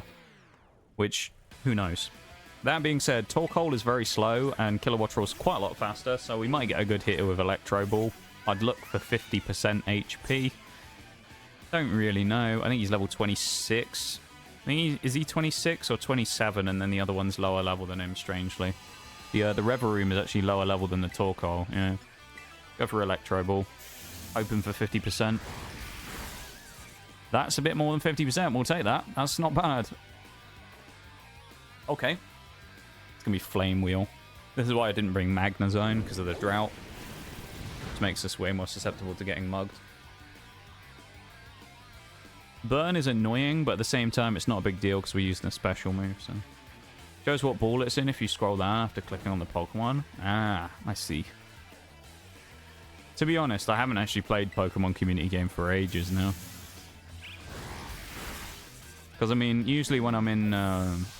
you know, when I'm doing time on Twitch now, it's like, while I'm streaming, I'm not spending time doing it, so I just accumulate tons of money but never spend it. So I haven't actually done anything on PCG for a while. I went through a phase of playing Pokemon Showdown, actually, as well, with Bevan, and then we stopped doing that when he got busier.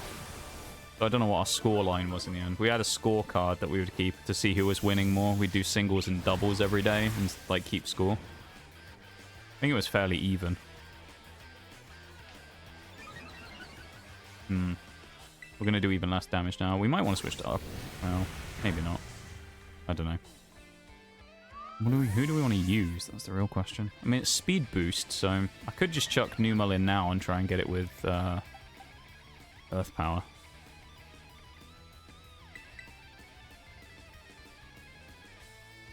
It's simple, though. That's the only problem.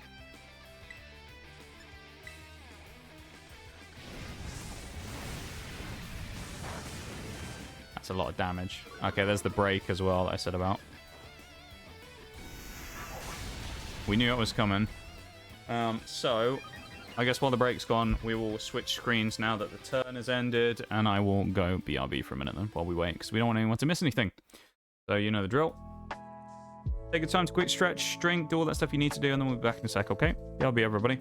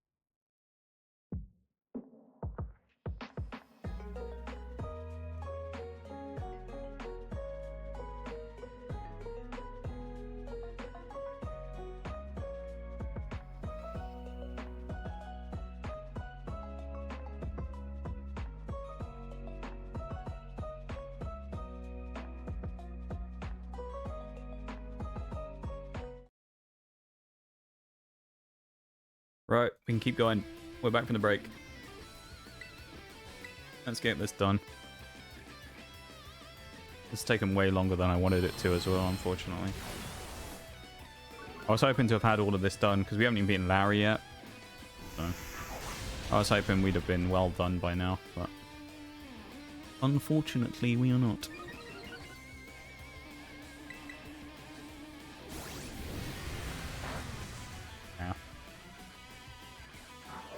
Numor's defense drops didn't help there. We should win this easily enough, though, against Armorbiel, so. I think just chuck in Flash Fire Houndoom, and then I think you can't really hit me with much. It'll probably use Blazing Talk or something initially. Fight. Yep, there you go, Flash Fire.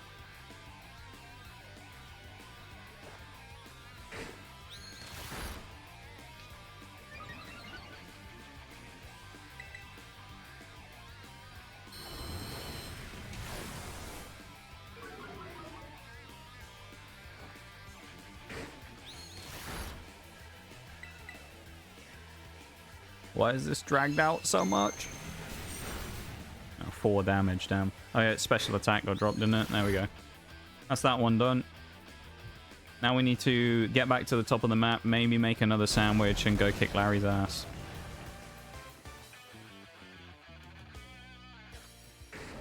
That's what we need to do.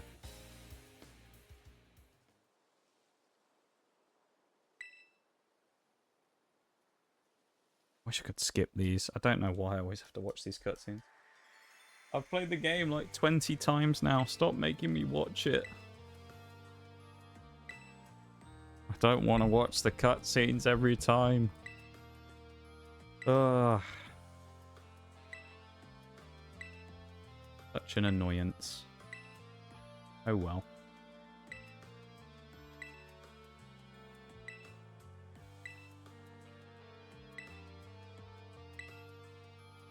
What can you do, I suppose?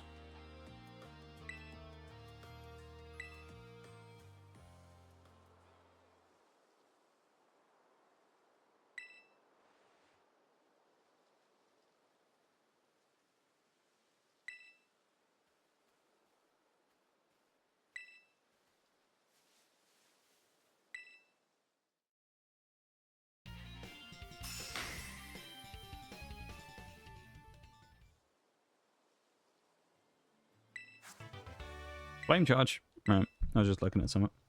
I was making sure that my YouTube short that went up today had launched properly, which it has.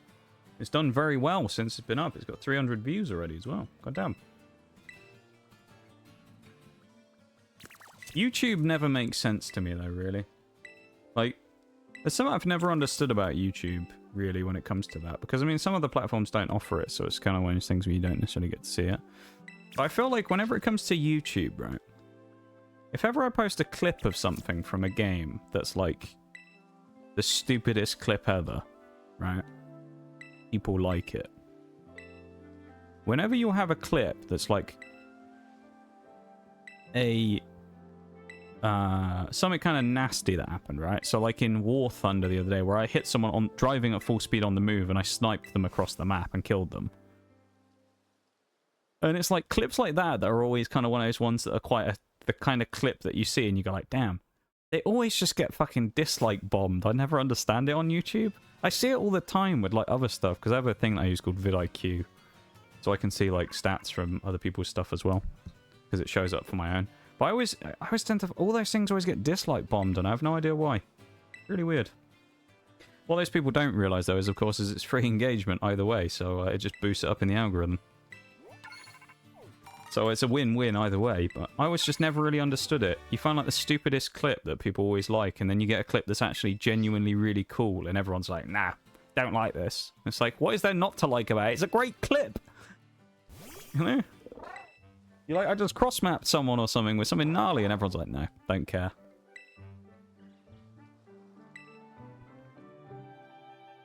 Then if I put like a random YouTube short up of me opening a pack of Pokemon cards and all I got was a regular rare at the back, it'd do way better. And it's like, it makes no sense.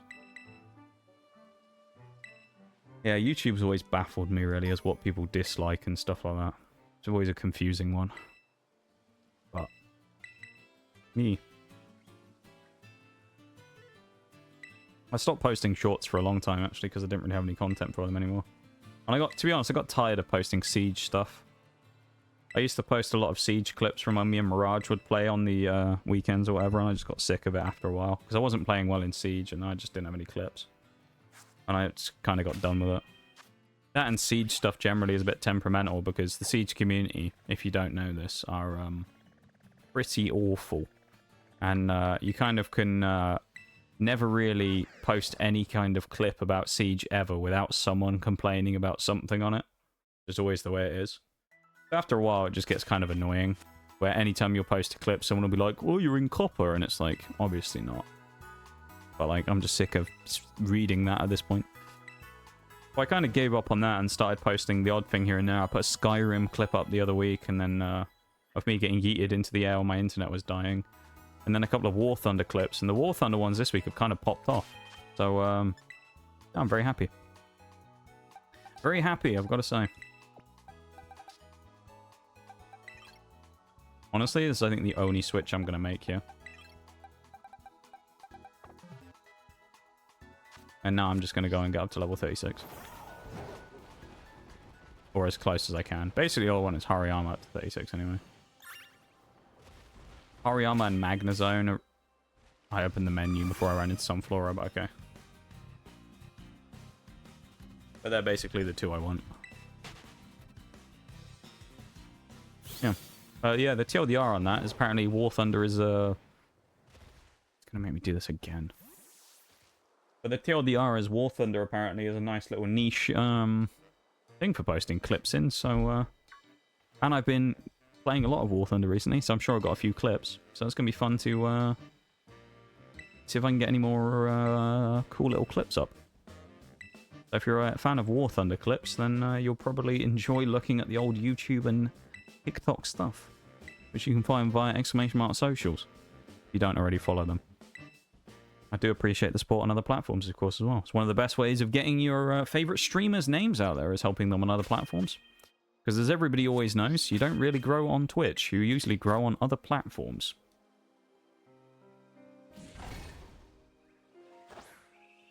So that's actually one of the best ways to support your favorite streamers, if you ever didn't know that, is to boost them on other platforms, basically. Snipes from across the map clips, yeah. Except I put those on YouTube and people don't like them, so I don't know. I don't know what that's about, Bruce. I think people are just never happy, no matter what you put up, you know? Same with Siege. You could post like a 1v5 and they'd be like, wow, you missed the shot here. It's like, I want a 1v5, who the fuck cares? Like, I don't know. Like, I guarantee you, I had a clip, well, it's not even a clip, it's like a 1 minute long reel from the other day. I played with Mirage. And there was a game we played on Emerald Plains that was terrible, and I was playing Jackal. This was in Ranked, and I got an ace. The first ace I've got this season. I don't really play like fragging ops all that often, so I don't have many chances to get it. And I got an ace by killing all 5 people, which was really unusual, and it was Emerald Plains. And it was a really nice ace. I almost guarantee you, if I edited it together, and I posted that up, someone will have a problem with something in it. Someone will. And it's just like... I don't know what it is about, like, certain games, but you just, like, can't post things without people complaining about something. So I don't know. The War Thunder one was funny, though, because there was, like, a thing that broke out in the comments about realistic as well. There was people having an argument, and I found it really funny. Because obviously the game mode I was playing for that clip with the YAG-10 was in arcade. And then someone came along and was just like, well, here's a quick tip. You should play realistic. And it started like a war in the comments. It was hilarious. But it's just a bunch of people like jumping on the guy being like, just let him play whatever the fuck he wants, man. Like, who cares? You know? Like, why does it matter? Which is true. I just found it kind of funny, though, that like, even with War Thunder, I post one clip and someone's already like, wow, you should be playing realistic. Like, why does it matter? It's not you playing the game, it's me playing it. It doesn't matter what I'm playing, does it?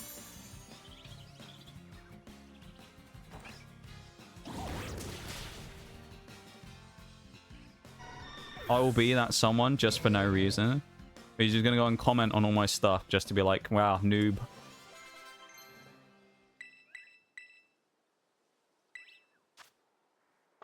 Casually wins a 1v5. Noob could have done it better. Why didn't you land this shot instead? That'd be it. Again, see, that's another one of those things, though. It's like bad like comments on stuff. Also, people do that because they're like, haha, I'm going to go shit on this person's thing for whatever they've done. You see it all the time. People, like, you know, think it... When they'll go into, like, a YouTube comment section and shit on the video, and then they're like, haha, I win. And it's like, not really, because you've just given engagement to the person who's posted the video. So it's more likely to be recommended to more people now because you've commented on it. You know? And then I heard this as well. I think it was Pirate Software. If anyone knows about Pirate Software, was talking about this one time where he said about posting his, like, clips or something. And he said sometimes what he'll do is he'll go on there and he'll find people who put negative comments and he'll delete them or he'll respond to them. For the reason being, if you delete them, then the chances are they'll come back and be like, oh my god, this guy deletes comments. And they comment again. Or you get people who you'll respond to them and they inadvertently double the amount of comments because they go and respond to you responding to them. And it just ends up, like, people basically end up promoting the thing without realizing it because they keep arguing in the comments about stupid shit. It's quite funny. Gonna start wars? You're gonna start a war with people about playing realistic? You've got to be the guy who comes in and goes, actually, simulation battles is the best meta in the game instead. You've got, actually everyone about simulation battles instead. Or something else. Or be that person who I like play some vehicle, you know, I'll play like the IS or something. You'll be like, well, tier for tier, the Tiger 1E is actually better. You should be playing that instead. Even though nobody asked. You've got to be that person. I've never understood why people do that, really. It's always a bit of one of those weird ones that's confused me why people do that. Where, like, literally nobody will ask for something, and then someone does, like, an actually, and it's like, no, what's the point? Like, why wasting the time even, like, doing it? Just bring up random rubbish that makes no sense, yeah. Just say, like, something random, because then it boosts you. Just be like, I think the bots in the PvE mode in War Thunder are too powerful. And then you'll get someone who'll comment on there and be like, oh my god, you were just a bot. And then it just starts a giant war and boosts the engagement. That's why I'll usually respond to people, even if they say something stupid, because it's like, it doubles the amount of comments and boosts the engagement. It's probably... It's why I suspect the most recent War Thunder one I put up on TikTok has done really well. It's something like my third most highest clip ever. Got like 2,500 views.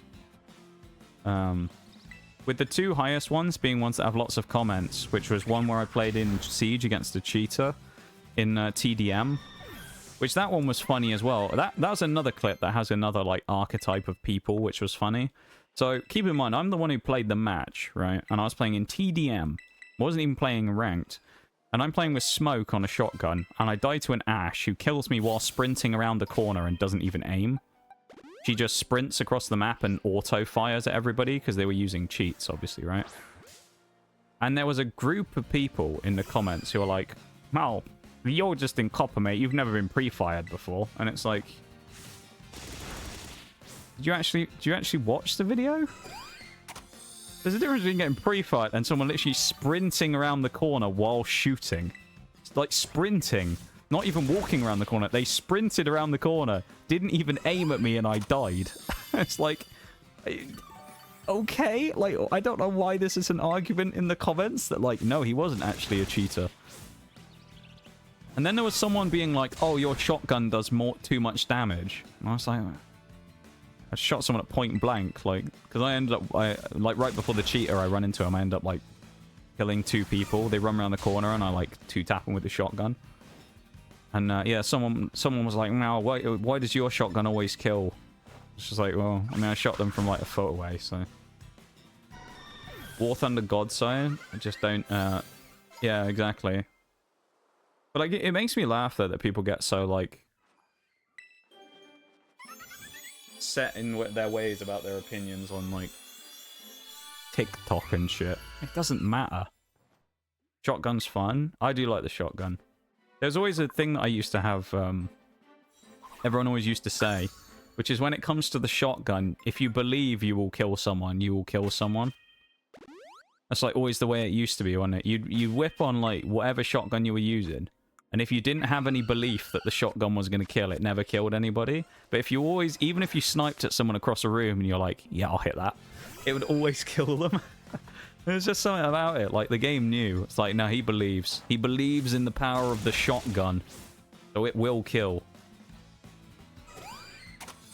And then you would naturally see, you know, you just body someone across the map. And it's, you know, right. Speaking of shotguns, though, that's one thing I will say. I don't know if you use it, Bruce, because I don't know if you play either of the operators that get it, in Dokkaebi and Vigil. My lord, there is so many people running around with a Boss G slug shotgun these days, and it is so not fun to play against. My lord, dude. The Boss G is so stupid. Why that thing exists in the way it currently does, I don't know. Do I want Frostmoth for the next thing we're going to do? Maybe. Rather than Scope? Yeah, that'll be okay.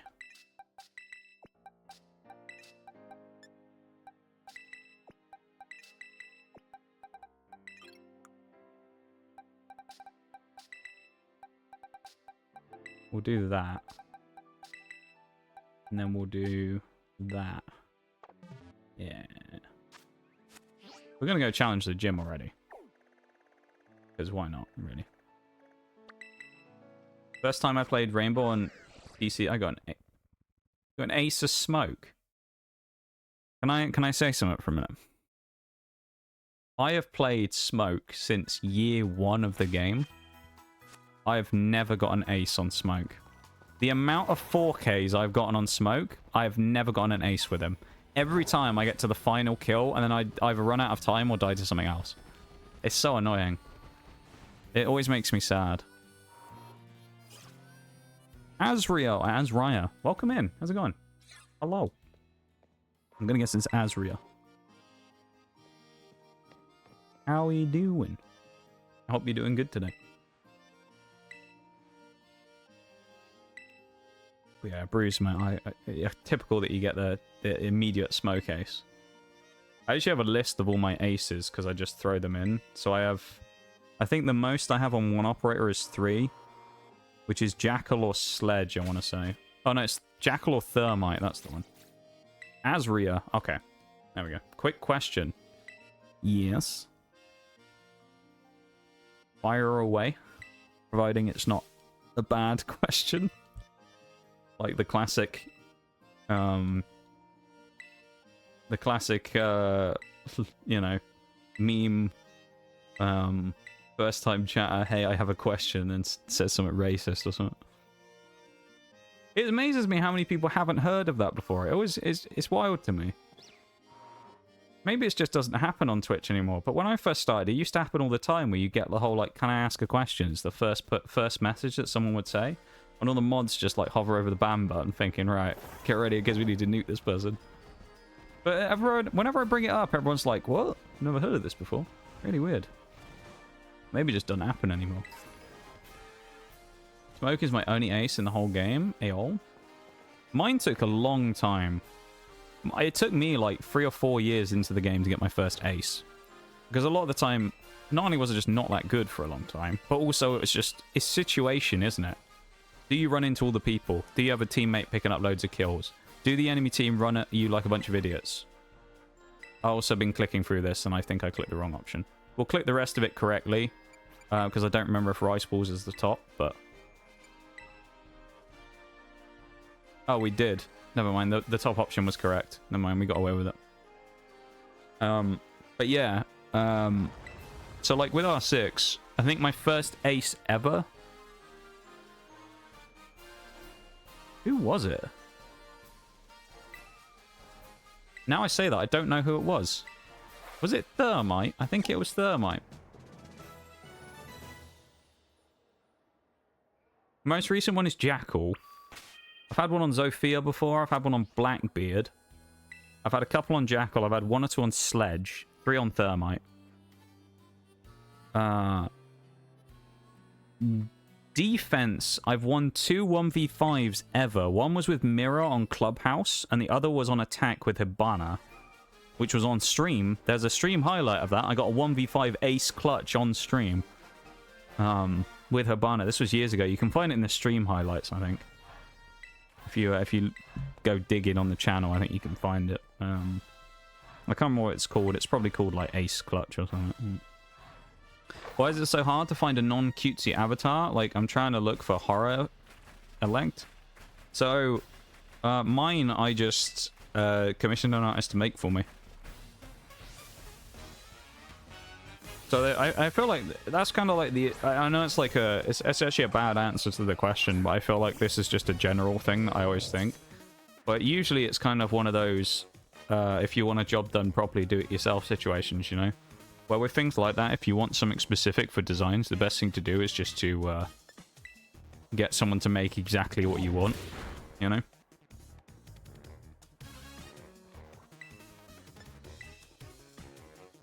Damn, that's annoying.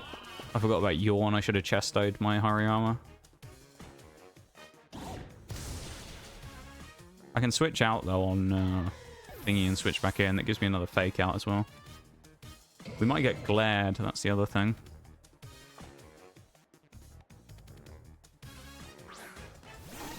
Yeah, we'll be okay, though. We'll switch to Kilowattrel to check the glare in case it comes in.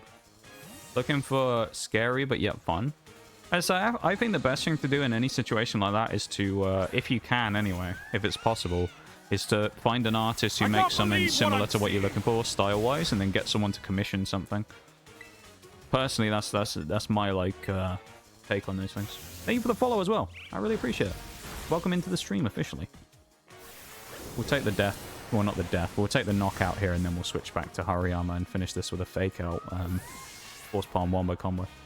But yeah, for me, I would say the best thing to do in those situations is always just commission something. Mainly just because you can get exactly what you want then, you know? You can work with an artist to get exactly the thing you're looking for.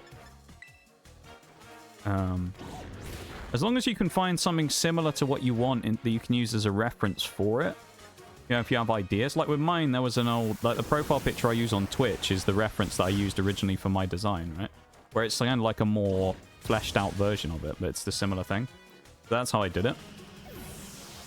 I just looked based on that stuff and then found... well, at the time, I ended up getting a commission from an artist I'm friends with for my PNGs, so... And then I went from there.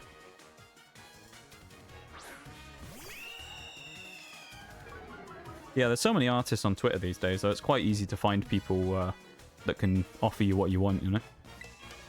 Wanted to be a Grim Reaper / Revenant? That's a good place to start, you know? As I say, what I would do, if I were you, and again, this is just my best thing I can say to the question, is I would get references of those types of pictures and characters and things like that you like. Find someone in your price range who makes art, and then send them the references when you get into the commission process and, you know, see what they come back with. That's just the best thing to do, I think. I mean, like, unless you're an artist yourself, of course, and you could do it yourself, in which case it's different, but... I would assume from what you've said, you're probably not. But I might be wrong. But yeah. Me, an artist? Well, I don't know. I would assume you're not, because, you know, otherwise it would be weird to have this problem, I suppose, if you were looking for something to get, you know. Do paper and pen? That's pretty cool, though, in itself. Me an artist, I wish. See, you say I wish, but I feel like you shouldn't... If I've interpreted this right anyway, I think there's nothing wrong with being a traditional artist in the sense of doing physical media.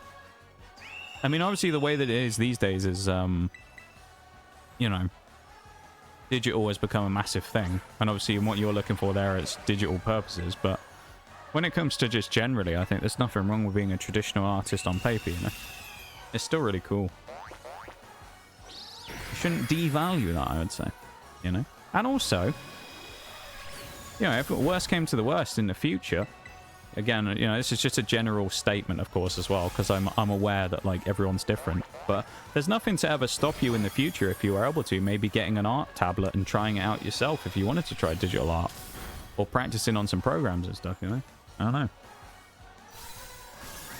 As I say, I can only give, like, general advice on things because I don't know specifics of everyone's individual situations, so... but yeah, generally, I feel like commission's the best thing to do when it comes to character designs. Make a basic idea of your design of how you want it. Yeah, exactly. Just get a basic, like, skeleton frame of roughly what you want, and if you have any specific features you want, and then speak to basically any artist. And pretty much anyone you'll find will be able to work with you on something, providing you give them something to go on, really. Even if it's something similar to, like... Even if your reference is... Like... Well... You can take references from other people's things. I think it's important, though, to make sure that whenever people do that, they don't make them too similar. Because you see this a lot where, like, people will have a character design. This is what creates a lot of drama on Twitter, I always see. Is you'll see people who have a character design that's very unique on Twitter and have a specific feature. and then someone will ask someone to use it as a reference, right? And they'll copy that exact thing, and then it creates a problem because the very specific detail that someone has, someone then copies. So, like, when it comes to references, it's like, as long as it's just, like, vague stuff, you know, then it's not really that much of an issue. But I always try and avoid, like, specific stuff that's already been made. Unless it's a very specific thing, and that's how I would describe, you know, it's hard to describe unless I show a picture and just be like, something like this. Then, yeah. Me and digital artwork aren't friends. Well, that's fair. I mean, if it's not something you know, you like them, whatever. You know? But, as I say, that's just my, like, general thing. Issue I have is heavily detailed. Well, I mean, you can do something that's heavily detailed, as I say, like... Trust me from like, my experience that there's someone out there who can do, like, anything. Got quite a 2K for my Abbey. I mean, when you say that, you mean, like, a model is what you're looking for. Because there ain't no way someone's charging 2K for a PNG. Like a flat PNG art. So I'm assuming it's a model. Yeah, model. Okay. 2K. Well...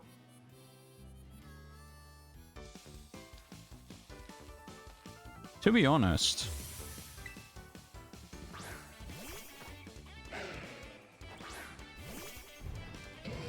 from my experience of looking around, most pretty decent model these days aren't really that far off that price, probably.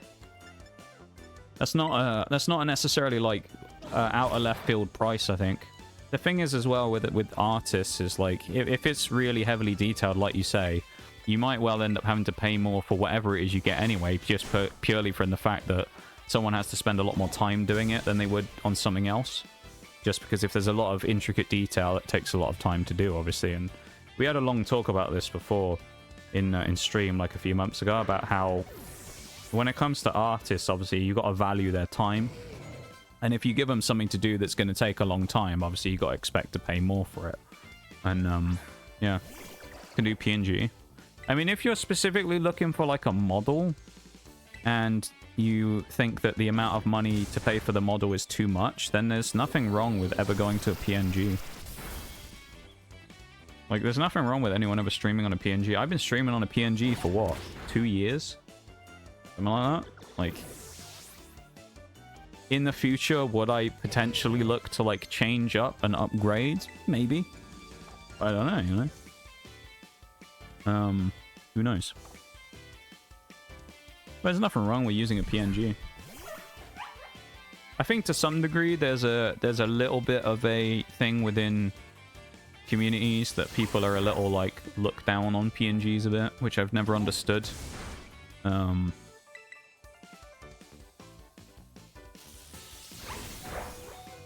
Yeah, that's always just been weird to me. People who look down on, like, PNGs. Mostly that probably comes from the fact that the people who do that probably have 10 grand to spend on a model and it doesn't matter either way to them. So they can just afford to drop 10,000 and then it doesn't matter, you know? They always find it strange when people choose PNGs, but... I don't know. Do you like your artist style? I do have one more version of... I actually have a couple of different PNGs from the same person, because... well, this one was done by Elise, who's a friend of mine. What, in 2000 and... early 2022, I think? January 2022, I think I ended up getting this one. There's also a couple of other versions of it, and then there's a chibi-fied version as well, which I break out every now and then, which I quite like. But this is the original version, effectively.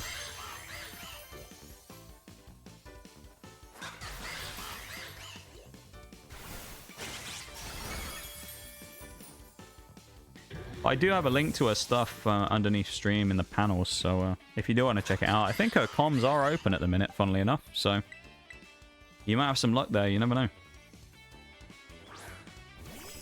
Maybe worth having a look into if you're interested.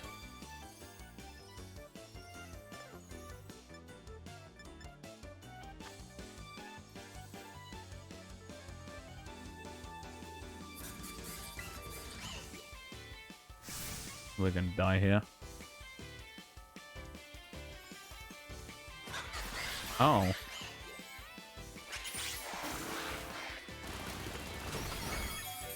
Why would it...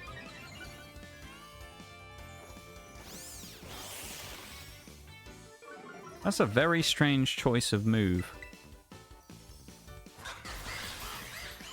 Why would it not just go for, like, Air Slash, which I think it has? Well, letting me get the Feather Dance off there might win us the fight here. I don't know. Probably need to use... Well, Watchel and Magnezone are still up. It's got a speed advantage, so I'm not going to do that much with Electro Ball, but still. Got Electro Ball. Noxcat. Yeah, Noxcat's back. These days, everyone has VTuber avatars on Twitch. Like, my god. It's just a popular genre, you know? Like, I don't... There's not a problem with it, I don't think. I think a lot of people have realized that it's a convenient way to stream, to have more of a on-screen personality if they don't want to use cams. I can understand why VTubers are very popular in the female demographic of streamers, because the way that the internet is, you know, is people love to comment on people's appearance, and a lot of people don't want to have to sit there and make sure that they prepare themselves for, you know, a long time before their stream to make sure that people aren't going to make random comments about their appearance and stuff a lot. So I can understand why it appeals to people in that way. I think it's just become a more popular thing. It wasn't that mainstream a few years ago, but, you know, now it's become a much bigger thing, and I think it's pretty cool. It's cool to see all the variations and stuff that people have, you know? People have all kinds of different models and different styles and ideas and stuff, and I think it's really cool.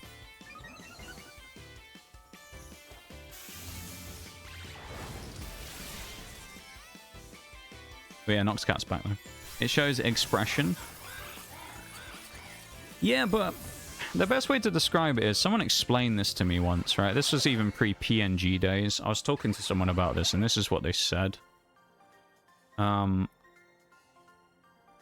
If you're a faceless voice on a screen, it's never quite the same as, like, having a representation of whatever it is on the screen.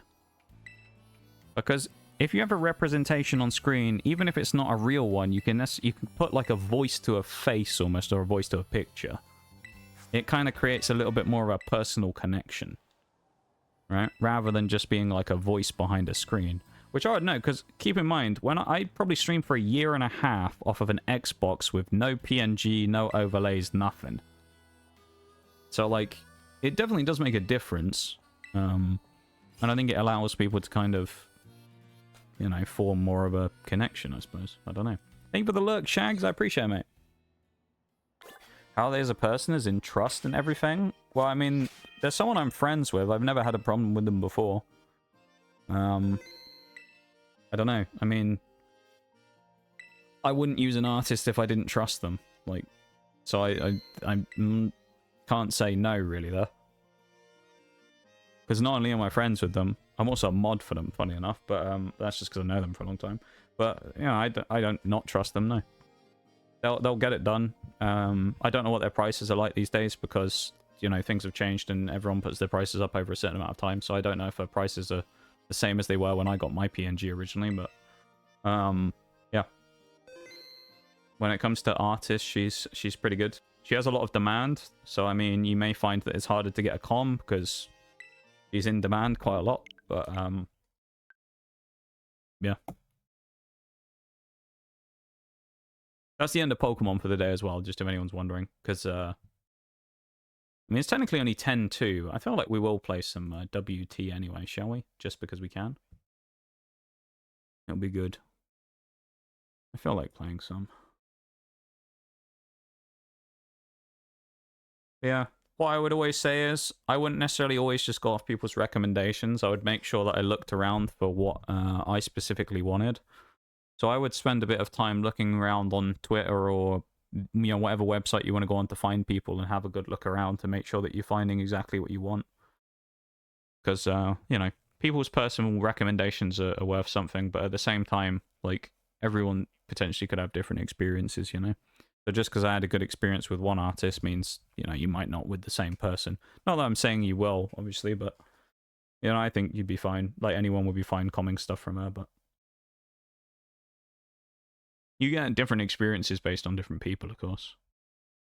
Like, I remember when I did my first 2 things I ever got commissioned, I got some emotes commissioned. That was the first thing I ever got for stream, was some emotes. When I got them commed, I got them back within, like, less than a week, because the artist that I got the com from just worked so fast, and so it was insane. And then you get the change where you then work with someone else, because you don't know what everyone's going to be like, who works slightly slower, and you kind of like, you know, you use your experience based off the previous person to be like, oh, I wonder if they're going to be quicker or slower or whatever, or they're going to do different steps within it. So I don't know. Change categories real quick as well, whereas little Timmy will get mad at me for playing War Thunder and being in the Pokemon category. I'm still in a thing with Mirage though, otherwise known as America's Next Top Model TTV. That's his team name at the moment. I see. Yeah, that's what I've heard, Bruised, from talking to people about it. That's what people tend to feel, is that having something to represent you on stream, even if it's not necessarily a person, is pretty much the best thing. Oh, this map again. But it just gives more of a representation. It's easier to form like a kind of connection with whatever it is. Not in a parasocial way when I mean that, you know, not in a weird way. But in a way of it's easier to kind of like form a connection with the person just as it is if you can have a representation of them, I suppose. So that's what I've always been told, and that's what I've always kind of gone in with the mindset of from what I've heard from people. It's why people use PNGs and VTuber models and stuff. But arguably, you could say that people who use models have to work harder because they can't physically express anything, so they have to do all of their personality through, you know, through a digital avatar on the screen. So arguably is more difficult in some cases to stream like that, because you have to have so much personality, you know. Whereas obviously a cam streamer doesn't have to do quite the same thing, because you can visually see what they're doing. So I mean, it makes it slightly easier versus not being able to do that. You have to have kind of a more pronounced personality, I suppose. Doing the same, that's the best thing to do, I'd say. Yeah. Like, I mean, I haven't commed a huge amount of stuff in my time, but I've commed a few things, and you know, I've never had a problem with anyone I commissioned. I've had varying different experiences with different people I've commissioned based on the way they are and the way they work. You know, like one example, there was one who I got a comm for some stuff, DK, he's kind of one of the quieter ones, so you probably won't hear so much from him when you get comms from him. He'll just kind of make the stuff. You won't get too many updates while he's doing it unless you specifically go and ask, and then you'll get it done. But, you know, it's kind of one of those people who it's best just to leave him to it and let him get on with it rather than hit him up every other day asking him for updates or whatever. And then you have some people who are... Oh, there we go. Some people who, you know, are more than happy to, like, update you every day on whatever it is you're doing and things, you know, so... It really depends on the artist, and I always try and look at all their TOSs and stuff first to make sure that I'm getting into a contract effectively with someone that I think I can trust and will do a good job. And never had a problem so far, so yeah.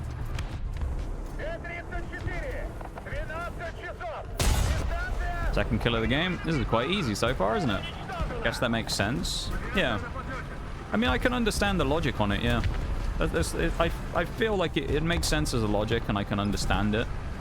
Saying that people tend to naturally gravitate towards like a visual thing as well when it comes to personalities.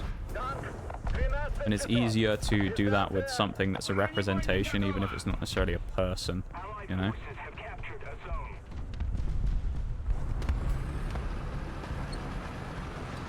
So yeah.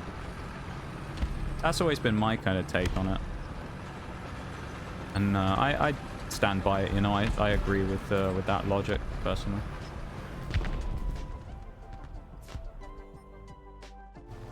Oh yeah, we're in the clouds. What's this, a sea fire? Yeah, sea fire mark 17, I think. I got a fighter on my tail as well, which is annoying. I don't know what it is, but it's going to start shooting at me pretty soon, I'm fairly certain.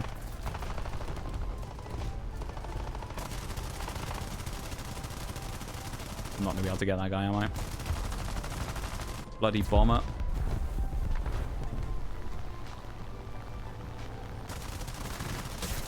I'll take the kill there. That's fine. I'll take the kamikaze. Works for me. Problem is, the people who are there now, the enemy team, are on the other side of the railway tracks. So I've kind of got to push up now, otherwise I'm not going to see anyone else. Guess you need a challenge? Oh, you're going to come and match me in game, are you? Alright, okay. I probably won't be playing too long, just because we just wanted to kind of ride out the end, so I probably won't play for too long. I'll just play a few games, because I've kind of been wanting to play some today as well, and I thought I'd play some for a little bit. Even if it's only, you know, 45 minutes to an hour or something, I just thought I'd play a couple of games. This is a fun game every now and then. I do enjoy playing War Thunder on stream as well. Oh, I thought I got the plane. I missed it. I didn't get it. Pretty sad. Nobody knows I'm here, do they? I don't think. You're dead. No, you're not. I didn't pen him. Oh. Ain't that much of a challenge to you since you've obliterated me a few times? Yeah, but I mean, there's a lot of luck goes into things as well, though, isn't it? It's not necessarily like bow down before my almighty skill, you know? Oh, no. Does this guy really not know I'm here? I guess he doesn't. I'm guessing that guy doesn't know I'm there. Someone does, though. I'm getting shot at by an MG, but I think it must have been that T-34. Run away! Run away! Actually, do we want to run away? Maybe we don't. Back up, T-34. Someone's about to bomb me. Is that the end of the world, though? We are in a bunker, pretty much. Yeah, I think it'd be fine if we get bombed, right? Who needs bombs anyway?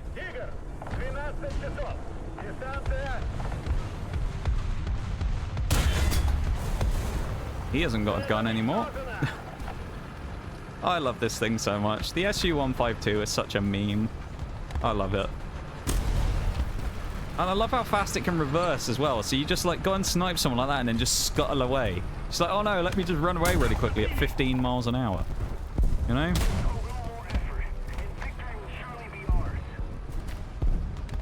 Murph. According to this... Oh, he must have been the one in the plane, old Murph over here. Well, he's trying to get a shot on me. You better hope he's quick, though, because I've got 17 seconds, 15 seconds before I get my breach back up, and he is going to get fed a shell straight through his front. He better hope here that I don't reload before he's ready to attack me, because he's in trouble if I do. Okay, he's killed my crew. Never mind. We're done.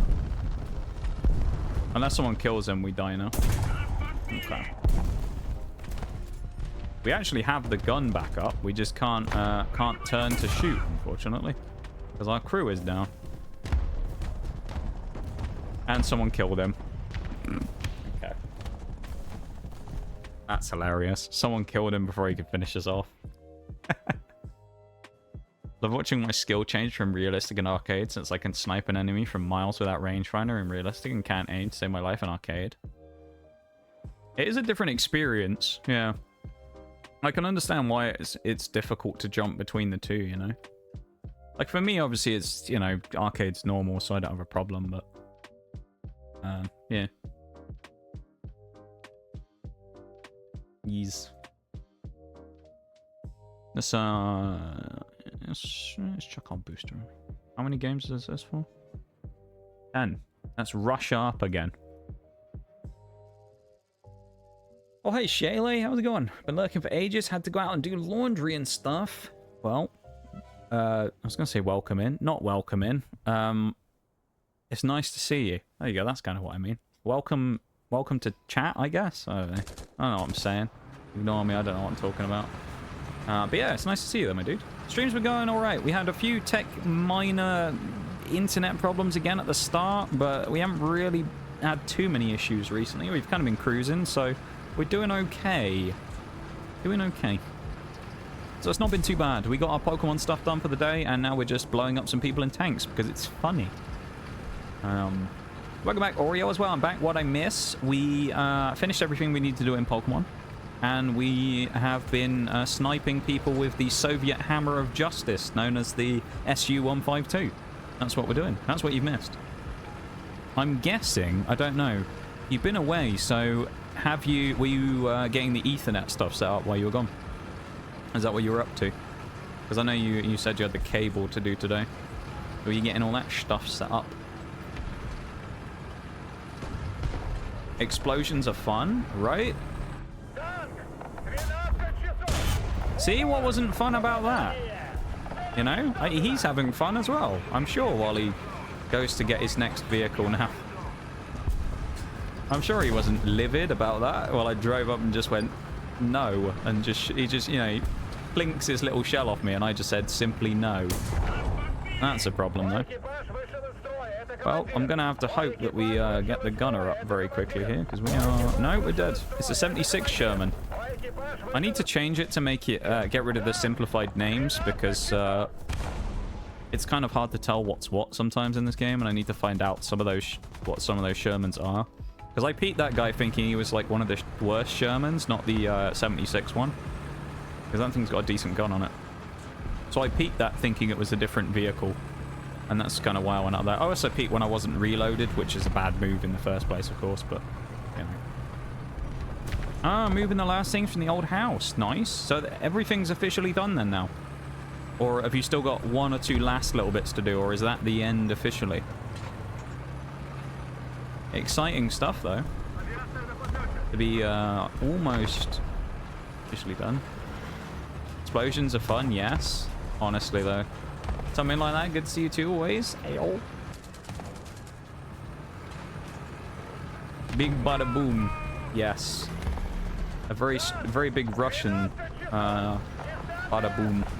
This one, not so much. We have the scalpel this time rather than the sledgehammer on the SU-85 here. We're going to go and snipe someone instead if we can. Not sure who our victim is. It might be this Panzer IV, you know. No, we can't see him. Can't see the VK. Is he not on here? No, he's dipped down. There's that PT-76. Ooh, concept, right? And a PT-76. Okay. I think the PT can probably see me if I had to guess. Or the concept. Bollocks. I've been hit through the thing. That's really annoying. Someone shot me through the train car, I think. Do I run? I think I have to run. Because my gun's... Look at it. My gun's been turned into a leak. Or a split straw. No, that's it. Dad hands in. Oh, nice. Hey, yo. Oh, no, I can't repair myself. I'm not going back to the base. Let's go, though. Well, I'm glad that you're, well, done now. Fully finished with it. Let's go. You'll probably be glad to see the back of that place now, aren't you? Now you don't have to go back there ever again. Let's go. Well, I'm glad that your move's finally finished. I know it's been very, very annoying with bits and pieces not working out and stuff, so... Yeah, I'm glad it's all over. Okay, we're dead. Run! I'll blame that on the accuracy and say that we hit a shot that wasn't quite where I was aiming it, maybe. And that's why we didn't get that one. Is he actually going to push me? Come on, T-34. You know you want to push this like an idiot. Do it. He isn't... He's sort of looking at me, though, isn't he? Does he want some, you think, this T-34? I think he's a bit scared, isn't he? He's scared of the KV-1. Really? It's another Concept 3? Carolina Reaper? Go away. Leave me alone. I'm just here trying to survive with my split straw gun. Alright, stop shooting me. That's very rude. Look at him, he's just waiting. He's fired at my teammate. Yeah, run away, you little shit. He'll come back again in a minute. I'll turn around and I suspect he'll come back. Or if he thinks I've turned around, he probably will. Yeah, I can see him on the map. You can't see him there. My engine's... Okay, I'm dead now. I can't move. My engine's now burnt out.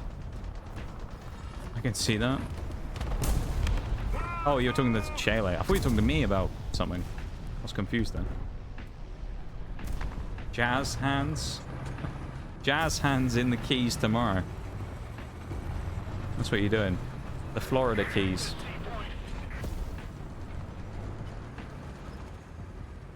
Oh, bollocks. Come on, Su-85, please. Right, we're now on fire. In today's episodes of how many... Okay, I was going to say, how many times can we get hit and not actually die? We get shot by a Hellcat in the side from the other side of the map. Yay. I don't know where he was. He must have been, like, all the way out over here somewhere, I think. No. Oh, well. Let's push A, as we can. In our Stronk T-34. With the, crap gun.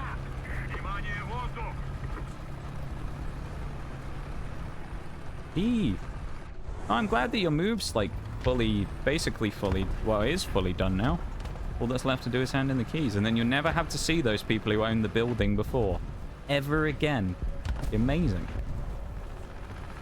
Well, hopefully not, anyway. They didn't seem like great people.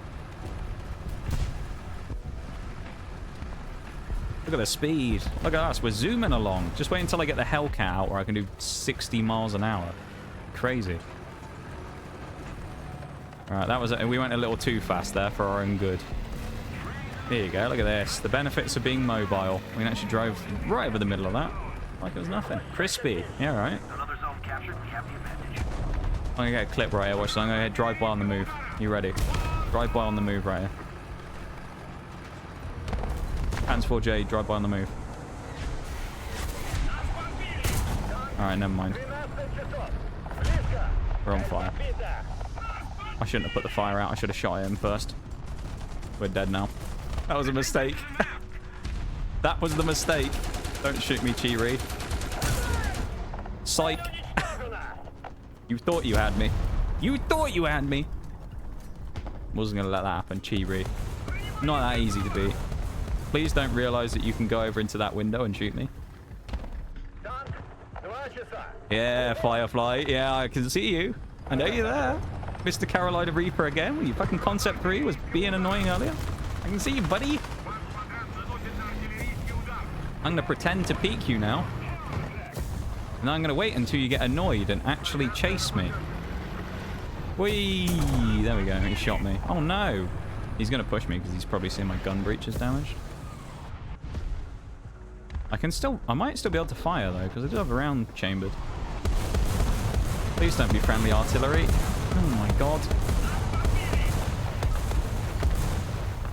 If that was friendly, then, damn.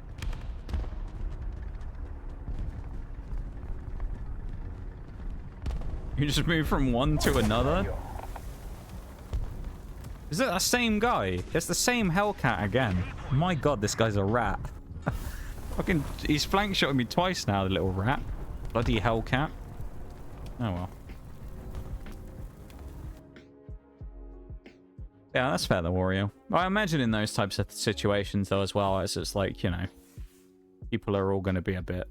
Well, I feel like renting in general is always kind of a bit... Yeah, any form of renting in any capacity is always hit and miss, isn't it? Whether you deal with people who are horrific or not. And in your case, yeah, you've been... The first time it wasn't great, and then, you know, now the new place kind of remains to be seen, but, you know, they haven't exactly been amazing.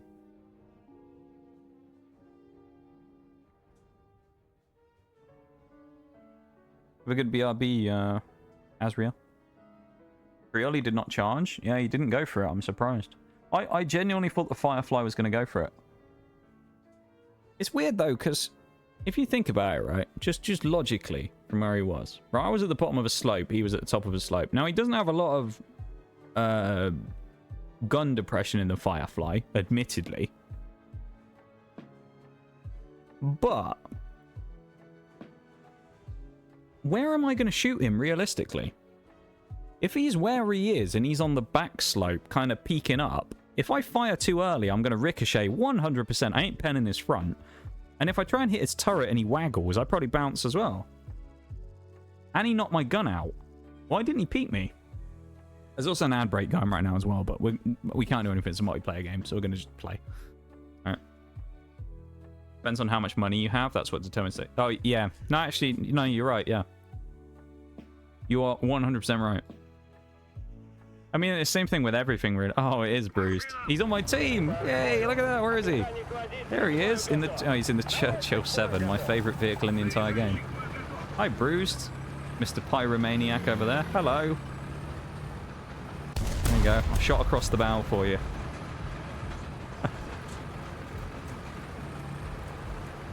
Let's go together. I'm sure this won't end badly when I take my SU-85 to the town, right? I'm also significantly faster than you, of course, so that's a bit of a problem. Totally was not going to use... Hang on.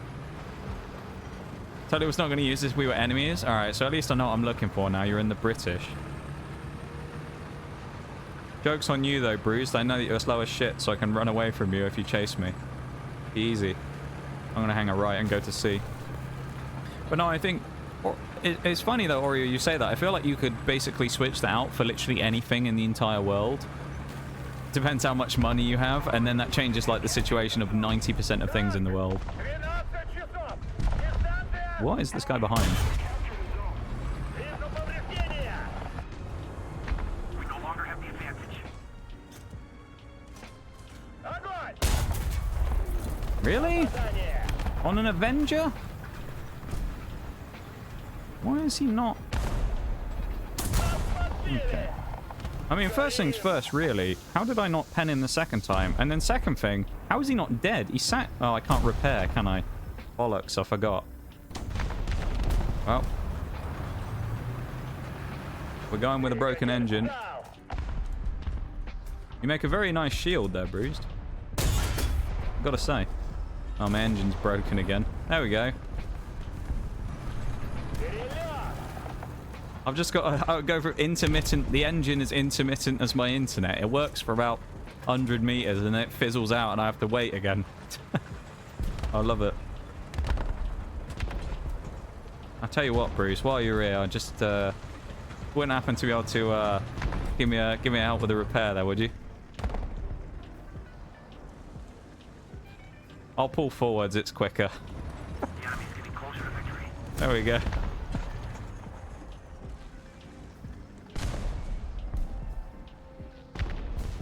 Oh, it's 30 seconds. Bloody hell. Alright.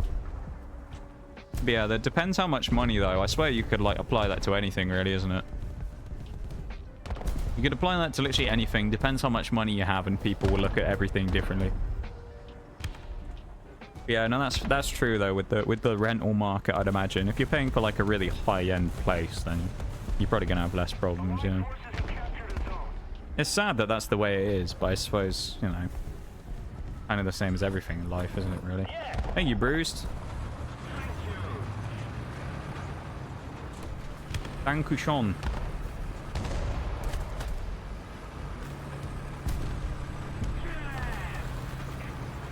Watch me drive around the corner and immediately get one-shotted by someone now.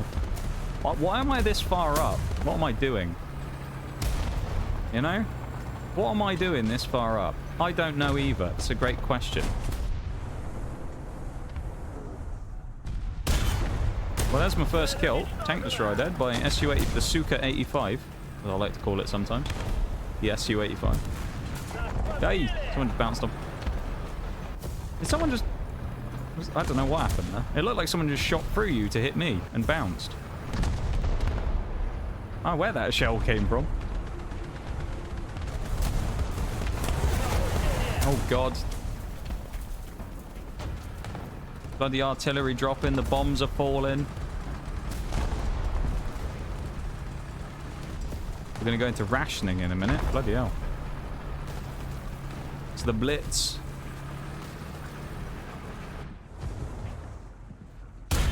Break that wall as well, so I have vision this way in case the heavy tank pushes this corner.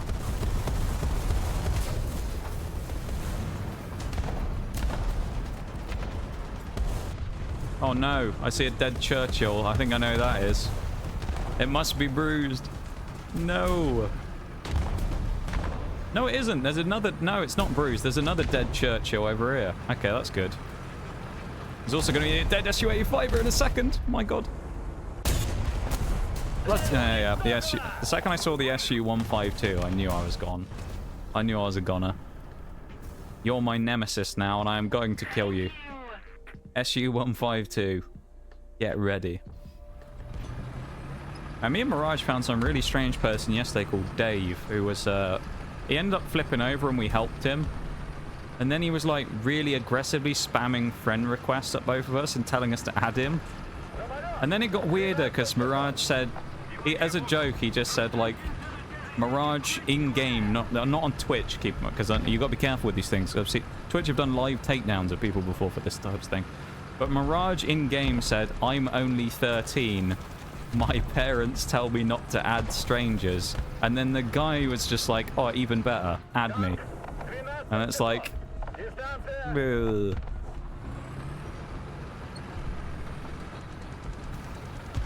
No thanks, Dave. Fucking creep.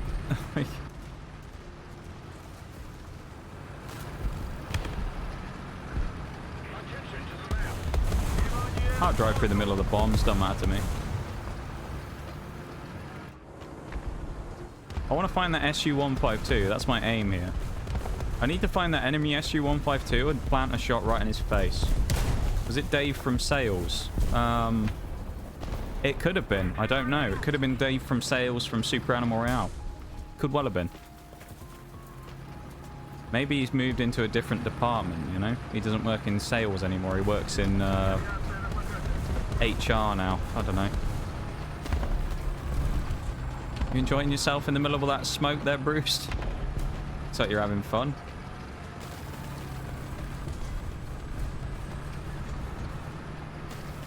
Good old Dave from Sales. Stop tracking me. If you ask them nicely, yeah, maybe they'll stop. You never know. No one's ever tried that in-game before. Just ask them nicely. Maybe they'll stop shooting you, you know? Guarantee you this guy's probably looking at me, this Sherman, but... No, he isn't. I also can't see him anymore because we've gone into first-person camera. He went into the military, yeah. He started driving the World War II German military vehicles. He was playing a Panzer IV-H and he managed to roll himself over. And me, Mirage, and one other guy spent like a good minute trying to flip him back over again. It was a complete waste of time, but it was funny. Bye. Oh, he survived. I hit him right in the gun. That Dicker Max just got the equivalent of a punch on the nose then. He won't be fucking with me in this corner again. He'll run away now. There's no way he peeks this corridor, surely. No fear. That's what the Russian army wants us to have. Never mind. Oh, for God's sake. Fuel tanks exploded. I guess the, that's the most annoying way to die, really. Like, dying to people is one thing, but then going in there and dying to some T-34 who's just sat 2 feet away from his spawn is always really annoying. Yeah, Dave from Sales is now Dave from the army. Dave from the Wehrmacht is his name now. Wehrmacht Dave.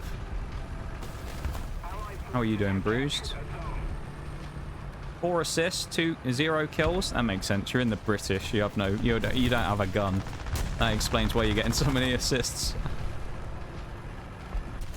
That's the British way. All assists, no kills. Look, guys, we're doing 40 miles an hour. Look, guys, screaming down here. You can't tell me this wouldn't have been not in the military setting. But if you were given a chance to do this now, it'd be great fun driving at 40 miles an hour in a tank, bombing it for a town, wouldn't it? It'd be great. You imagine it'd be really good fun, wouldn't it? Driving a tank at 40 miles an hour, screaming through a town. Be amazing. Game's going to end while I'm in the air as well, though. That was a bit of a boring game, but, you know. Power slide at the end.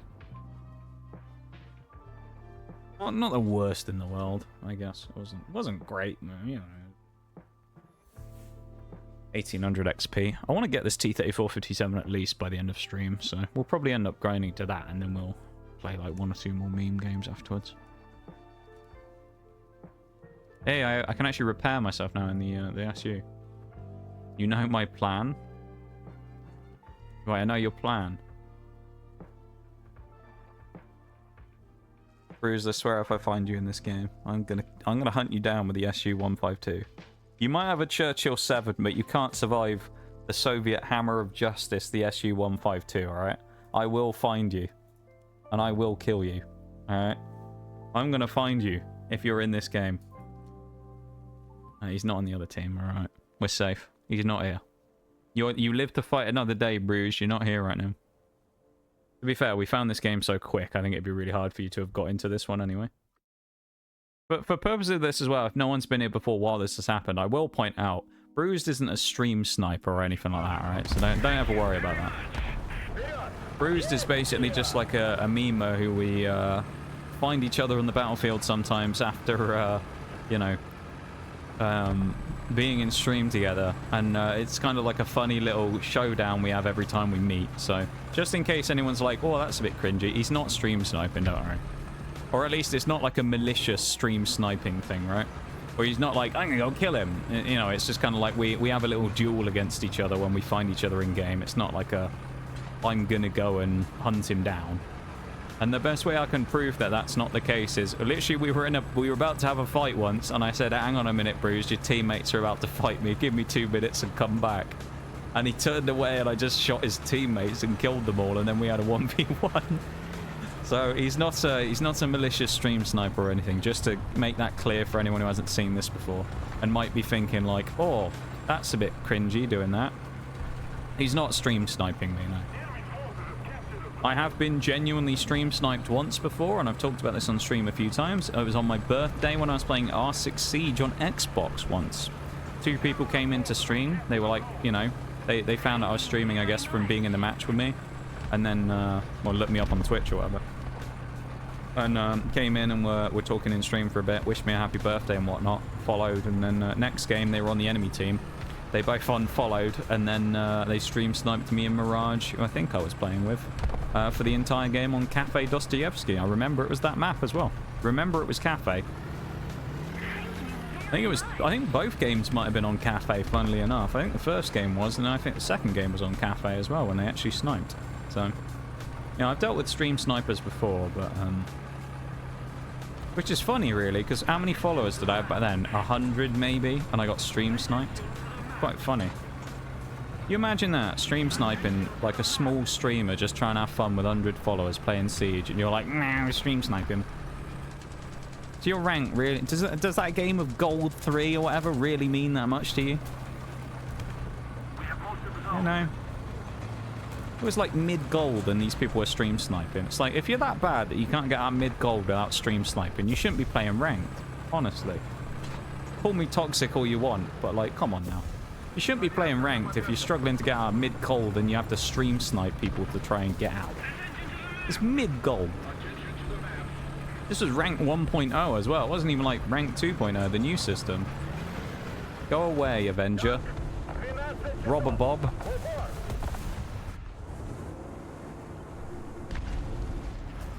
Or Robo Bob, I suppose. Ah, you've done it now, Robo Bob. Chew on that one, you bugger. That's what you get, Robo Bob. That is what you get, son. And I'm going to keep crippling your crew now.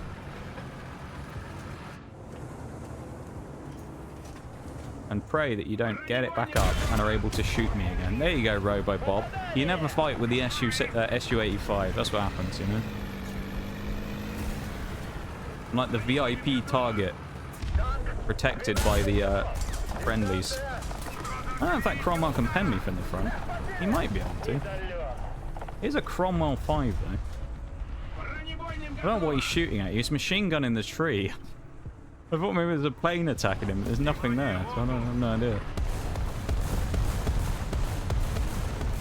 I must be top tier in this game, I'm assuming. I could be wrong. Don't underestimate the power of the Churchill. I won't, don't worry. I'm looking forward to the challenge though. That's cringe. Yeah, it was pretty cringe at the time. I mean, you know, I wasn't that bothered by it. I thought it was kind of stupid, but like it didn't like ruin the stream or anything, you know. I just banned them afterwards and then that was it. But that's the only time I've ever been like legitimately stream sniped before. By like a malicious stream sniper. Other than that, I've never had any problems, thankfully. Then again, I mean, I have played a lot of multiplayer games actually over the years, so I probably could have ran into someone who was stream sniping. They're the only ones I've known about anyway. I'm going to try and cross. There's a T-34 over here, so we're going to pull the turn real quick. And then do that. Pump the brakes real quick now. My teammate, unfortunately, is now dead. So I am kind of on my own here. Oh no, he's alive still. Oh, shite. I had to try and go for it. I thought it was going to flatten out a bit quicker. It went, there was another little mini bump. It's Robo Bob. Of course it's Robo Bob who gets me. Bugger. I actually played a game in this T-34 STE yesterday when I was playing with Mirage. We were up tiered in a 6.0 game and there was like panthers and tigers everywhere. I got 6 kills in the end from sitting in a corner and everyone just drove past me and I got flank shots on them all. It was the funniest thing ever. I was just sat there and you'll just get like this panther drive out around the corner who somehow didn't seem to notice I was there or just ignored me maybe because they thought, oh, he's only a T-34, he's not a threat. And I got like 3 or 4 kills on these massive like 6.0 big shots just by, you know, smacking them from, you know, from 5 feet away with my little T-34. It was amazing. I had so much fun in that game. Mirage didn't. He got bullied the whole game, basically. But I was just sat there. No one seemed to want to shoot at me the whole time. It was great. No one wanted to shoot at me, and then I just kept shooting them back, and they didn't really want to get out of the way or anything. They were like, oh, I'll just let him shoot me. Why not? Come on. You know you want to go slightly further forwards there, T1. Oi. No. Okay, they are swarming a little here. We have a Sherman, Italian Sherman, and what is that? I have no idea. KV-1. I'm going to be honest. I think we're in trouble. I don't think we've got the best setup for this. Well, that makes things easier. That's one gone. It's only the Crommy, though, but the Crommy's gone. Firefly's got, what, a 4-second reload? I can't get the gun depression on him, I don't think, but I can try. He looking at me, though? No, he's not, actually. Oh, that was close. Oh. You lucky dog.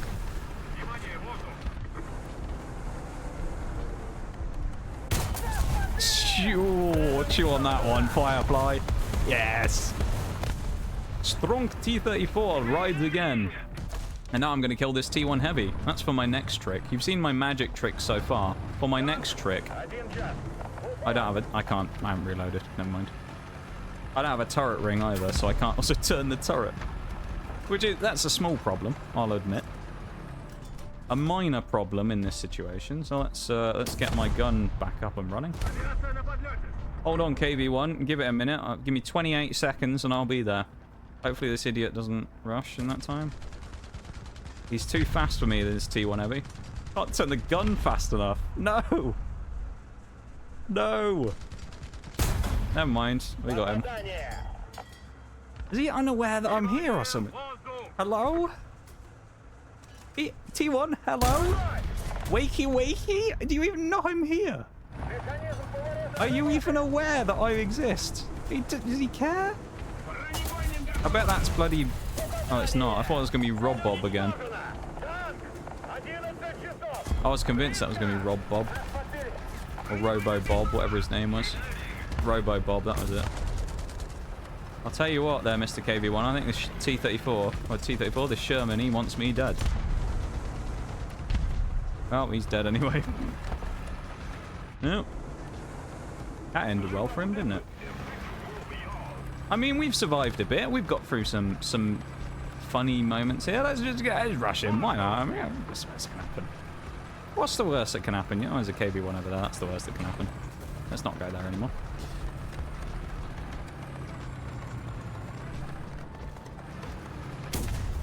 Well, he's dead.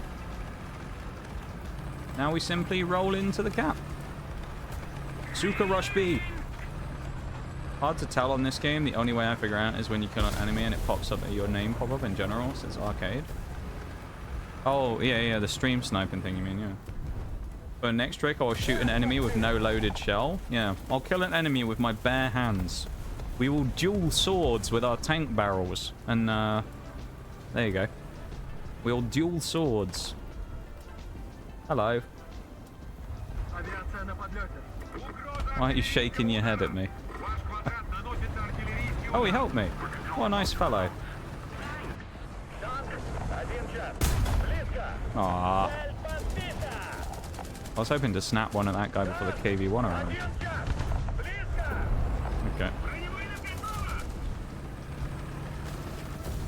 Ah, no. I got stuck on the building. Oh. Oh, there's two KV1s there. I didn't even know. I had no idea there was a second KV1 there. Bollocks. That's annoying. Oh well.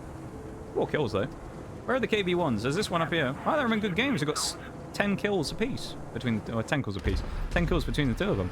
Damn, fair play to them. I thought this game was going to be crap really after fighting Robo Bob. But where's Robo Bob actually out of interest? He got 1 kill. He really only killed me. Oh, for God's sake. Robo Bob killed me and that was it. Oh, bastard. I let him have a free kill.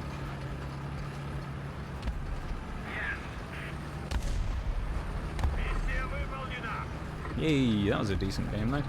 That was an okay game. That'll give us some good XP. I reckon we got 1 or 2 more in the tank. Not too much, but yeah, 1 or 2 probably left in there. Oh, we've unlocked it. Nice.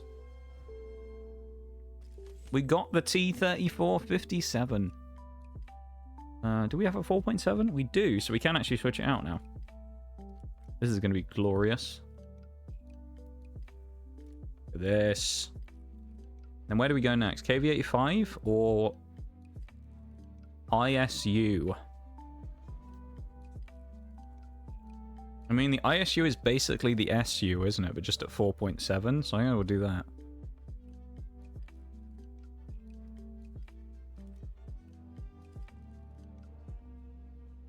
May as well buy the upgrades, you never know.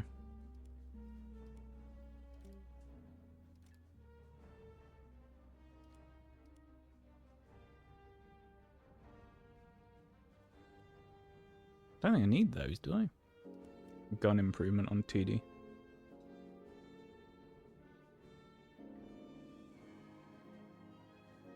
What is this? Golden HE decoration other. You can set up to 1 pieces. Use decorator. I can stick a gold HE shell on my tank.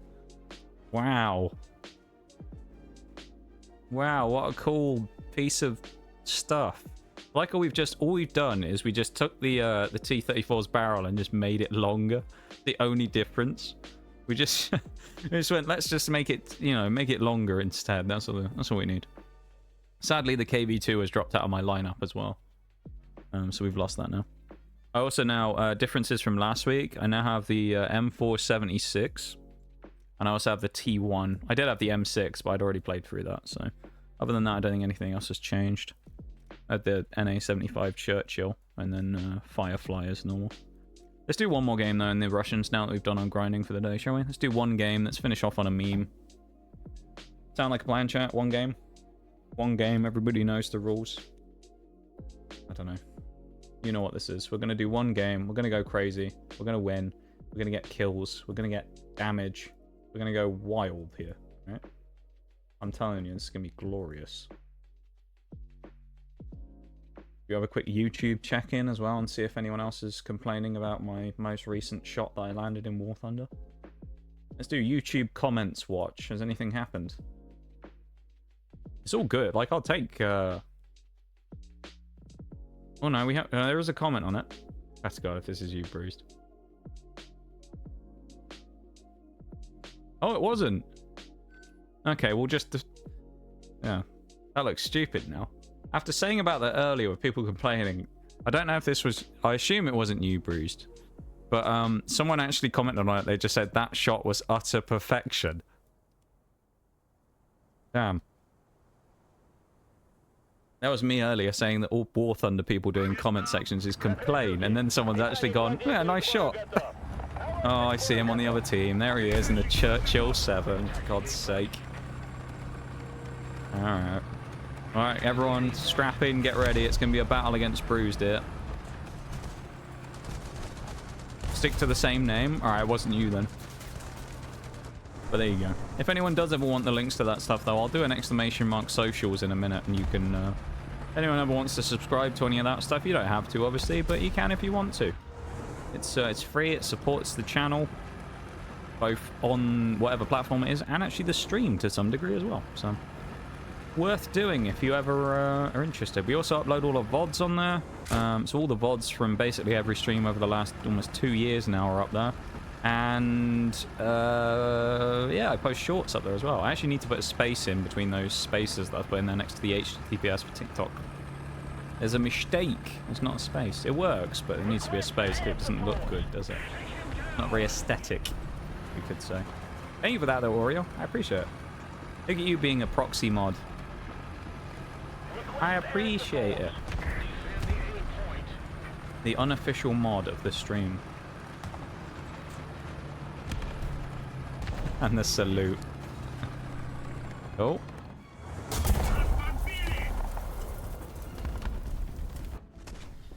Okay. Okay. Let's see. Let's see. VK in the town. Okay. We are about to get 152 millimeters of Russian steel right in the face. You German, I don't know, something.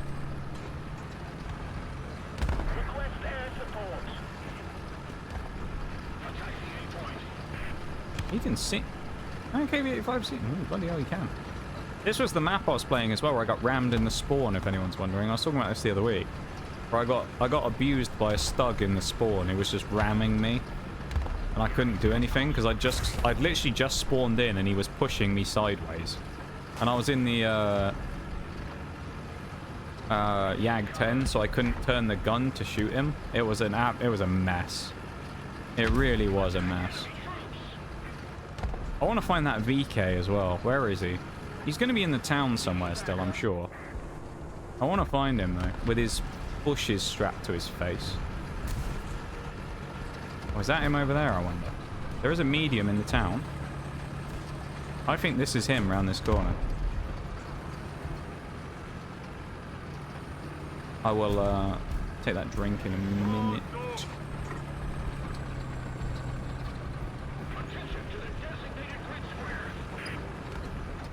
Just park up and have a little sip, shall we? Thank you for the redeem. That SU-152 is really brave. My God. I'm not sure if brave is really the right word for it. But... yeah, it is the VK. Let's just sit here aiming.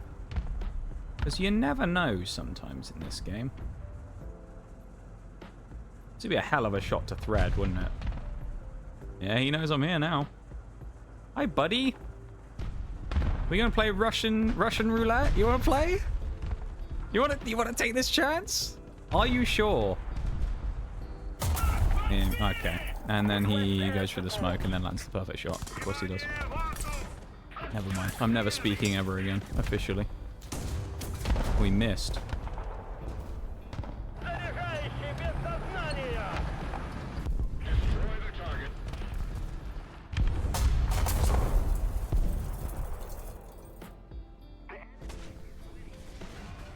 He went through the top of my gun.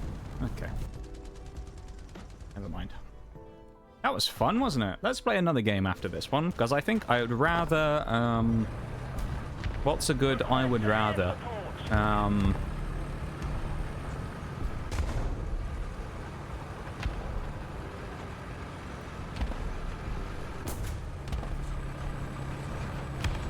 don't know. I think I'd rather permanently strap my hand to a belt sander than play this again. This match. There you go, that's a good one.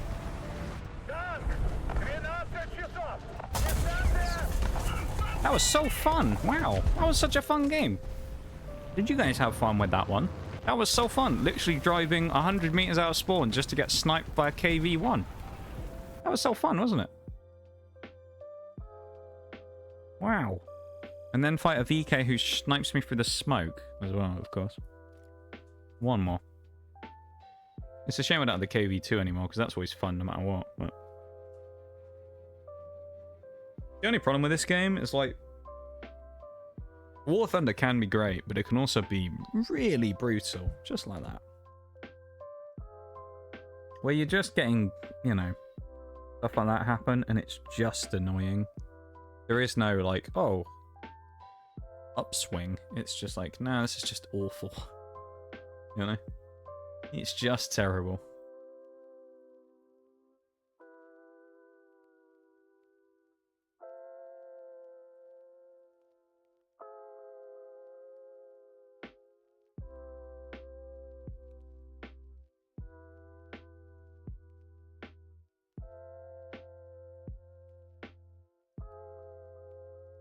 Liz, get me in a game. Unfortunately, Bruised, we weren't able to duel in that one because your teammates wouldn't let me get anywhere near the town before killing me. I mean, it was a bit of a crap game, I'll be honest. I didn't really do so much in that one, but still. Kind of hard to do anything in that situation, though. Oh, nice. There we go, we're in a game. Ooh. Poland?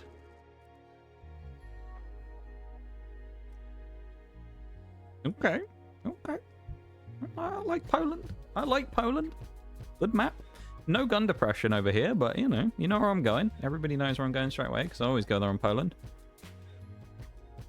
Yeah, no Bruised in this one, unfortunately, because we didn't... He's probably still in the other game, I'm assuming. You're probably still alive.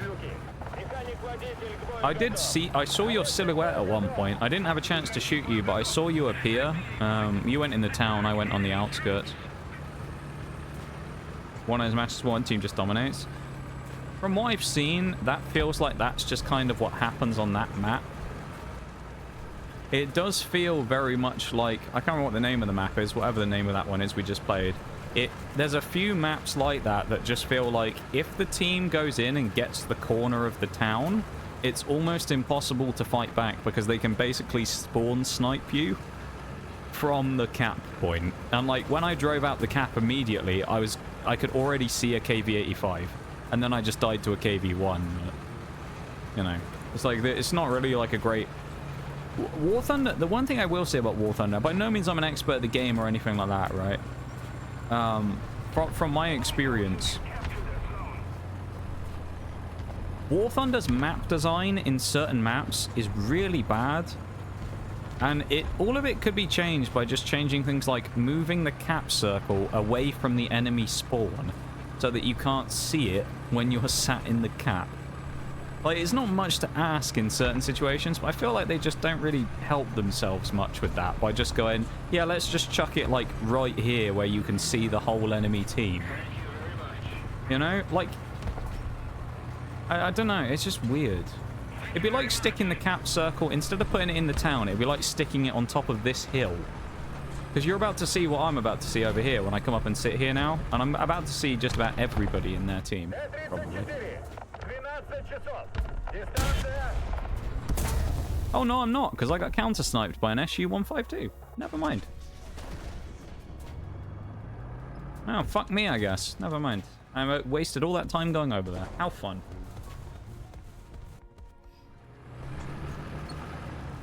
Oh, I'm going back over there again.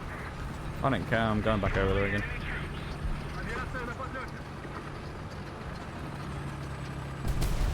That's annoying that I actually got sniped there.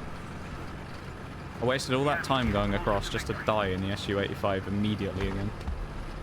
And of all things to an SU-152. Oh well. Heard you say VK and thought you were in the town? So I was kind of in the outskirts of the town. I went, like, from my perspective, I went to the left and, like, the edges of the town. I was trying to skirt through. And then when I originally spawned, I ran into the VK pretty soon afterwards in the T-34. And then after that, I ended up running into him again. Well, I went to kind of hunt him down, and then he found me again and sniped me through some smoke. And then...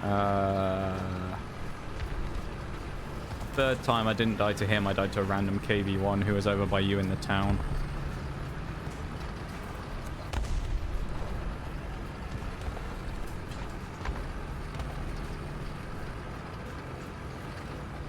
This is the bit I've got to make it across. Come on, SU! Alright, we're in the cut. We're in the bump. Look, we're safe in the bump. Slightly.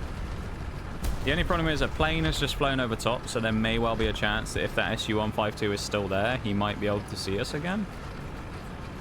I'd love to know where he was specifically, though, because I thought from where we were there, now I look at it, we weren't exactly aggressive, were we?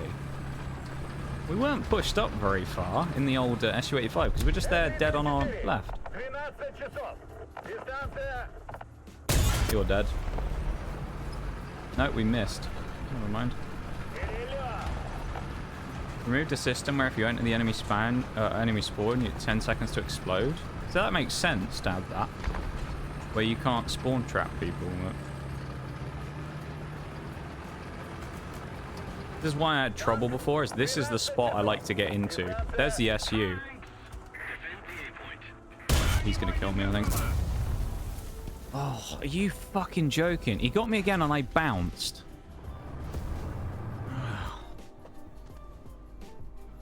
Really? Nice.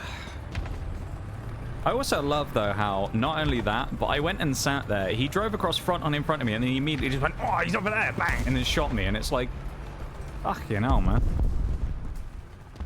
Like, it took him like half a second of just driving along here to immediately just go, oh, he's there, bang, and then just shoot me. And it's like, okay. Fuck off, SU, dude. Let me play the game, please, and have fun. Bloody annoying, man.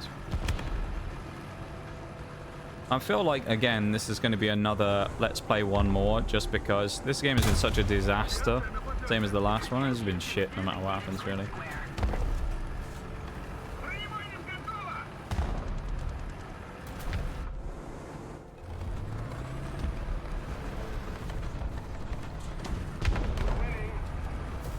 I think I'm safe to move up across. I think. There is a TD around here, though, so... He's around a...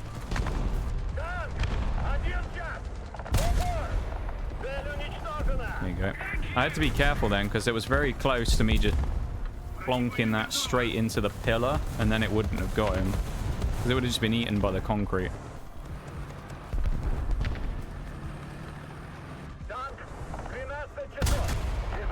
If I killed him, that would have been insane. If I'd landed the shot through there on the sliver. Nah, I wouldn't have hit. He was behind a building. One of those days in War Thunder? Yeah, right. One of those days where the game doesn't like me very much. Oh, look, it's China in the Russian vehicle again. In the T-34E. I bet he's going to come for me again. At least I'm not getting bombed. He says, hoping to not get bombed. Okay. There's a donk of a shot.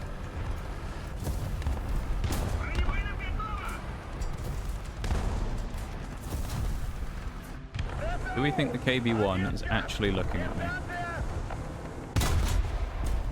He's like on a ridgeline-y thing. I can't quite see. I can see like the top of his turret, and that's what's showing up on my thing, telling me I can shoot him.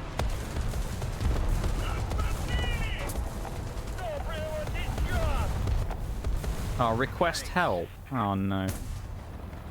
Well, my engine's a bit buggered again then.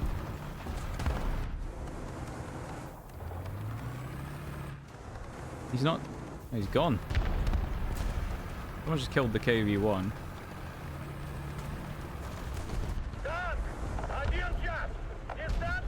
Couldn't see him. Oh, ho, ho. Okay. There's no way I'm killing that BTR now, because where he is, he's like dipped below. Unless he backs up. But I can't move either, because my engine is not going to let me... My engine has let me down. This is trouble. Come on, T-34HE. Never used it before, but what could go wrong, right? We missed. That was what could go wrong. There we go. That was... we're doing one more. That was a terrible game. Radiator cooking is a nice touch. Makes it more useful to hit. Yeah. It's not so nice when you're on the receiving end of being cooked, but, you know. Wow, we lost that game in the town? I'm so surprised. I'm shocked.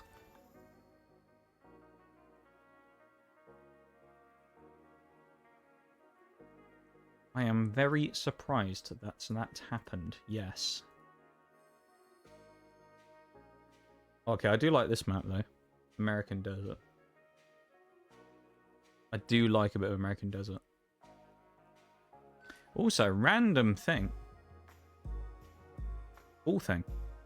I got a notification about this yesterday.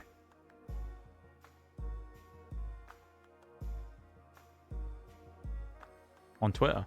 Apparently, today is my 9th anniversary of making an account on Twitter. Wow. Oh, I'm assuming you're in this game, are you, Bruce? Oh, you are, okay.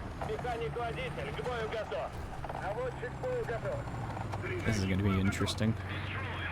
Oh, I didn't change my ammo load either. Right. Well... So a Churchill 7 is your first vehicle out, which is a bit of a mismatch against me in the T-34-57. So, that's not great. I mean, I'll be hunting you down later on with the SU. I drove into a wall as well now. I clip the edge. M36. Hey, Jackson. No. No, thank you. I'm not going to peek a Jackson. Why would I do that? For the love of God, I am not fighting a Jackson. Or at least I'm not peeking a Jackson anyway. Willingly. This Chinu too, though, if he goes and peeks him, that'd be quite useful. There he goes. He did indeed peek the Jackson. And then I peeked the Jackson and bounced. And he's killed me. Of course he has. Where is he? Was that the 90mm Jackson? No, it's the 76 one. That explains it. I thought he wouldn't have reloaded yet, but no. It was the wrong Jackson. Was that a French one? Oh, it could be. I think it was a French Jackson. I don't know.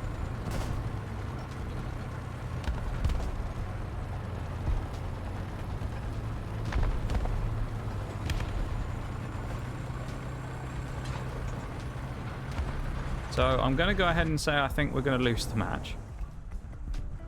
No, it's early to say, but looking at the situation, it's pretty dire.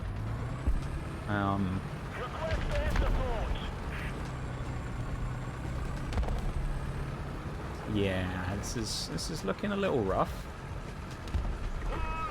Not going to beat around the bush.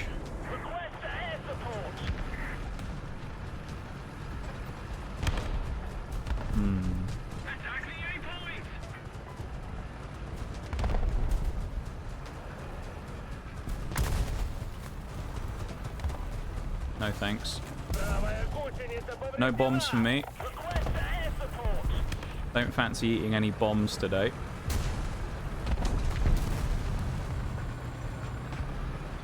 I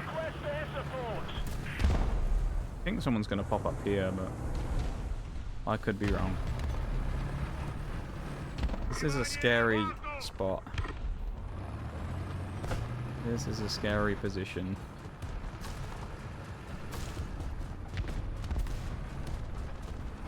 Kind of all depends on one thing here.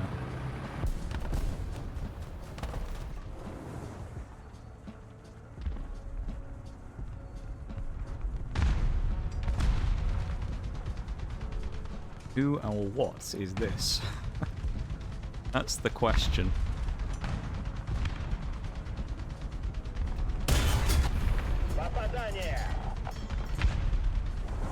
He's never reloading before I do.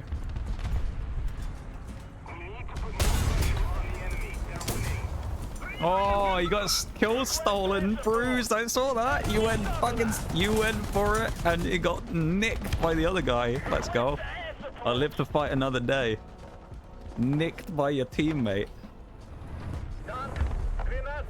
who I've just executed for his crimes anyway. So there you go.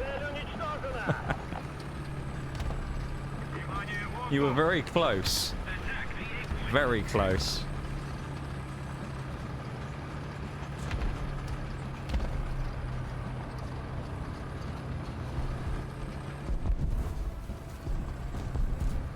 A plane almost landed on your head then.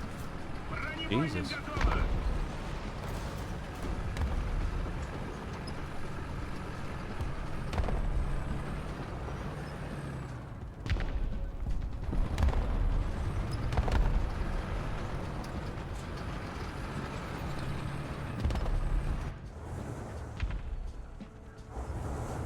Oh, you got killed by a tiger. Damn. I was waiting for you then.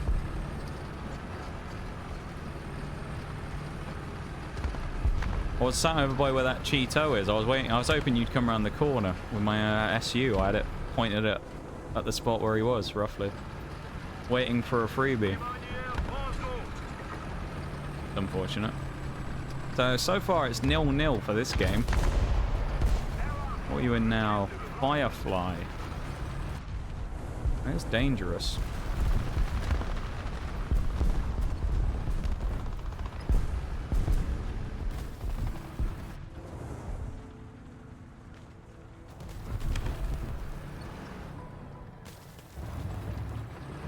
I don't know where I want to go. Do I want to move up? I already just... Something just gives me... I just have like a spider sense. I feel like I know where you are. I just... Part of me just gets a feeling, you know? I could be wrong, but it's just part of me just gets the feeling that you were right there where I thought you were. The second I saw a medium over there, I was like, that's gonna be him, isn't it? Don't ask me why. I didn't have any intel on it. I was just like, I bet that's him. I just knew. You know? I was like, nah, it's bruised. I bet it is. I just know it is. He's gonna be coming for me again. That's where I was last time. It's where I spawned. He's gonna be coming after me again. I know he will. And lo and behold, what happens?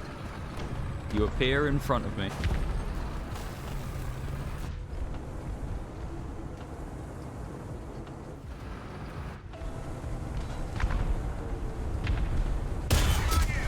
Just like that Avenger did. Nice free kill.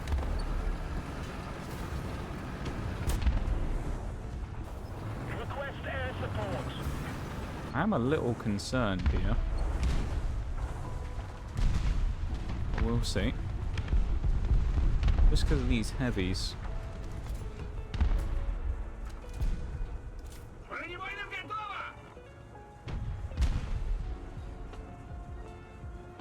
Bit fired then, I think. I don't want to though, in case. Time's up by the looks of it, Bruised. 1-0. Well, that's not bad. Take it. I'll take the kill. Wasn't exactly an impressive kill or anything.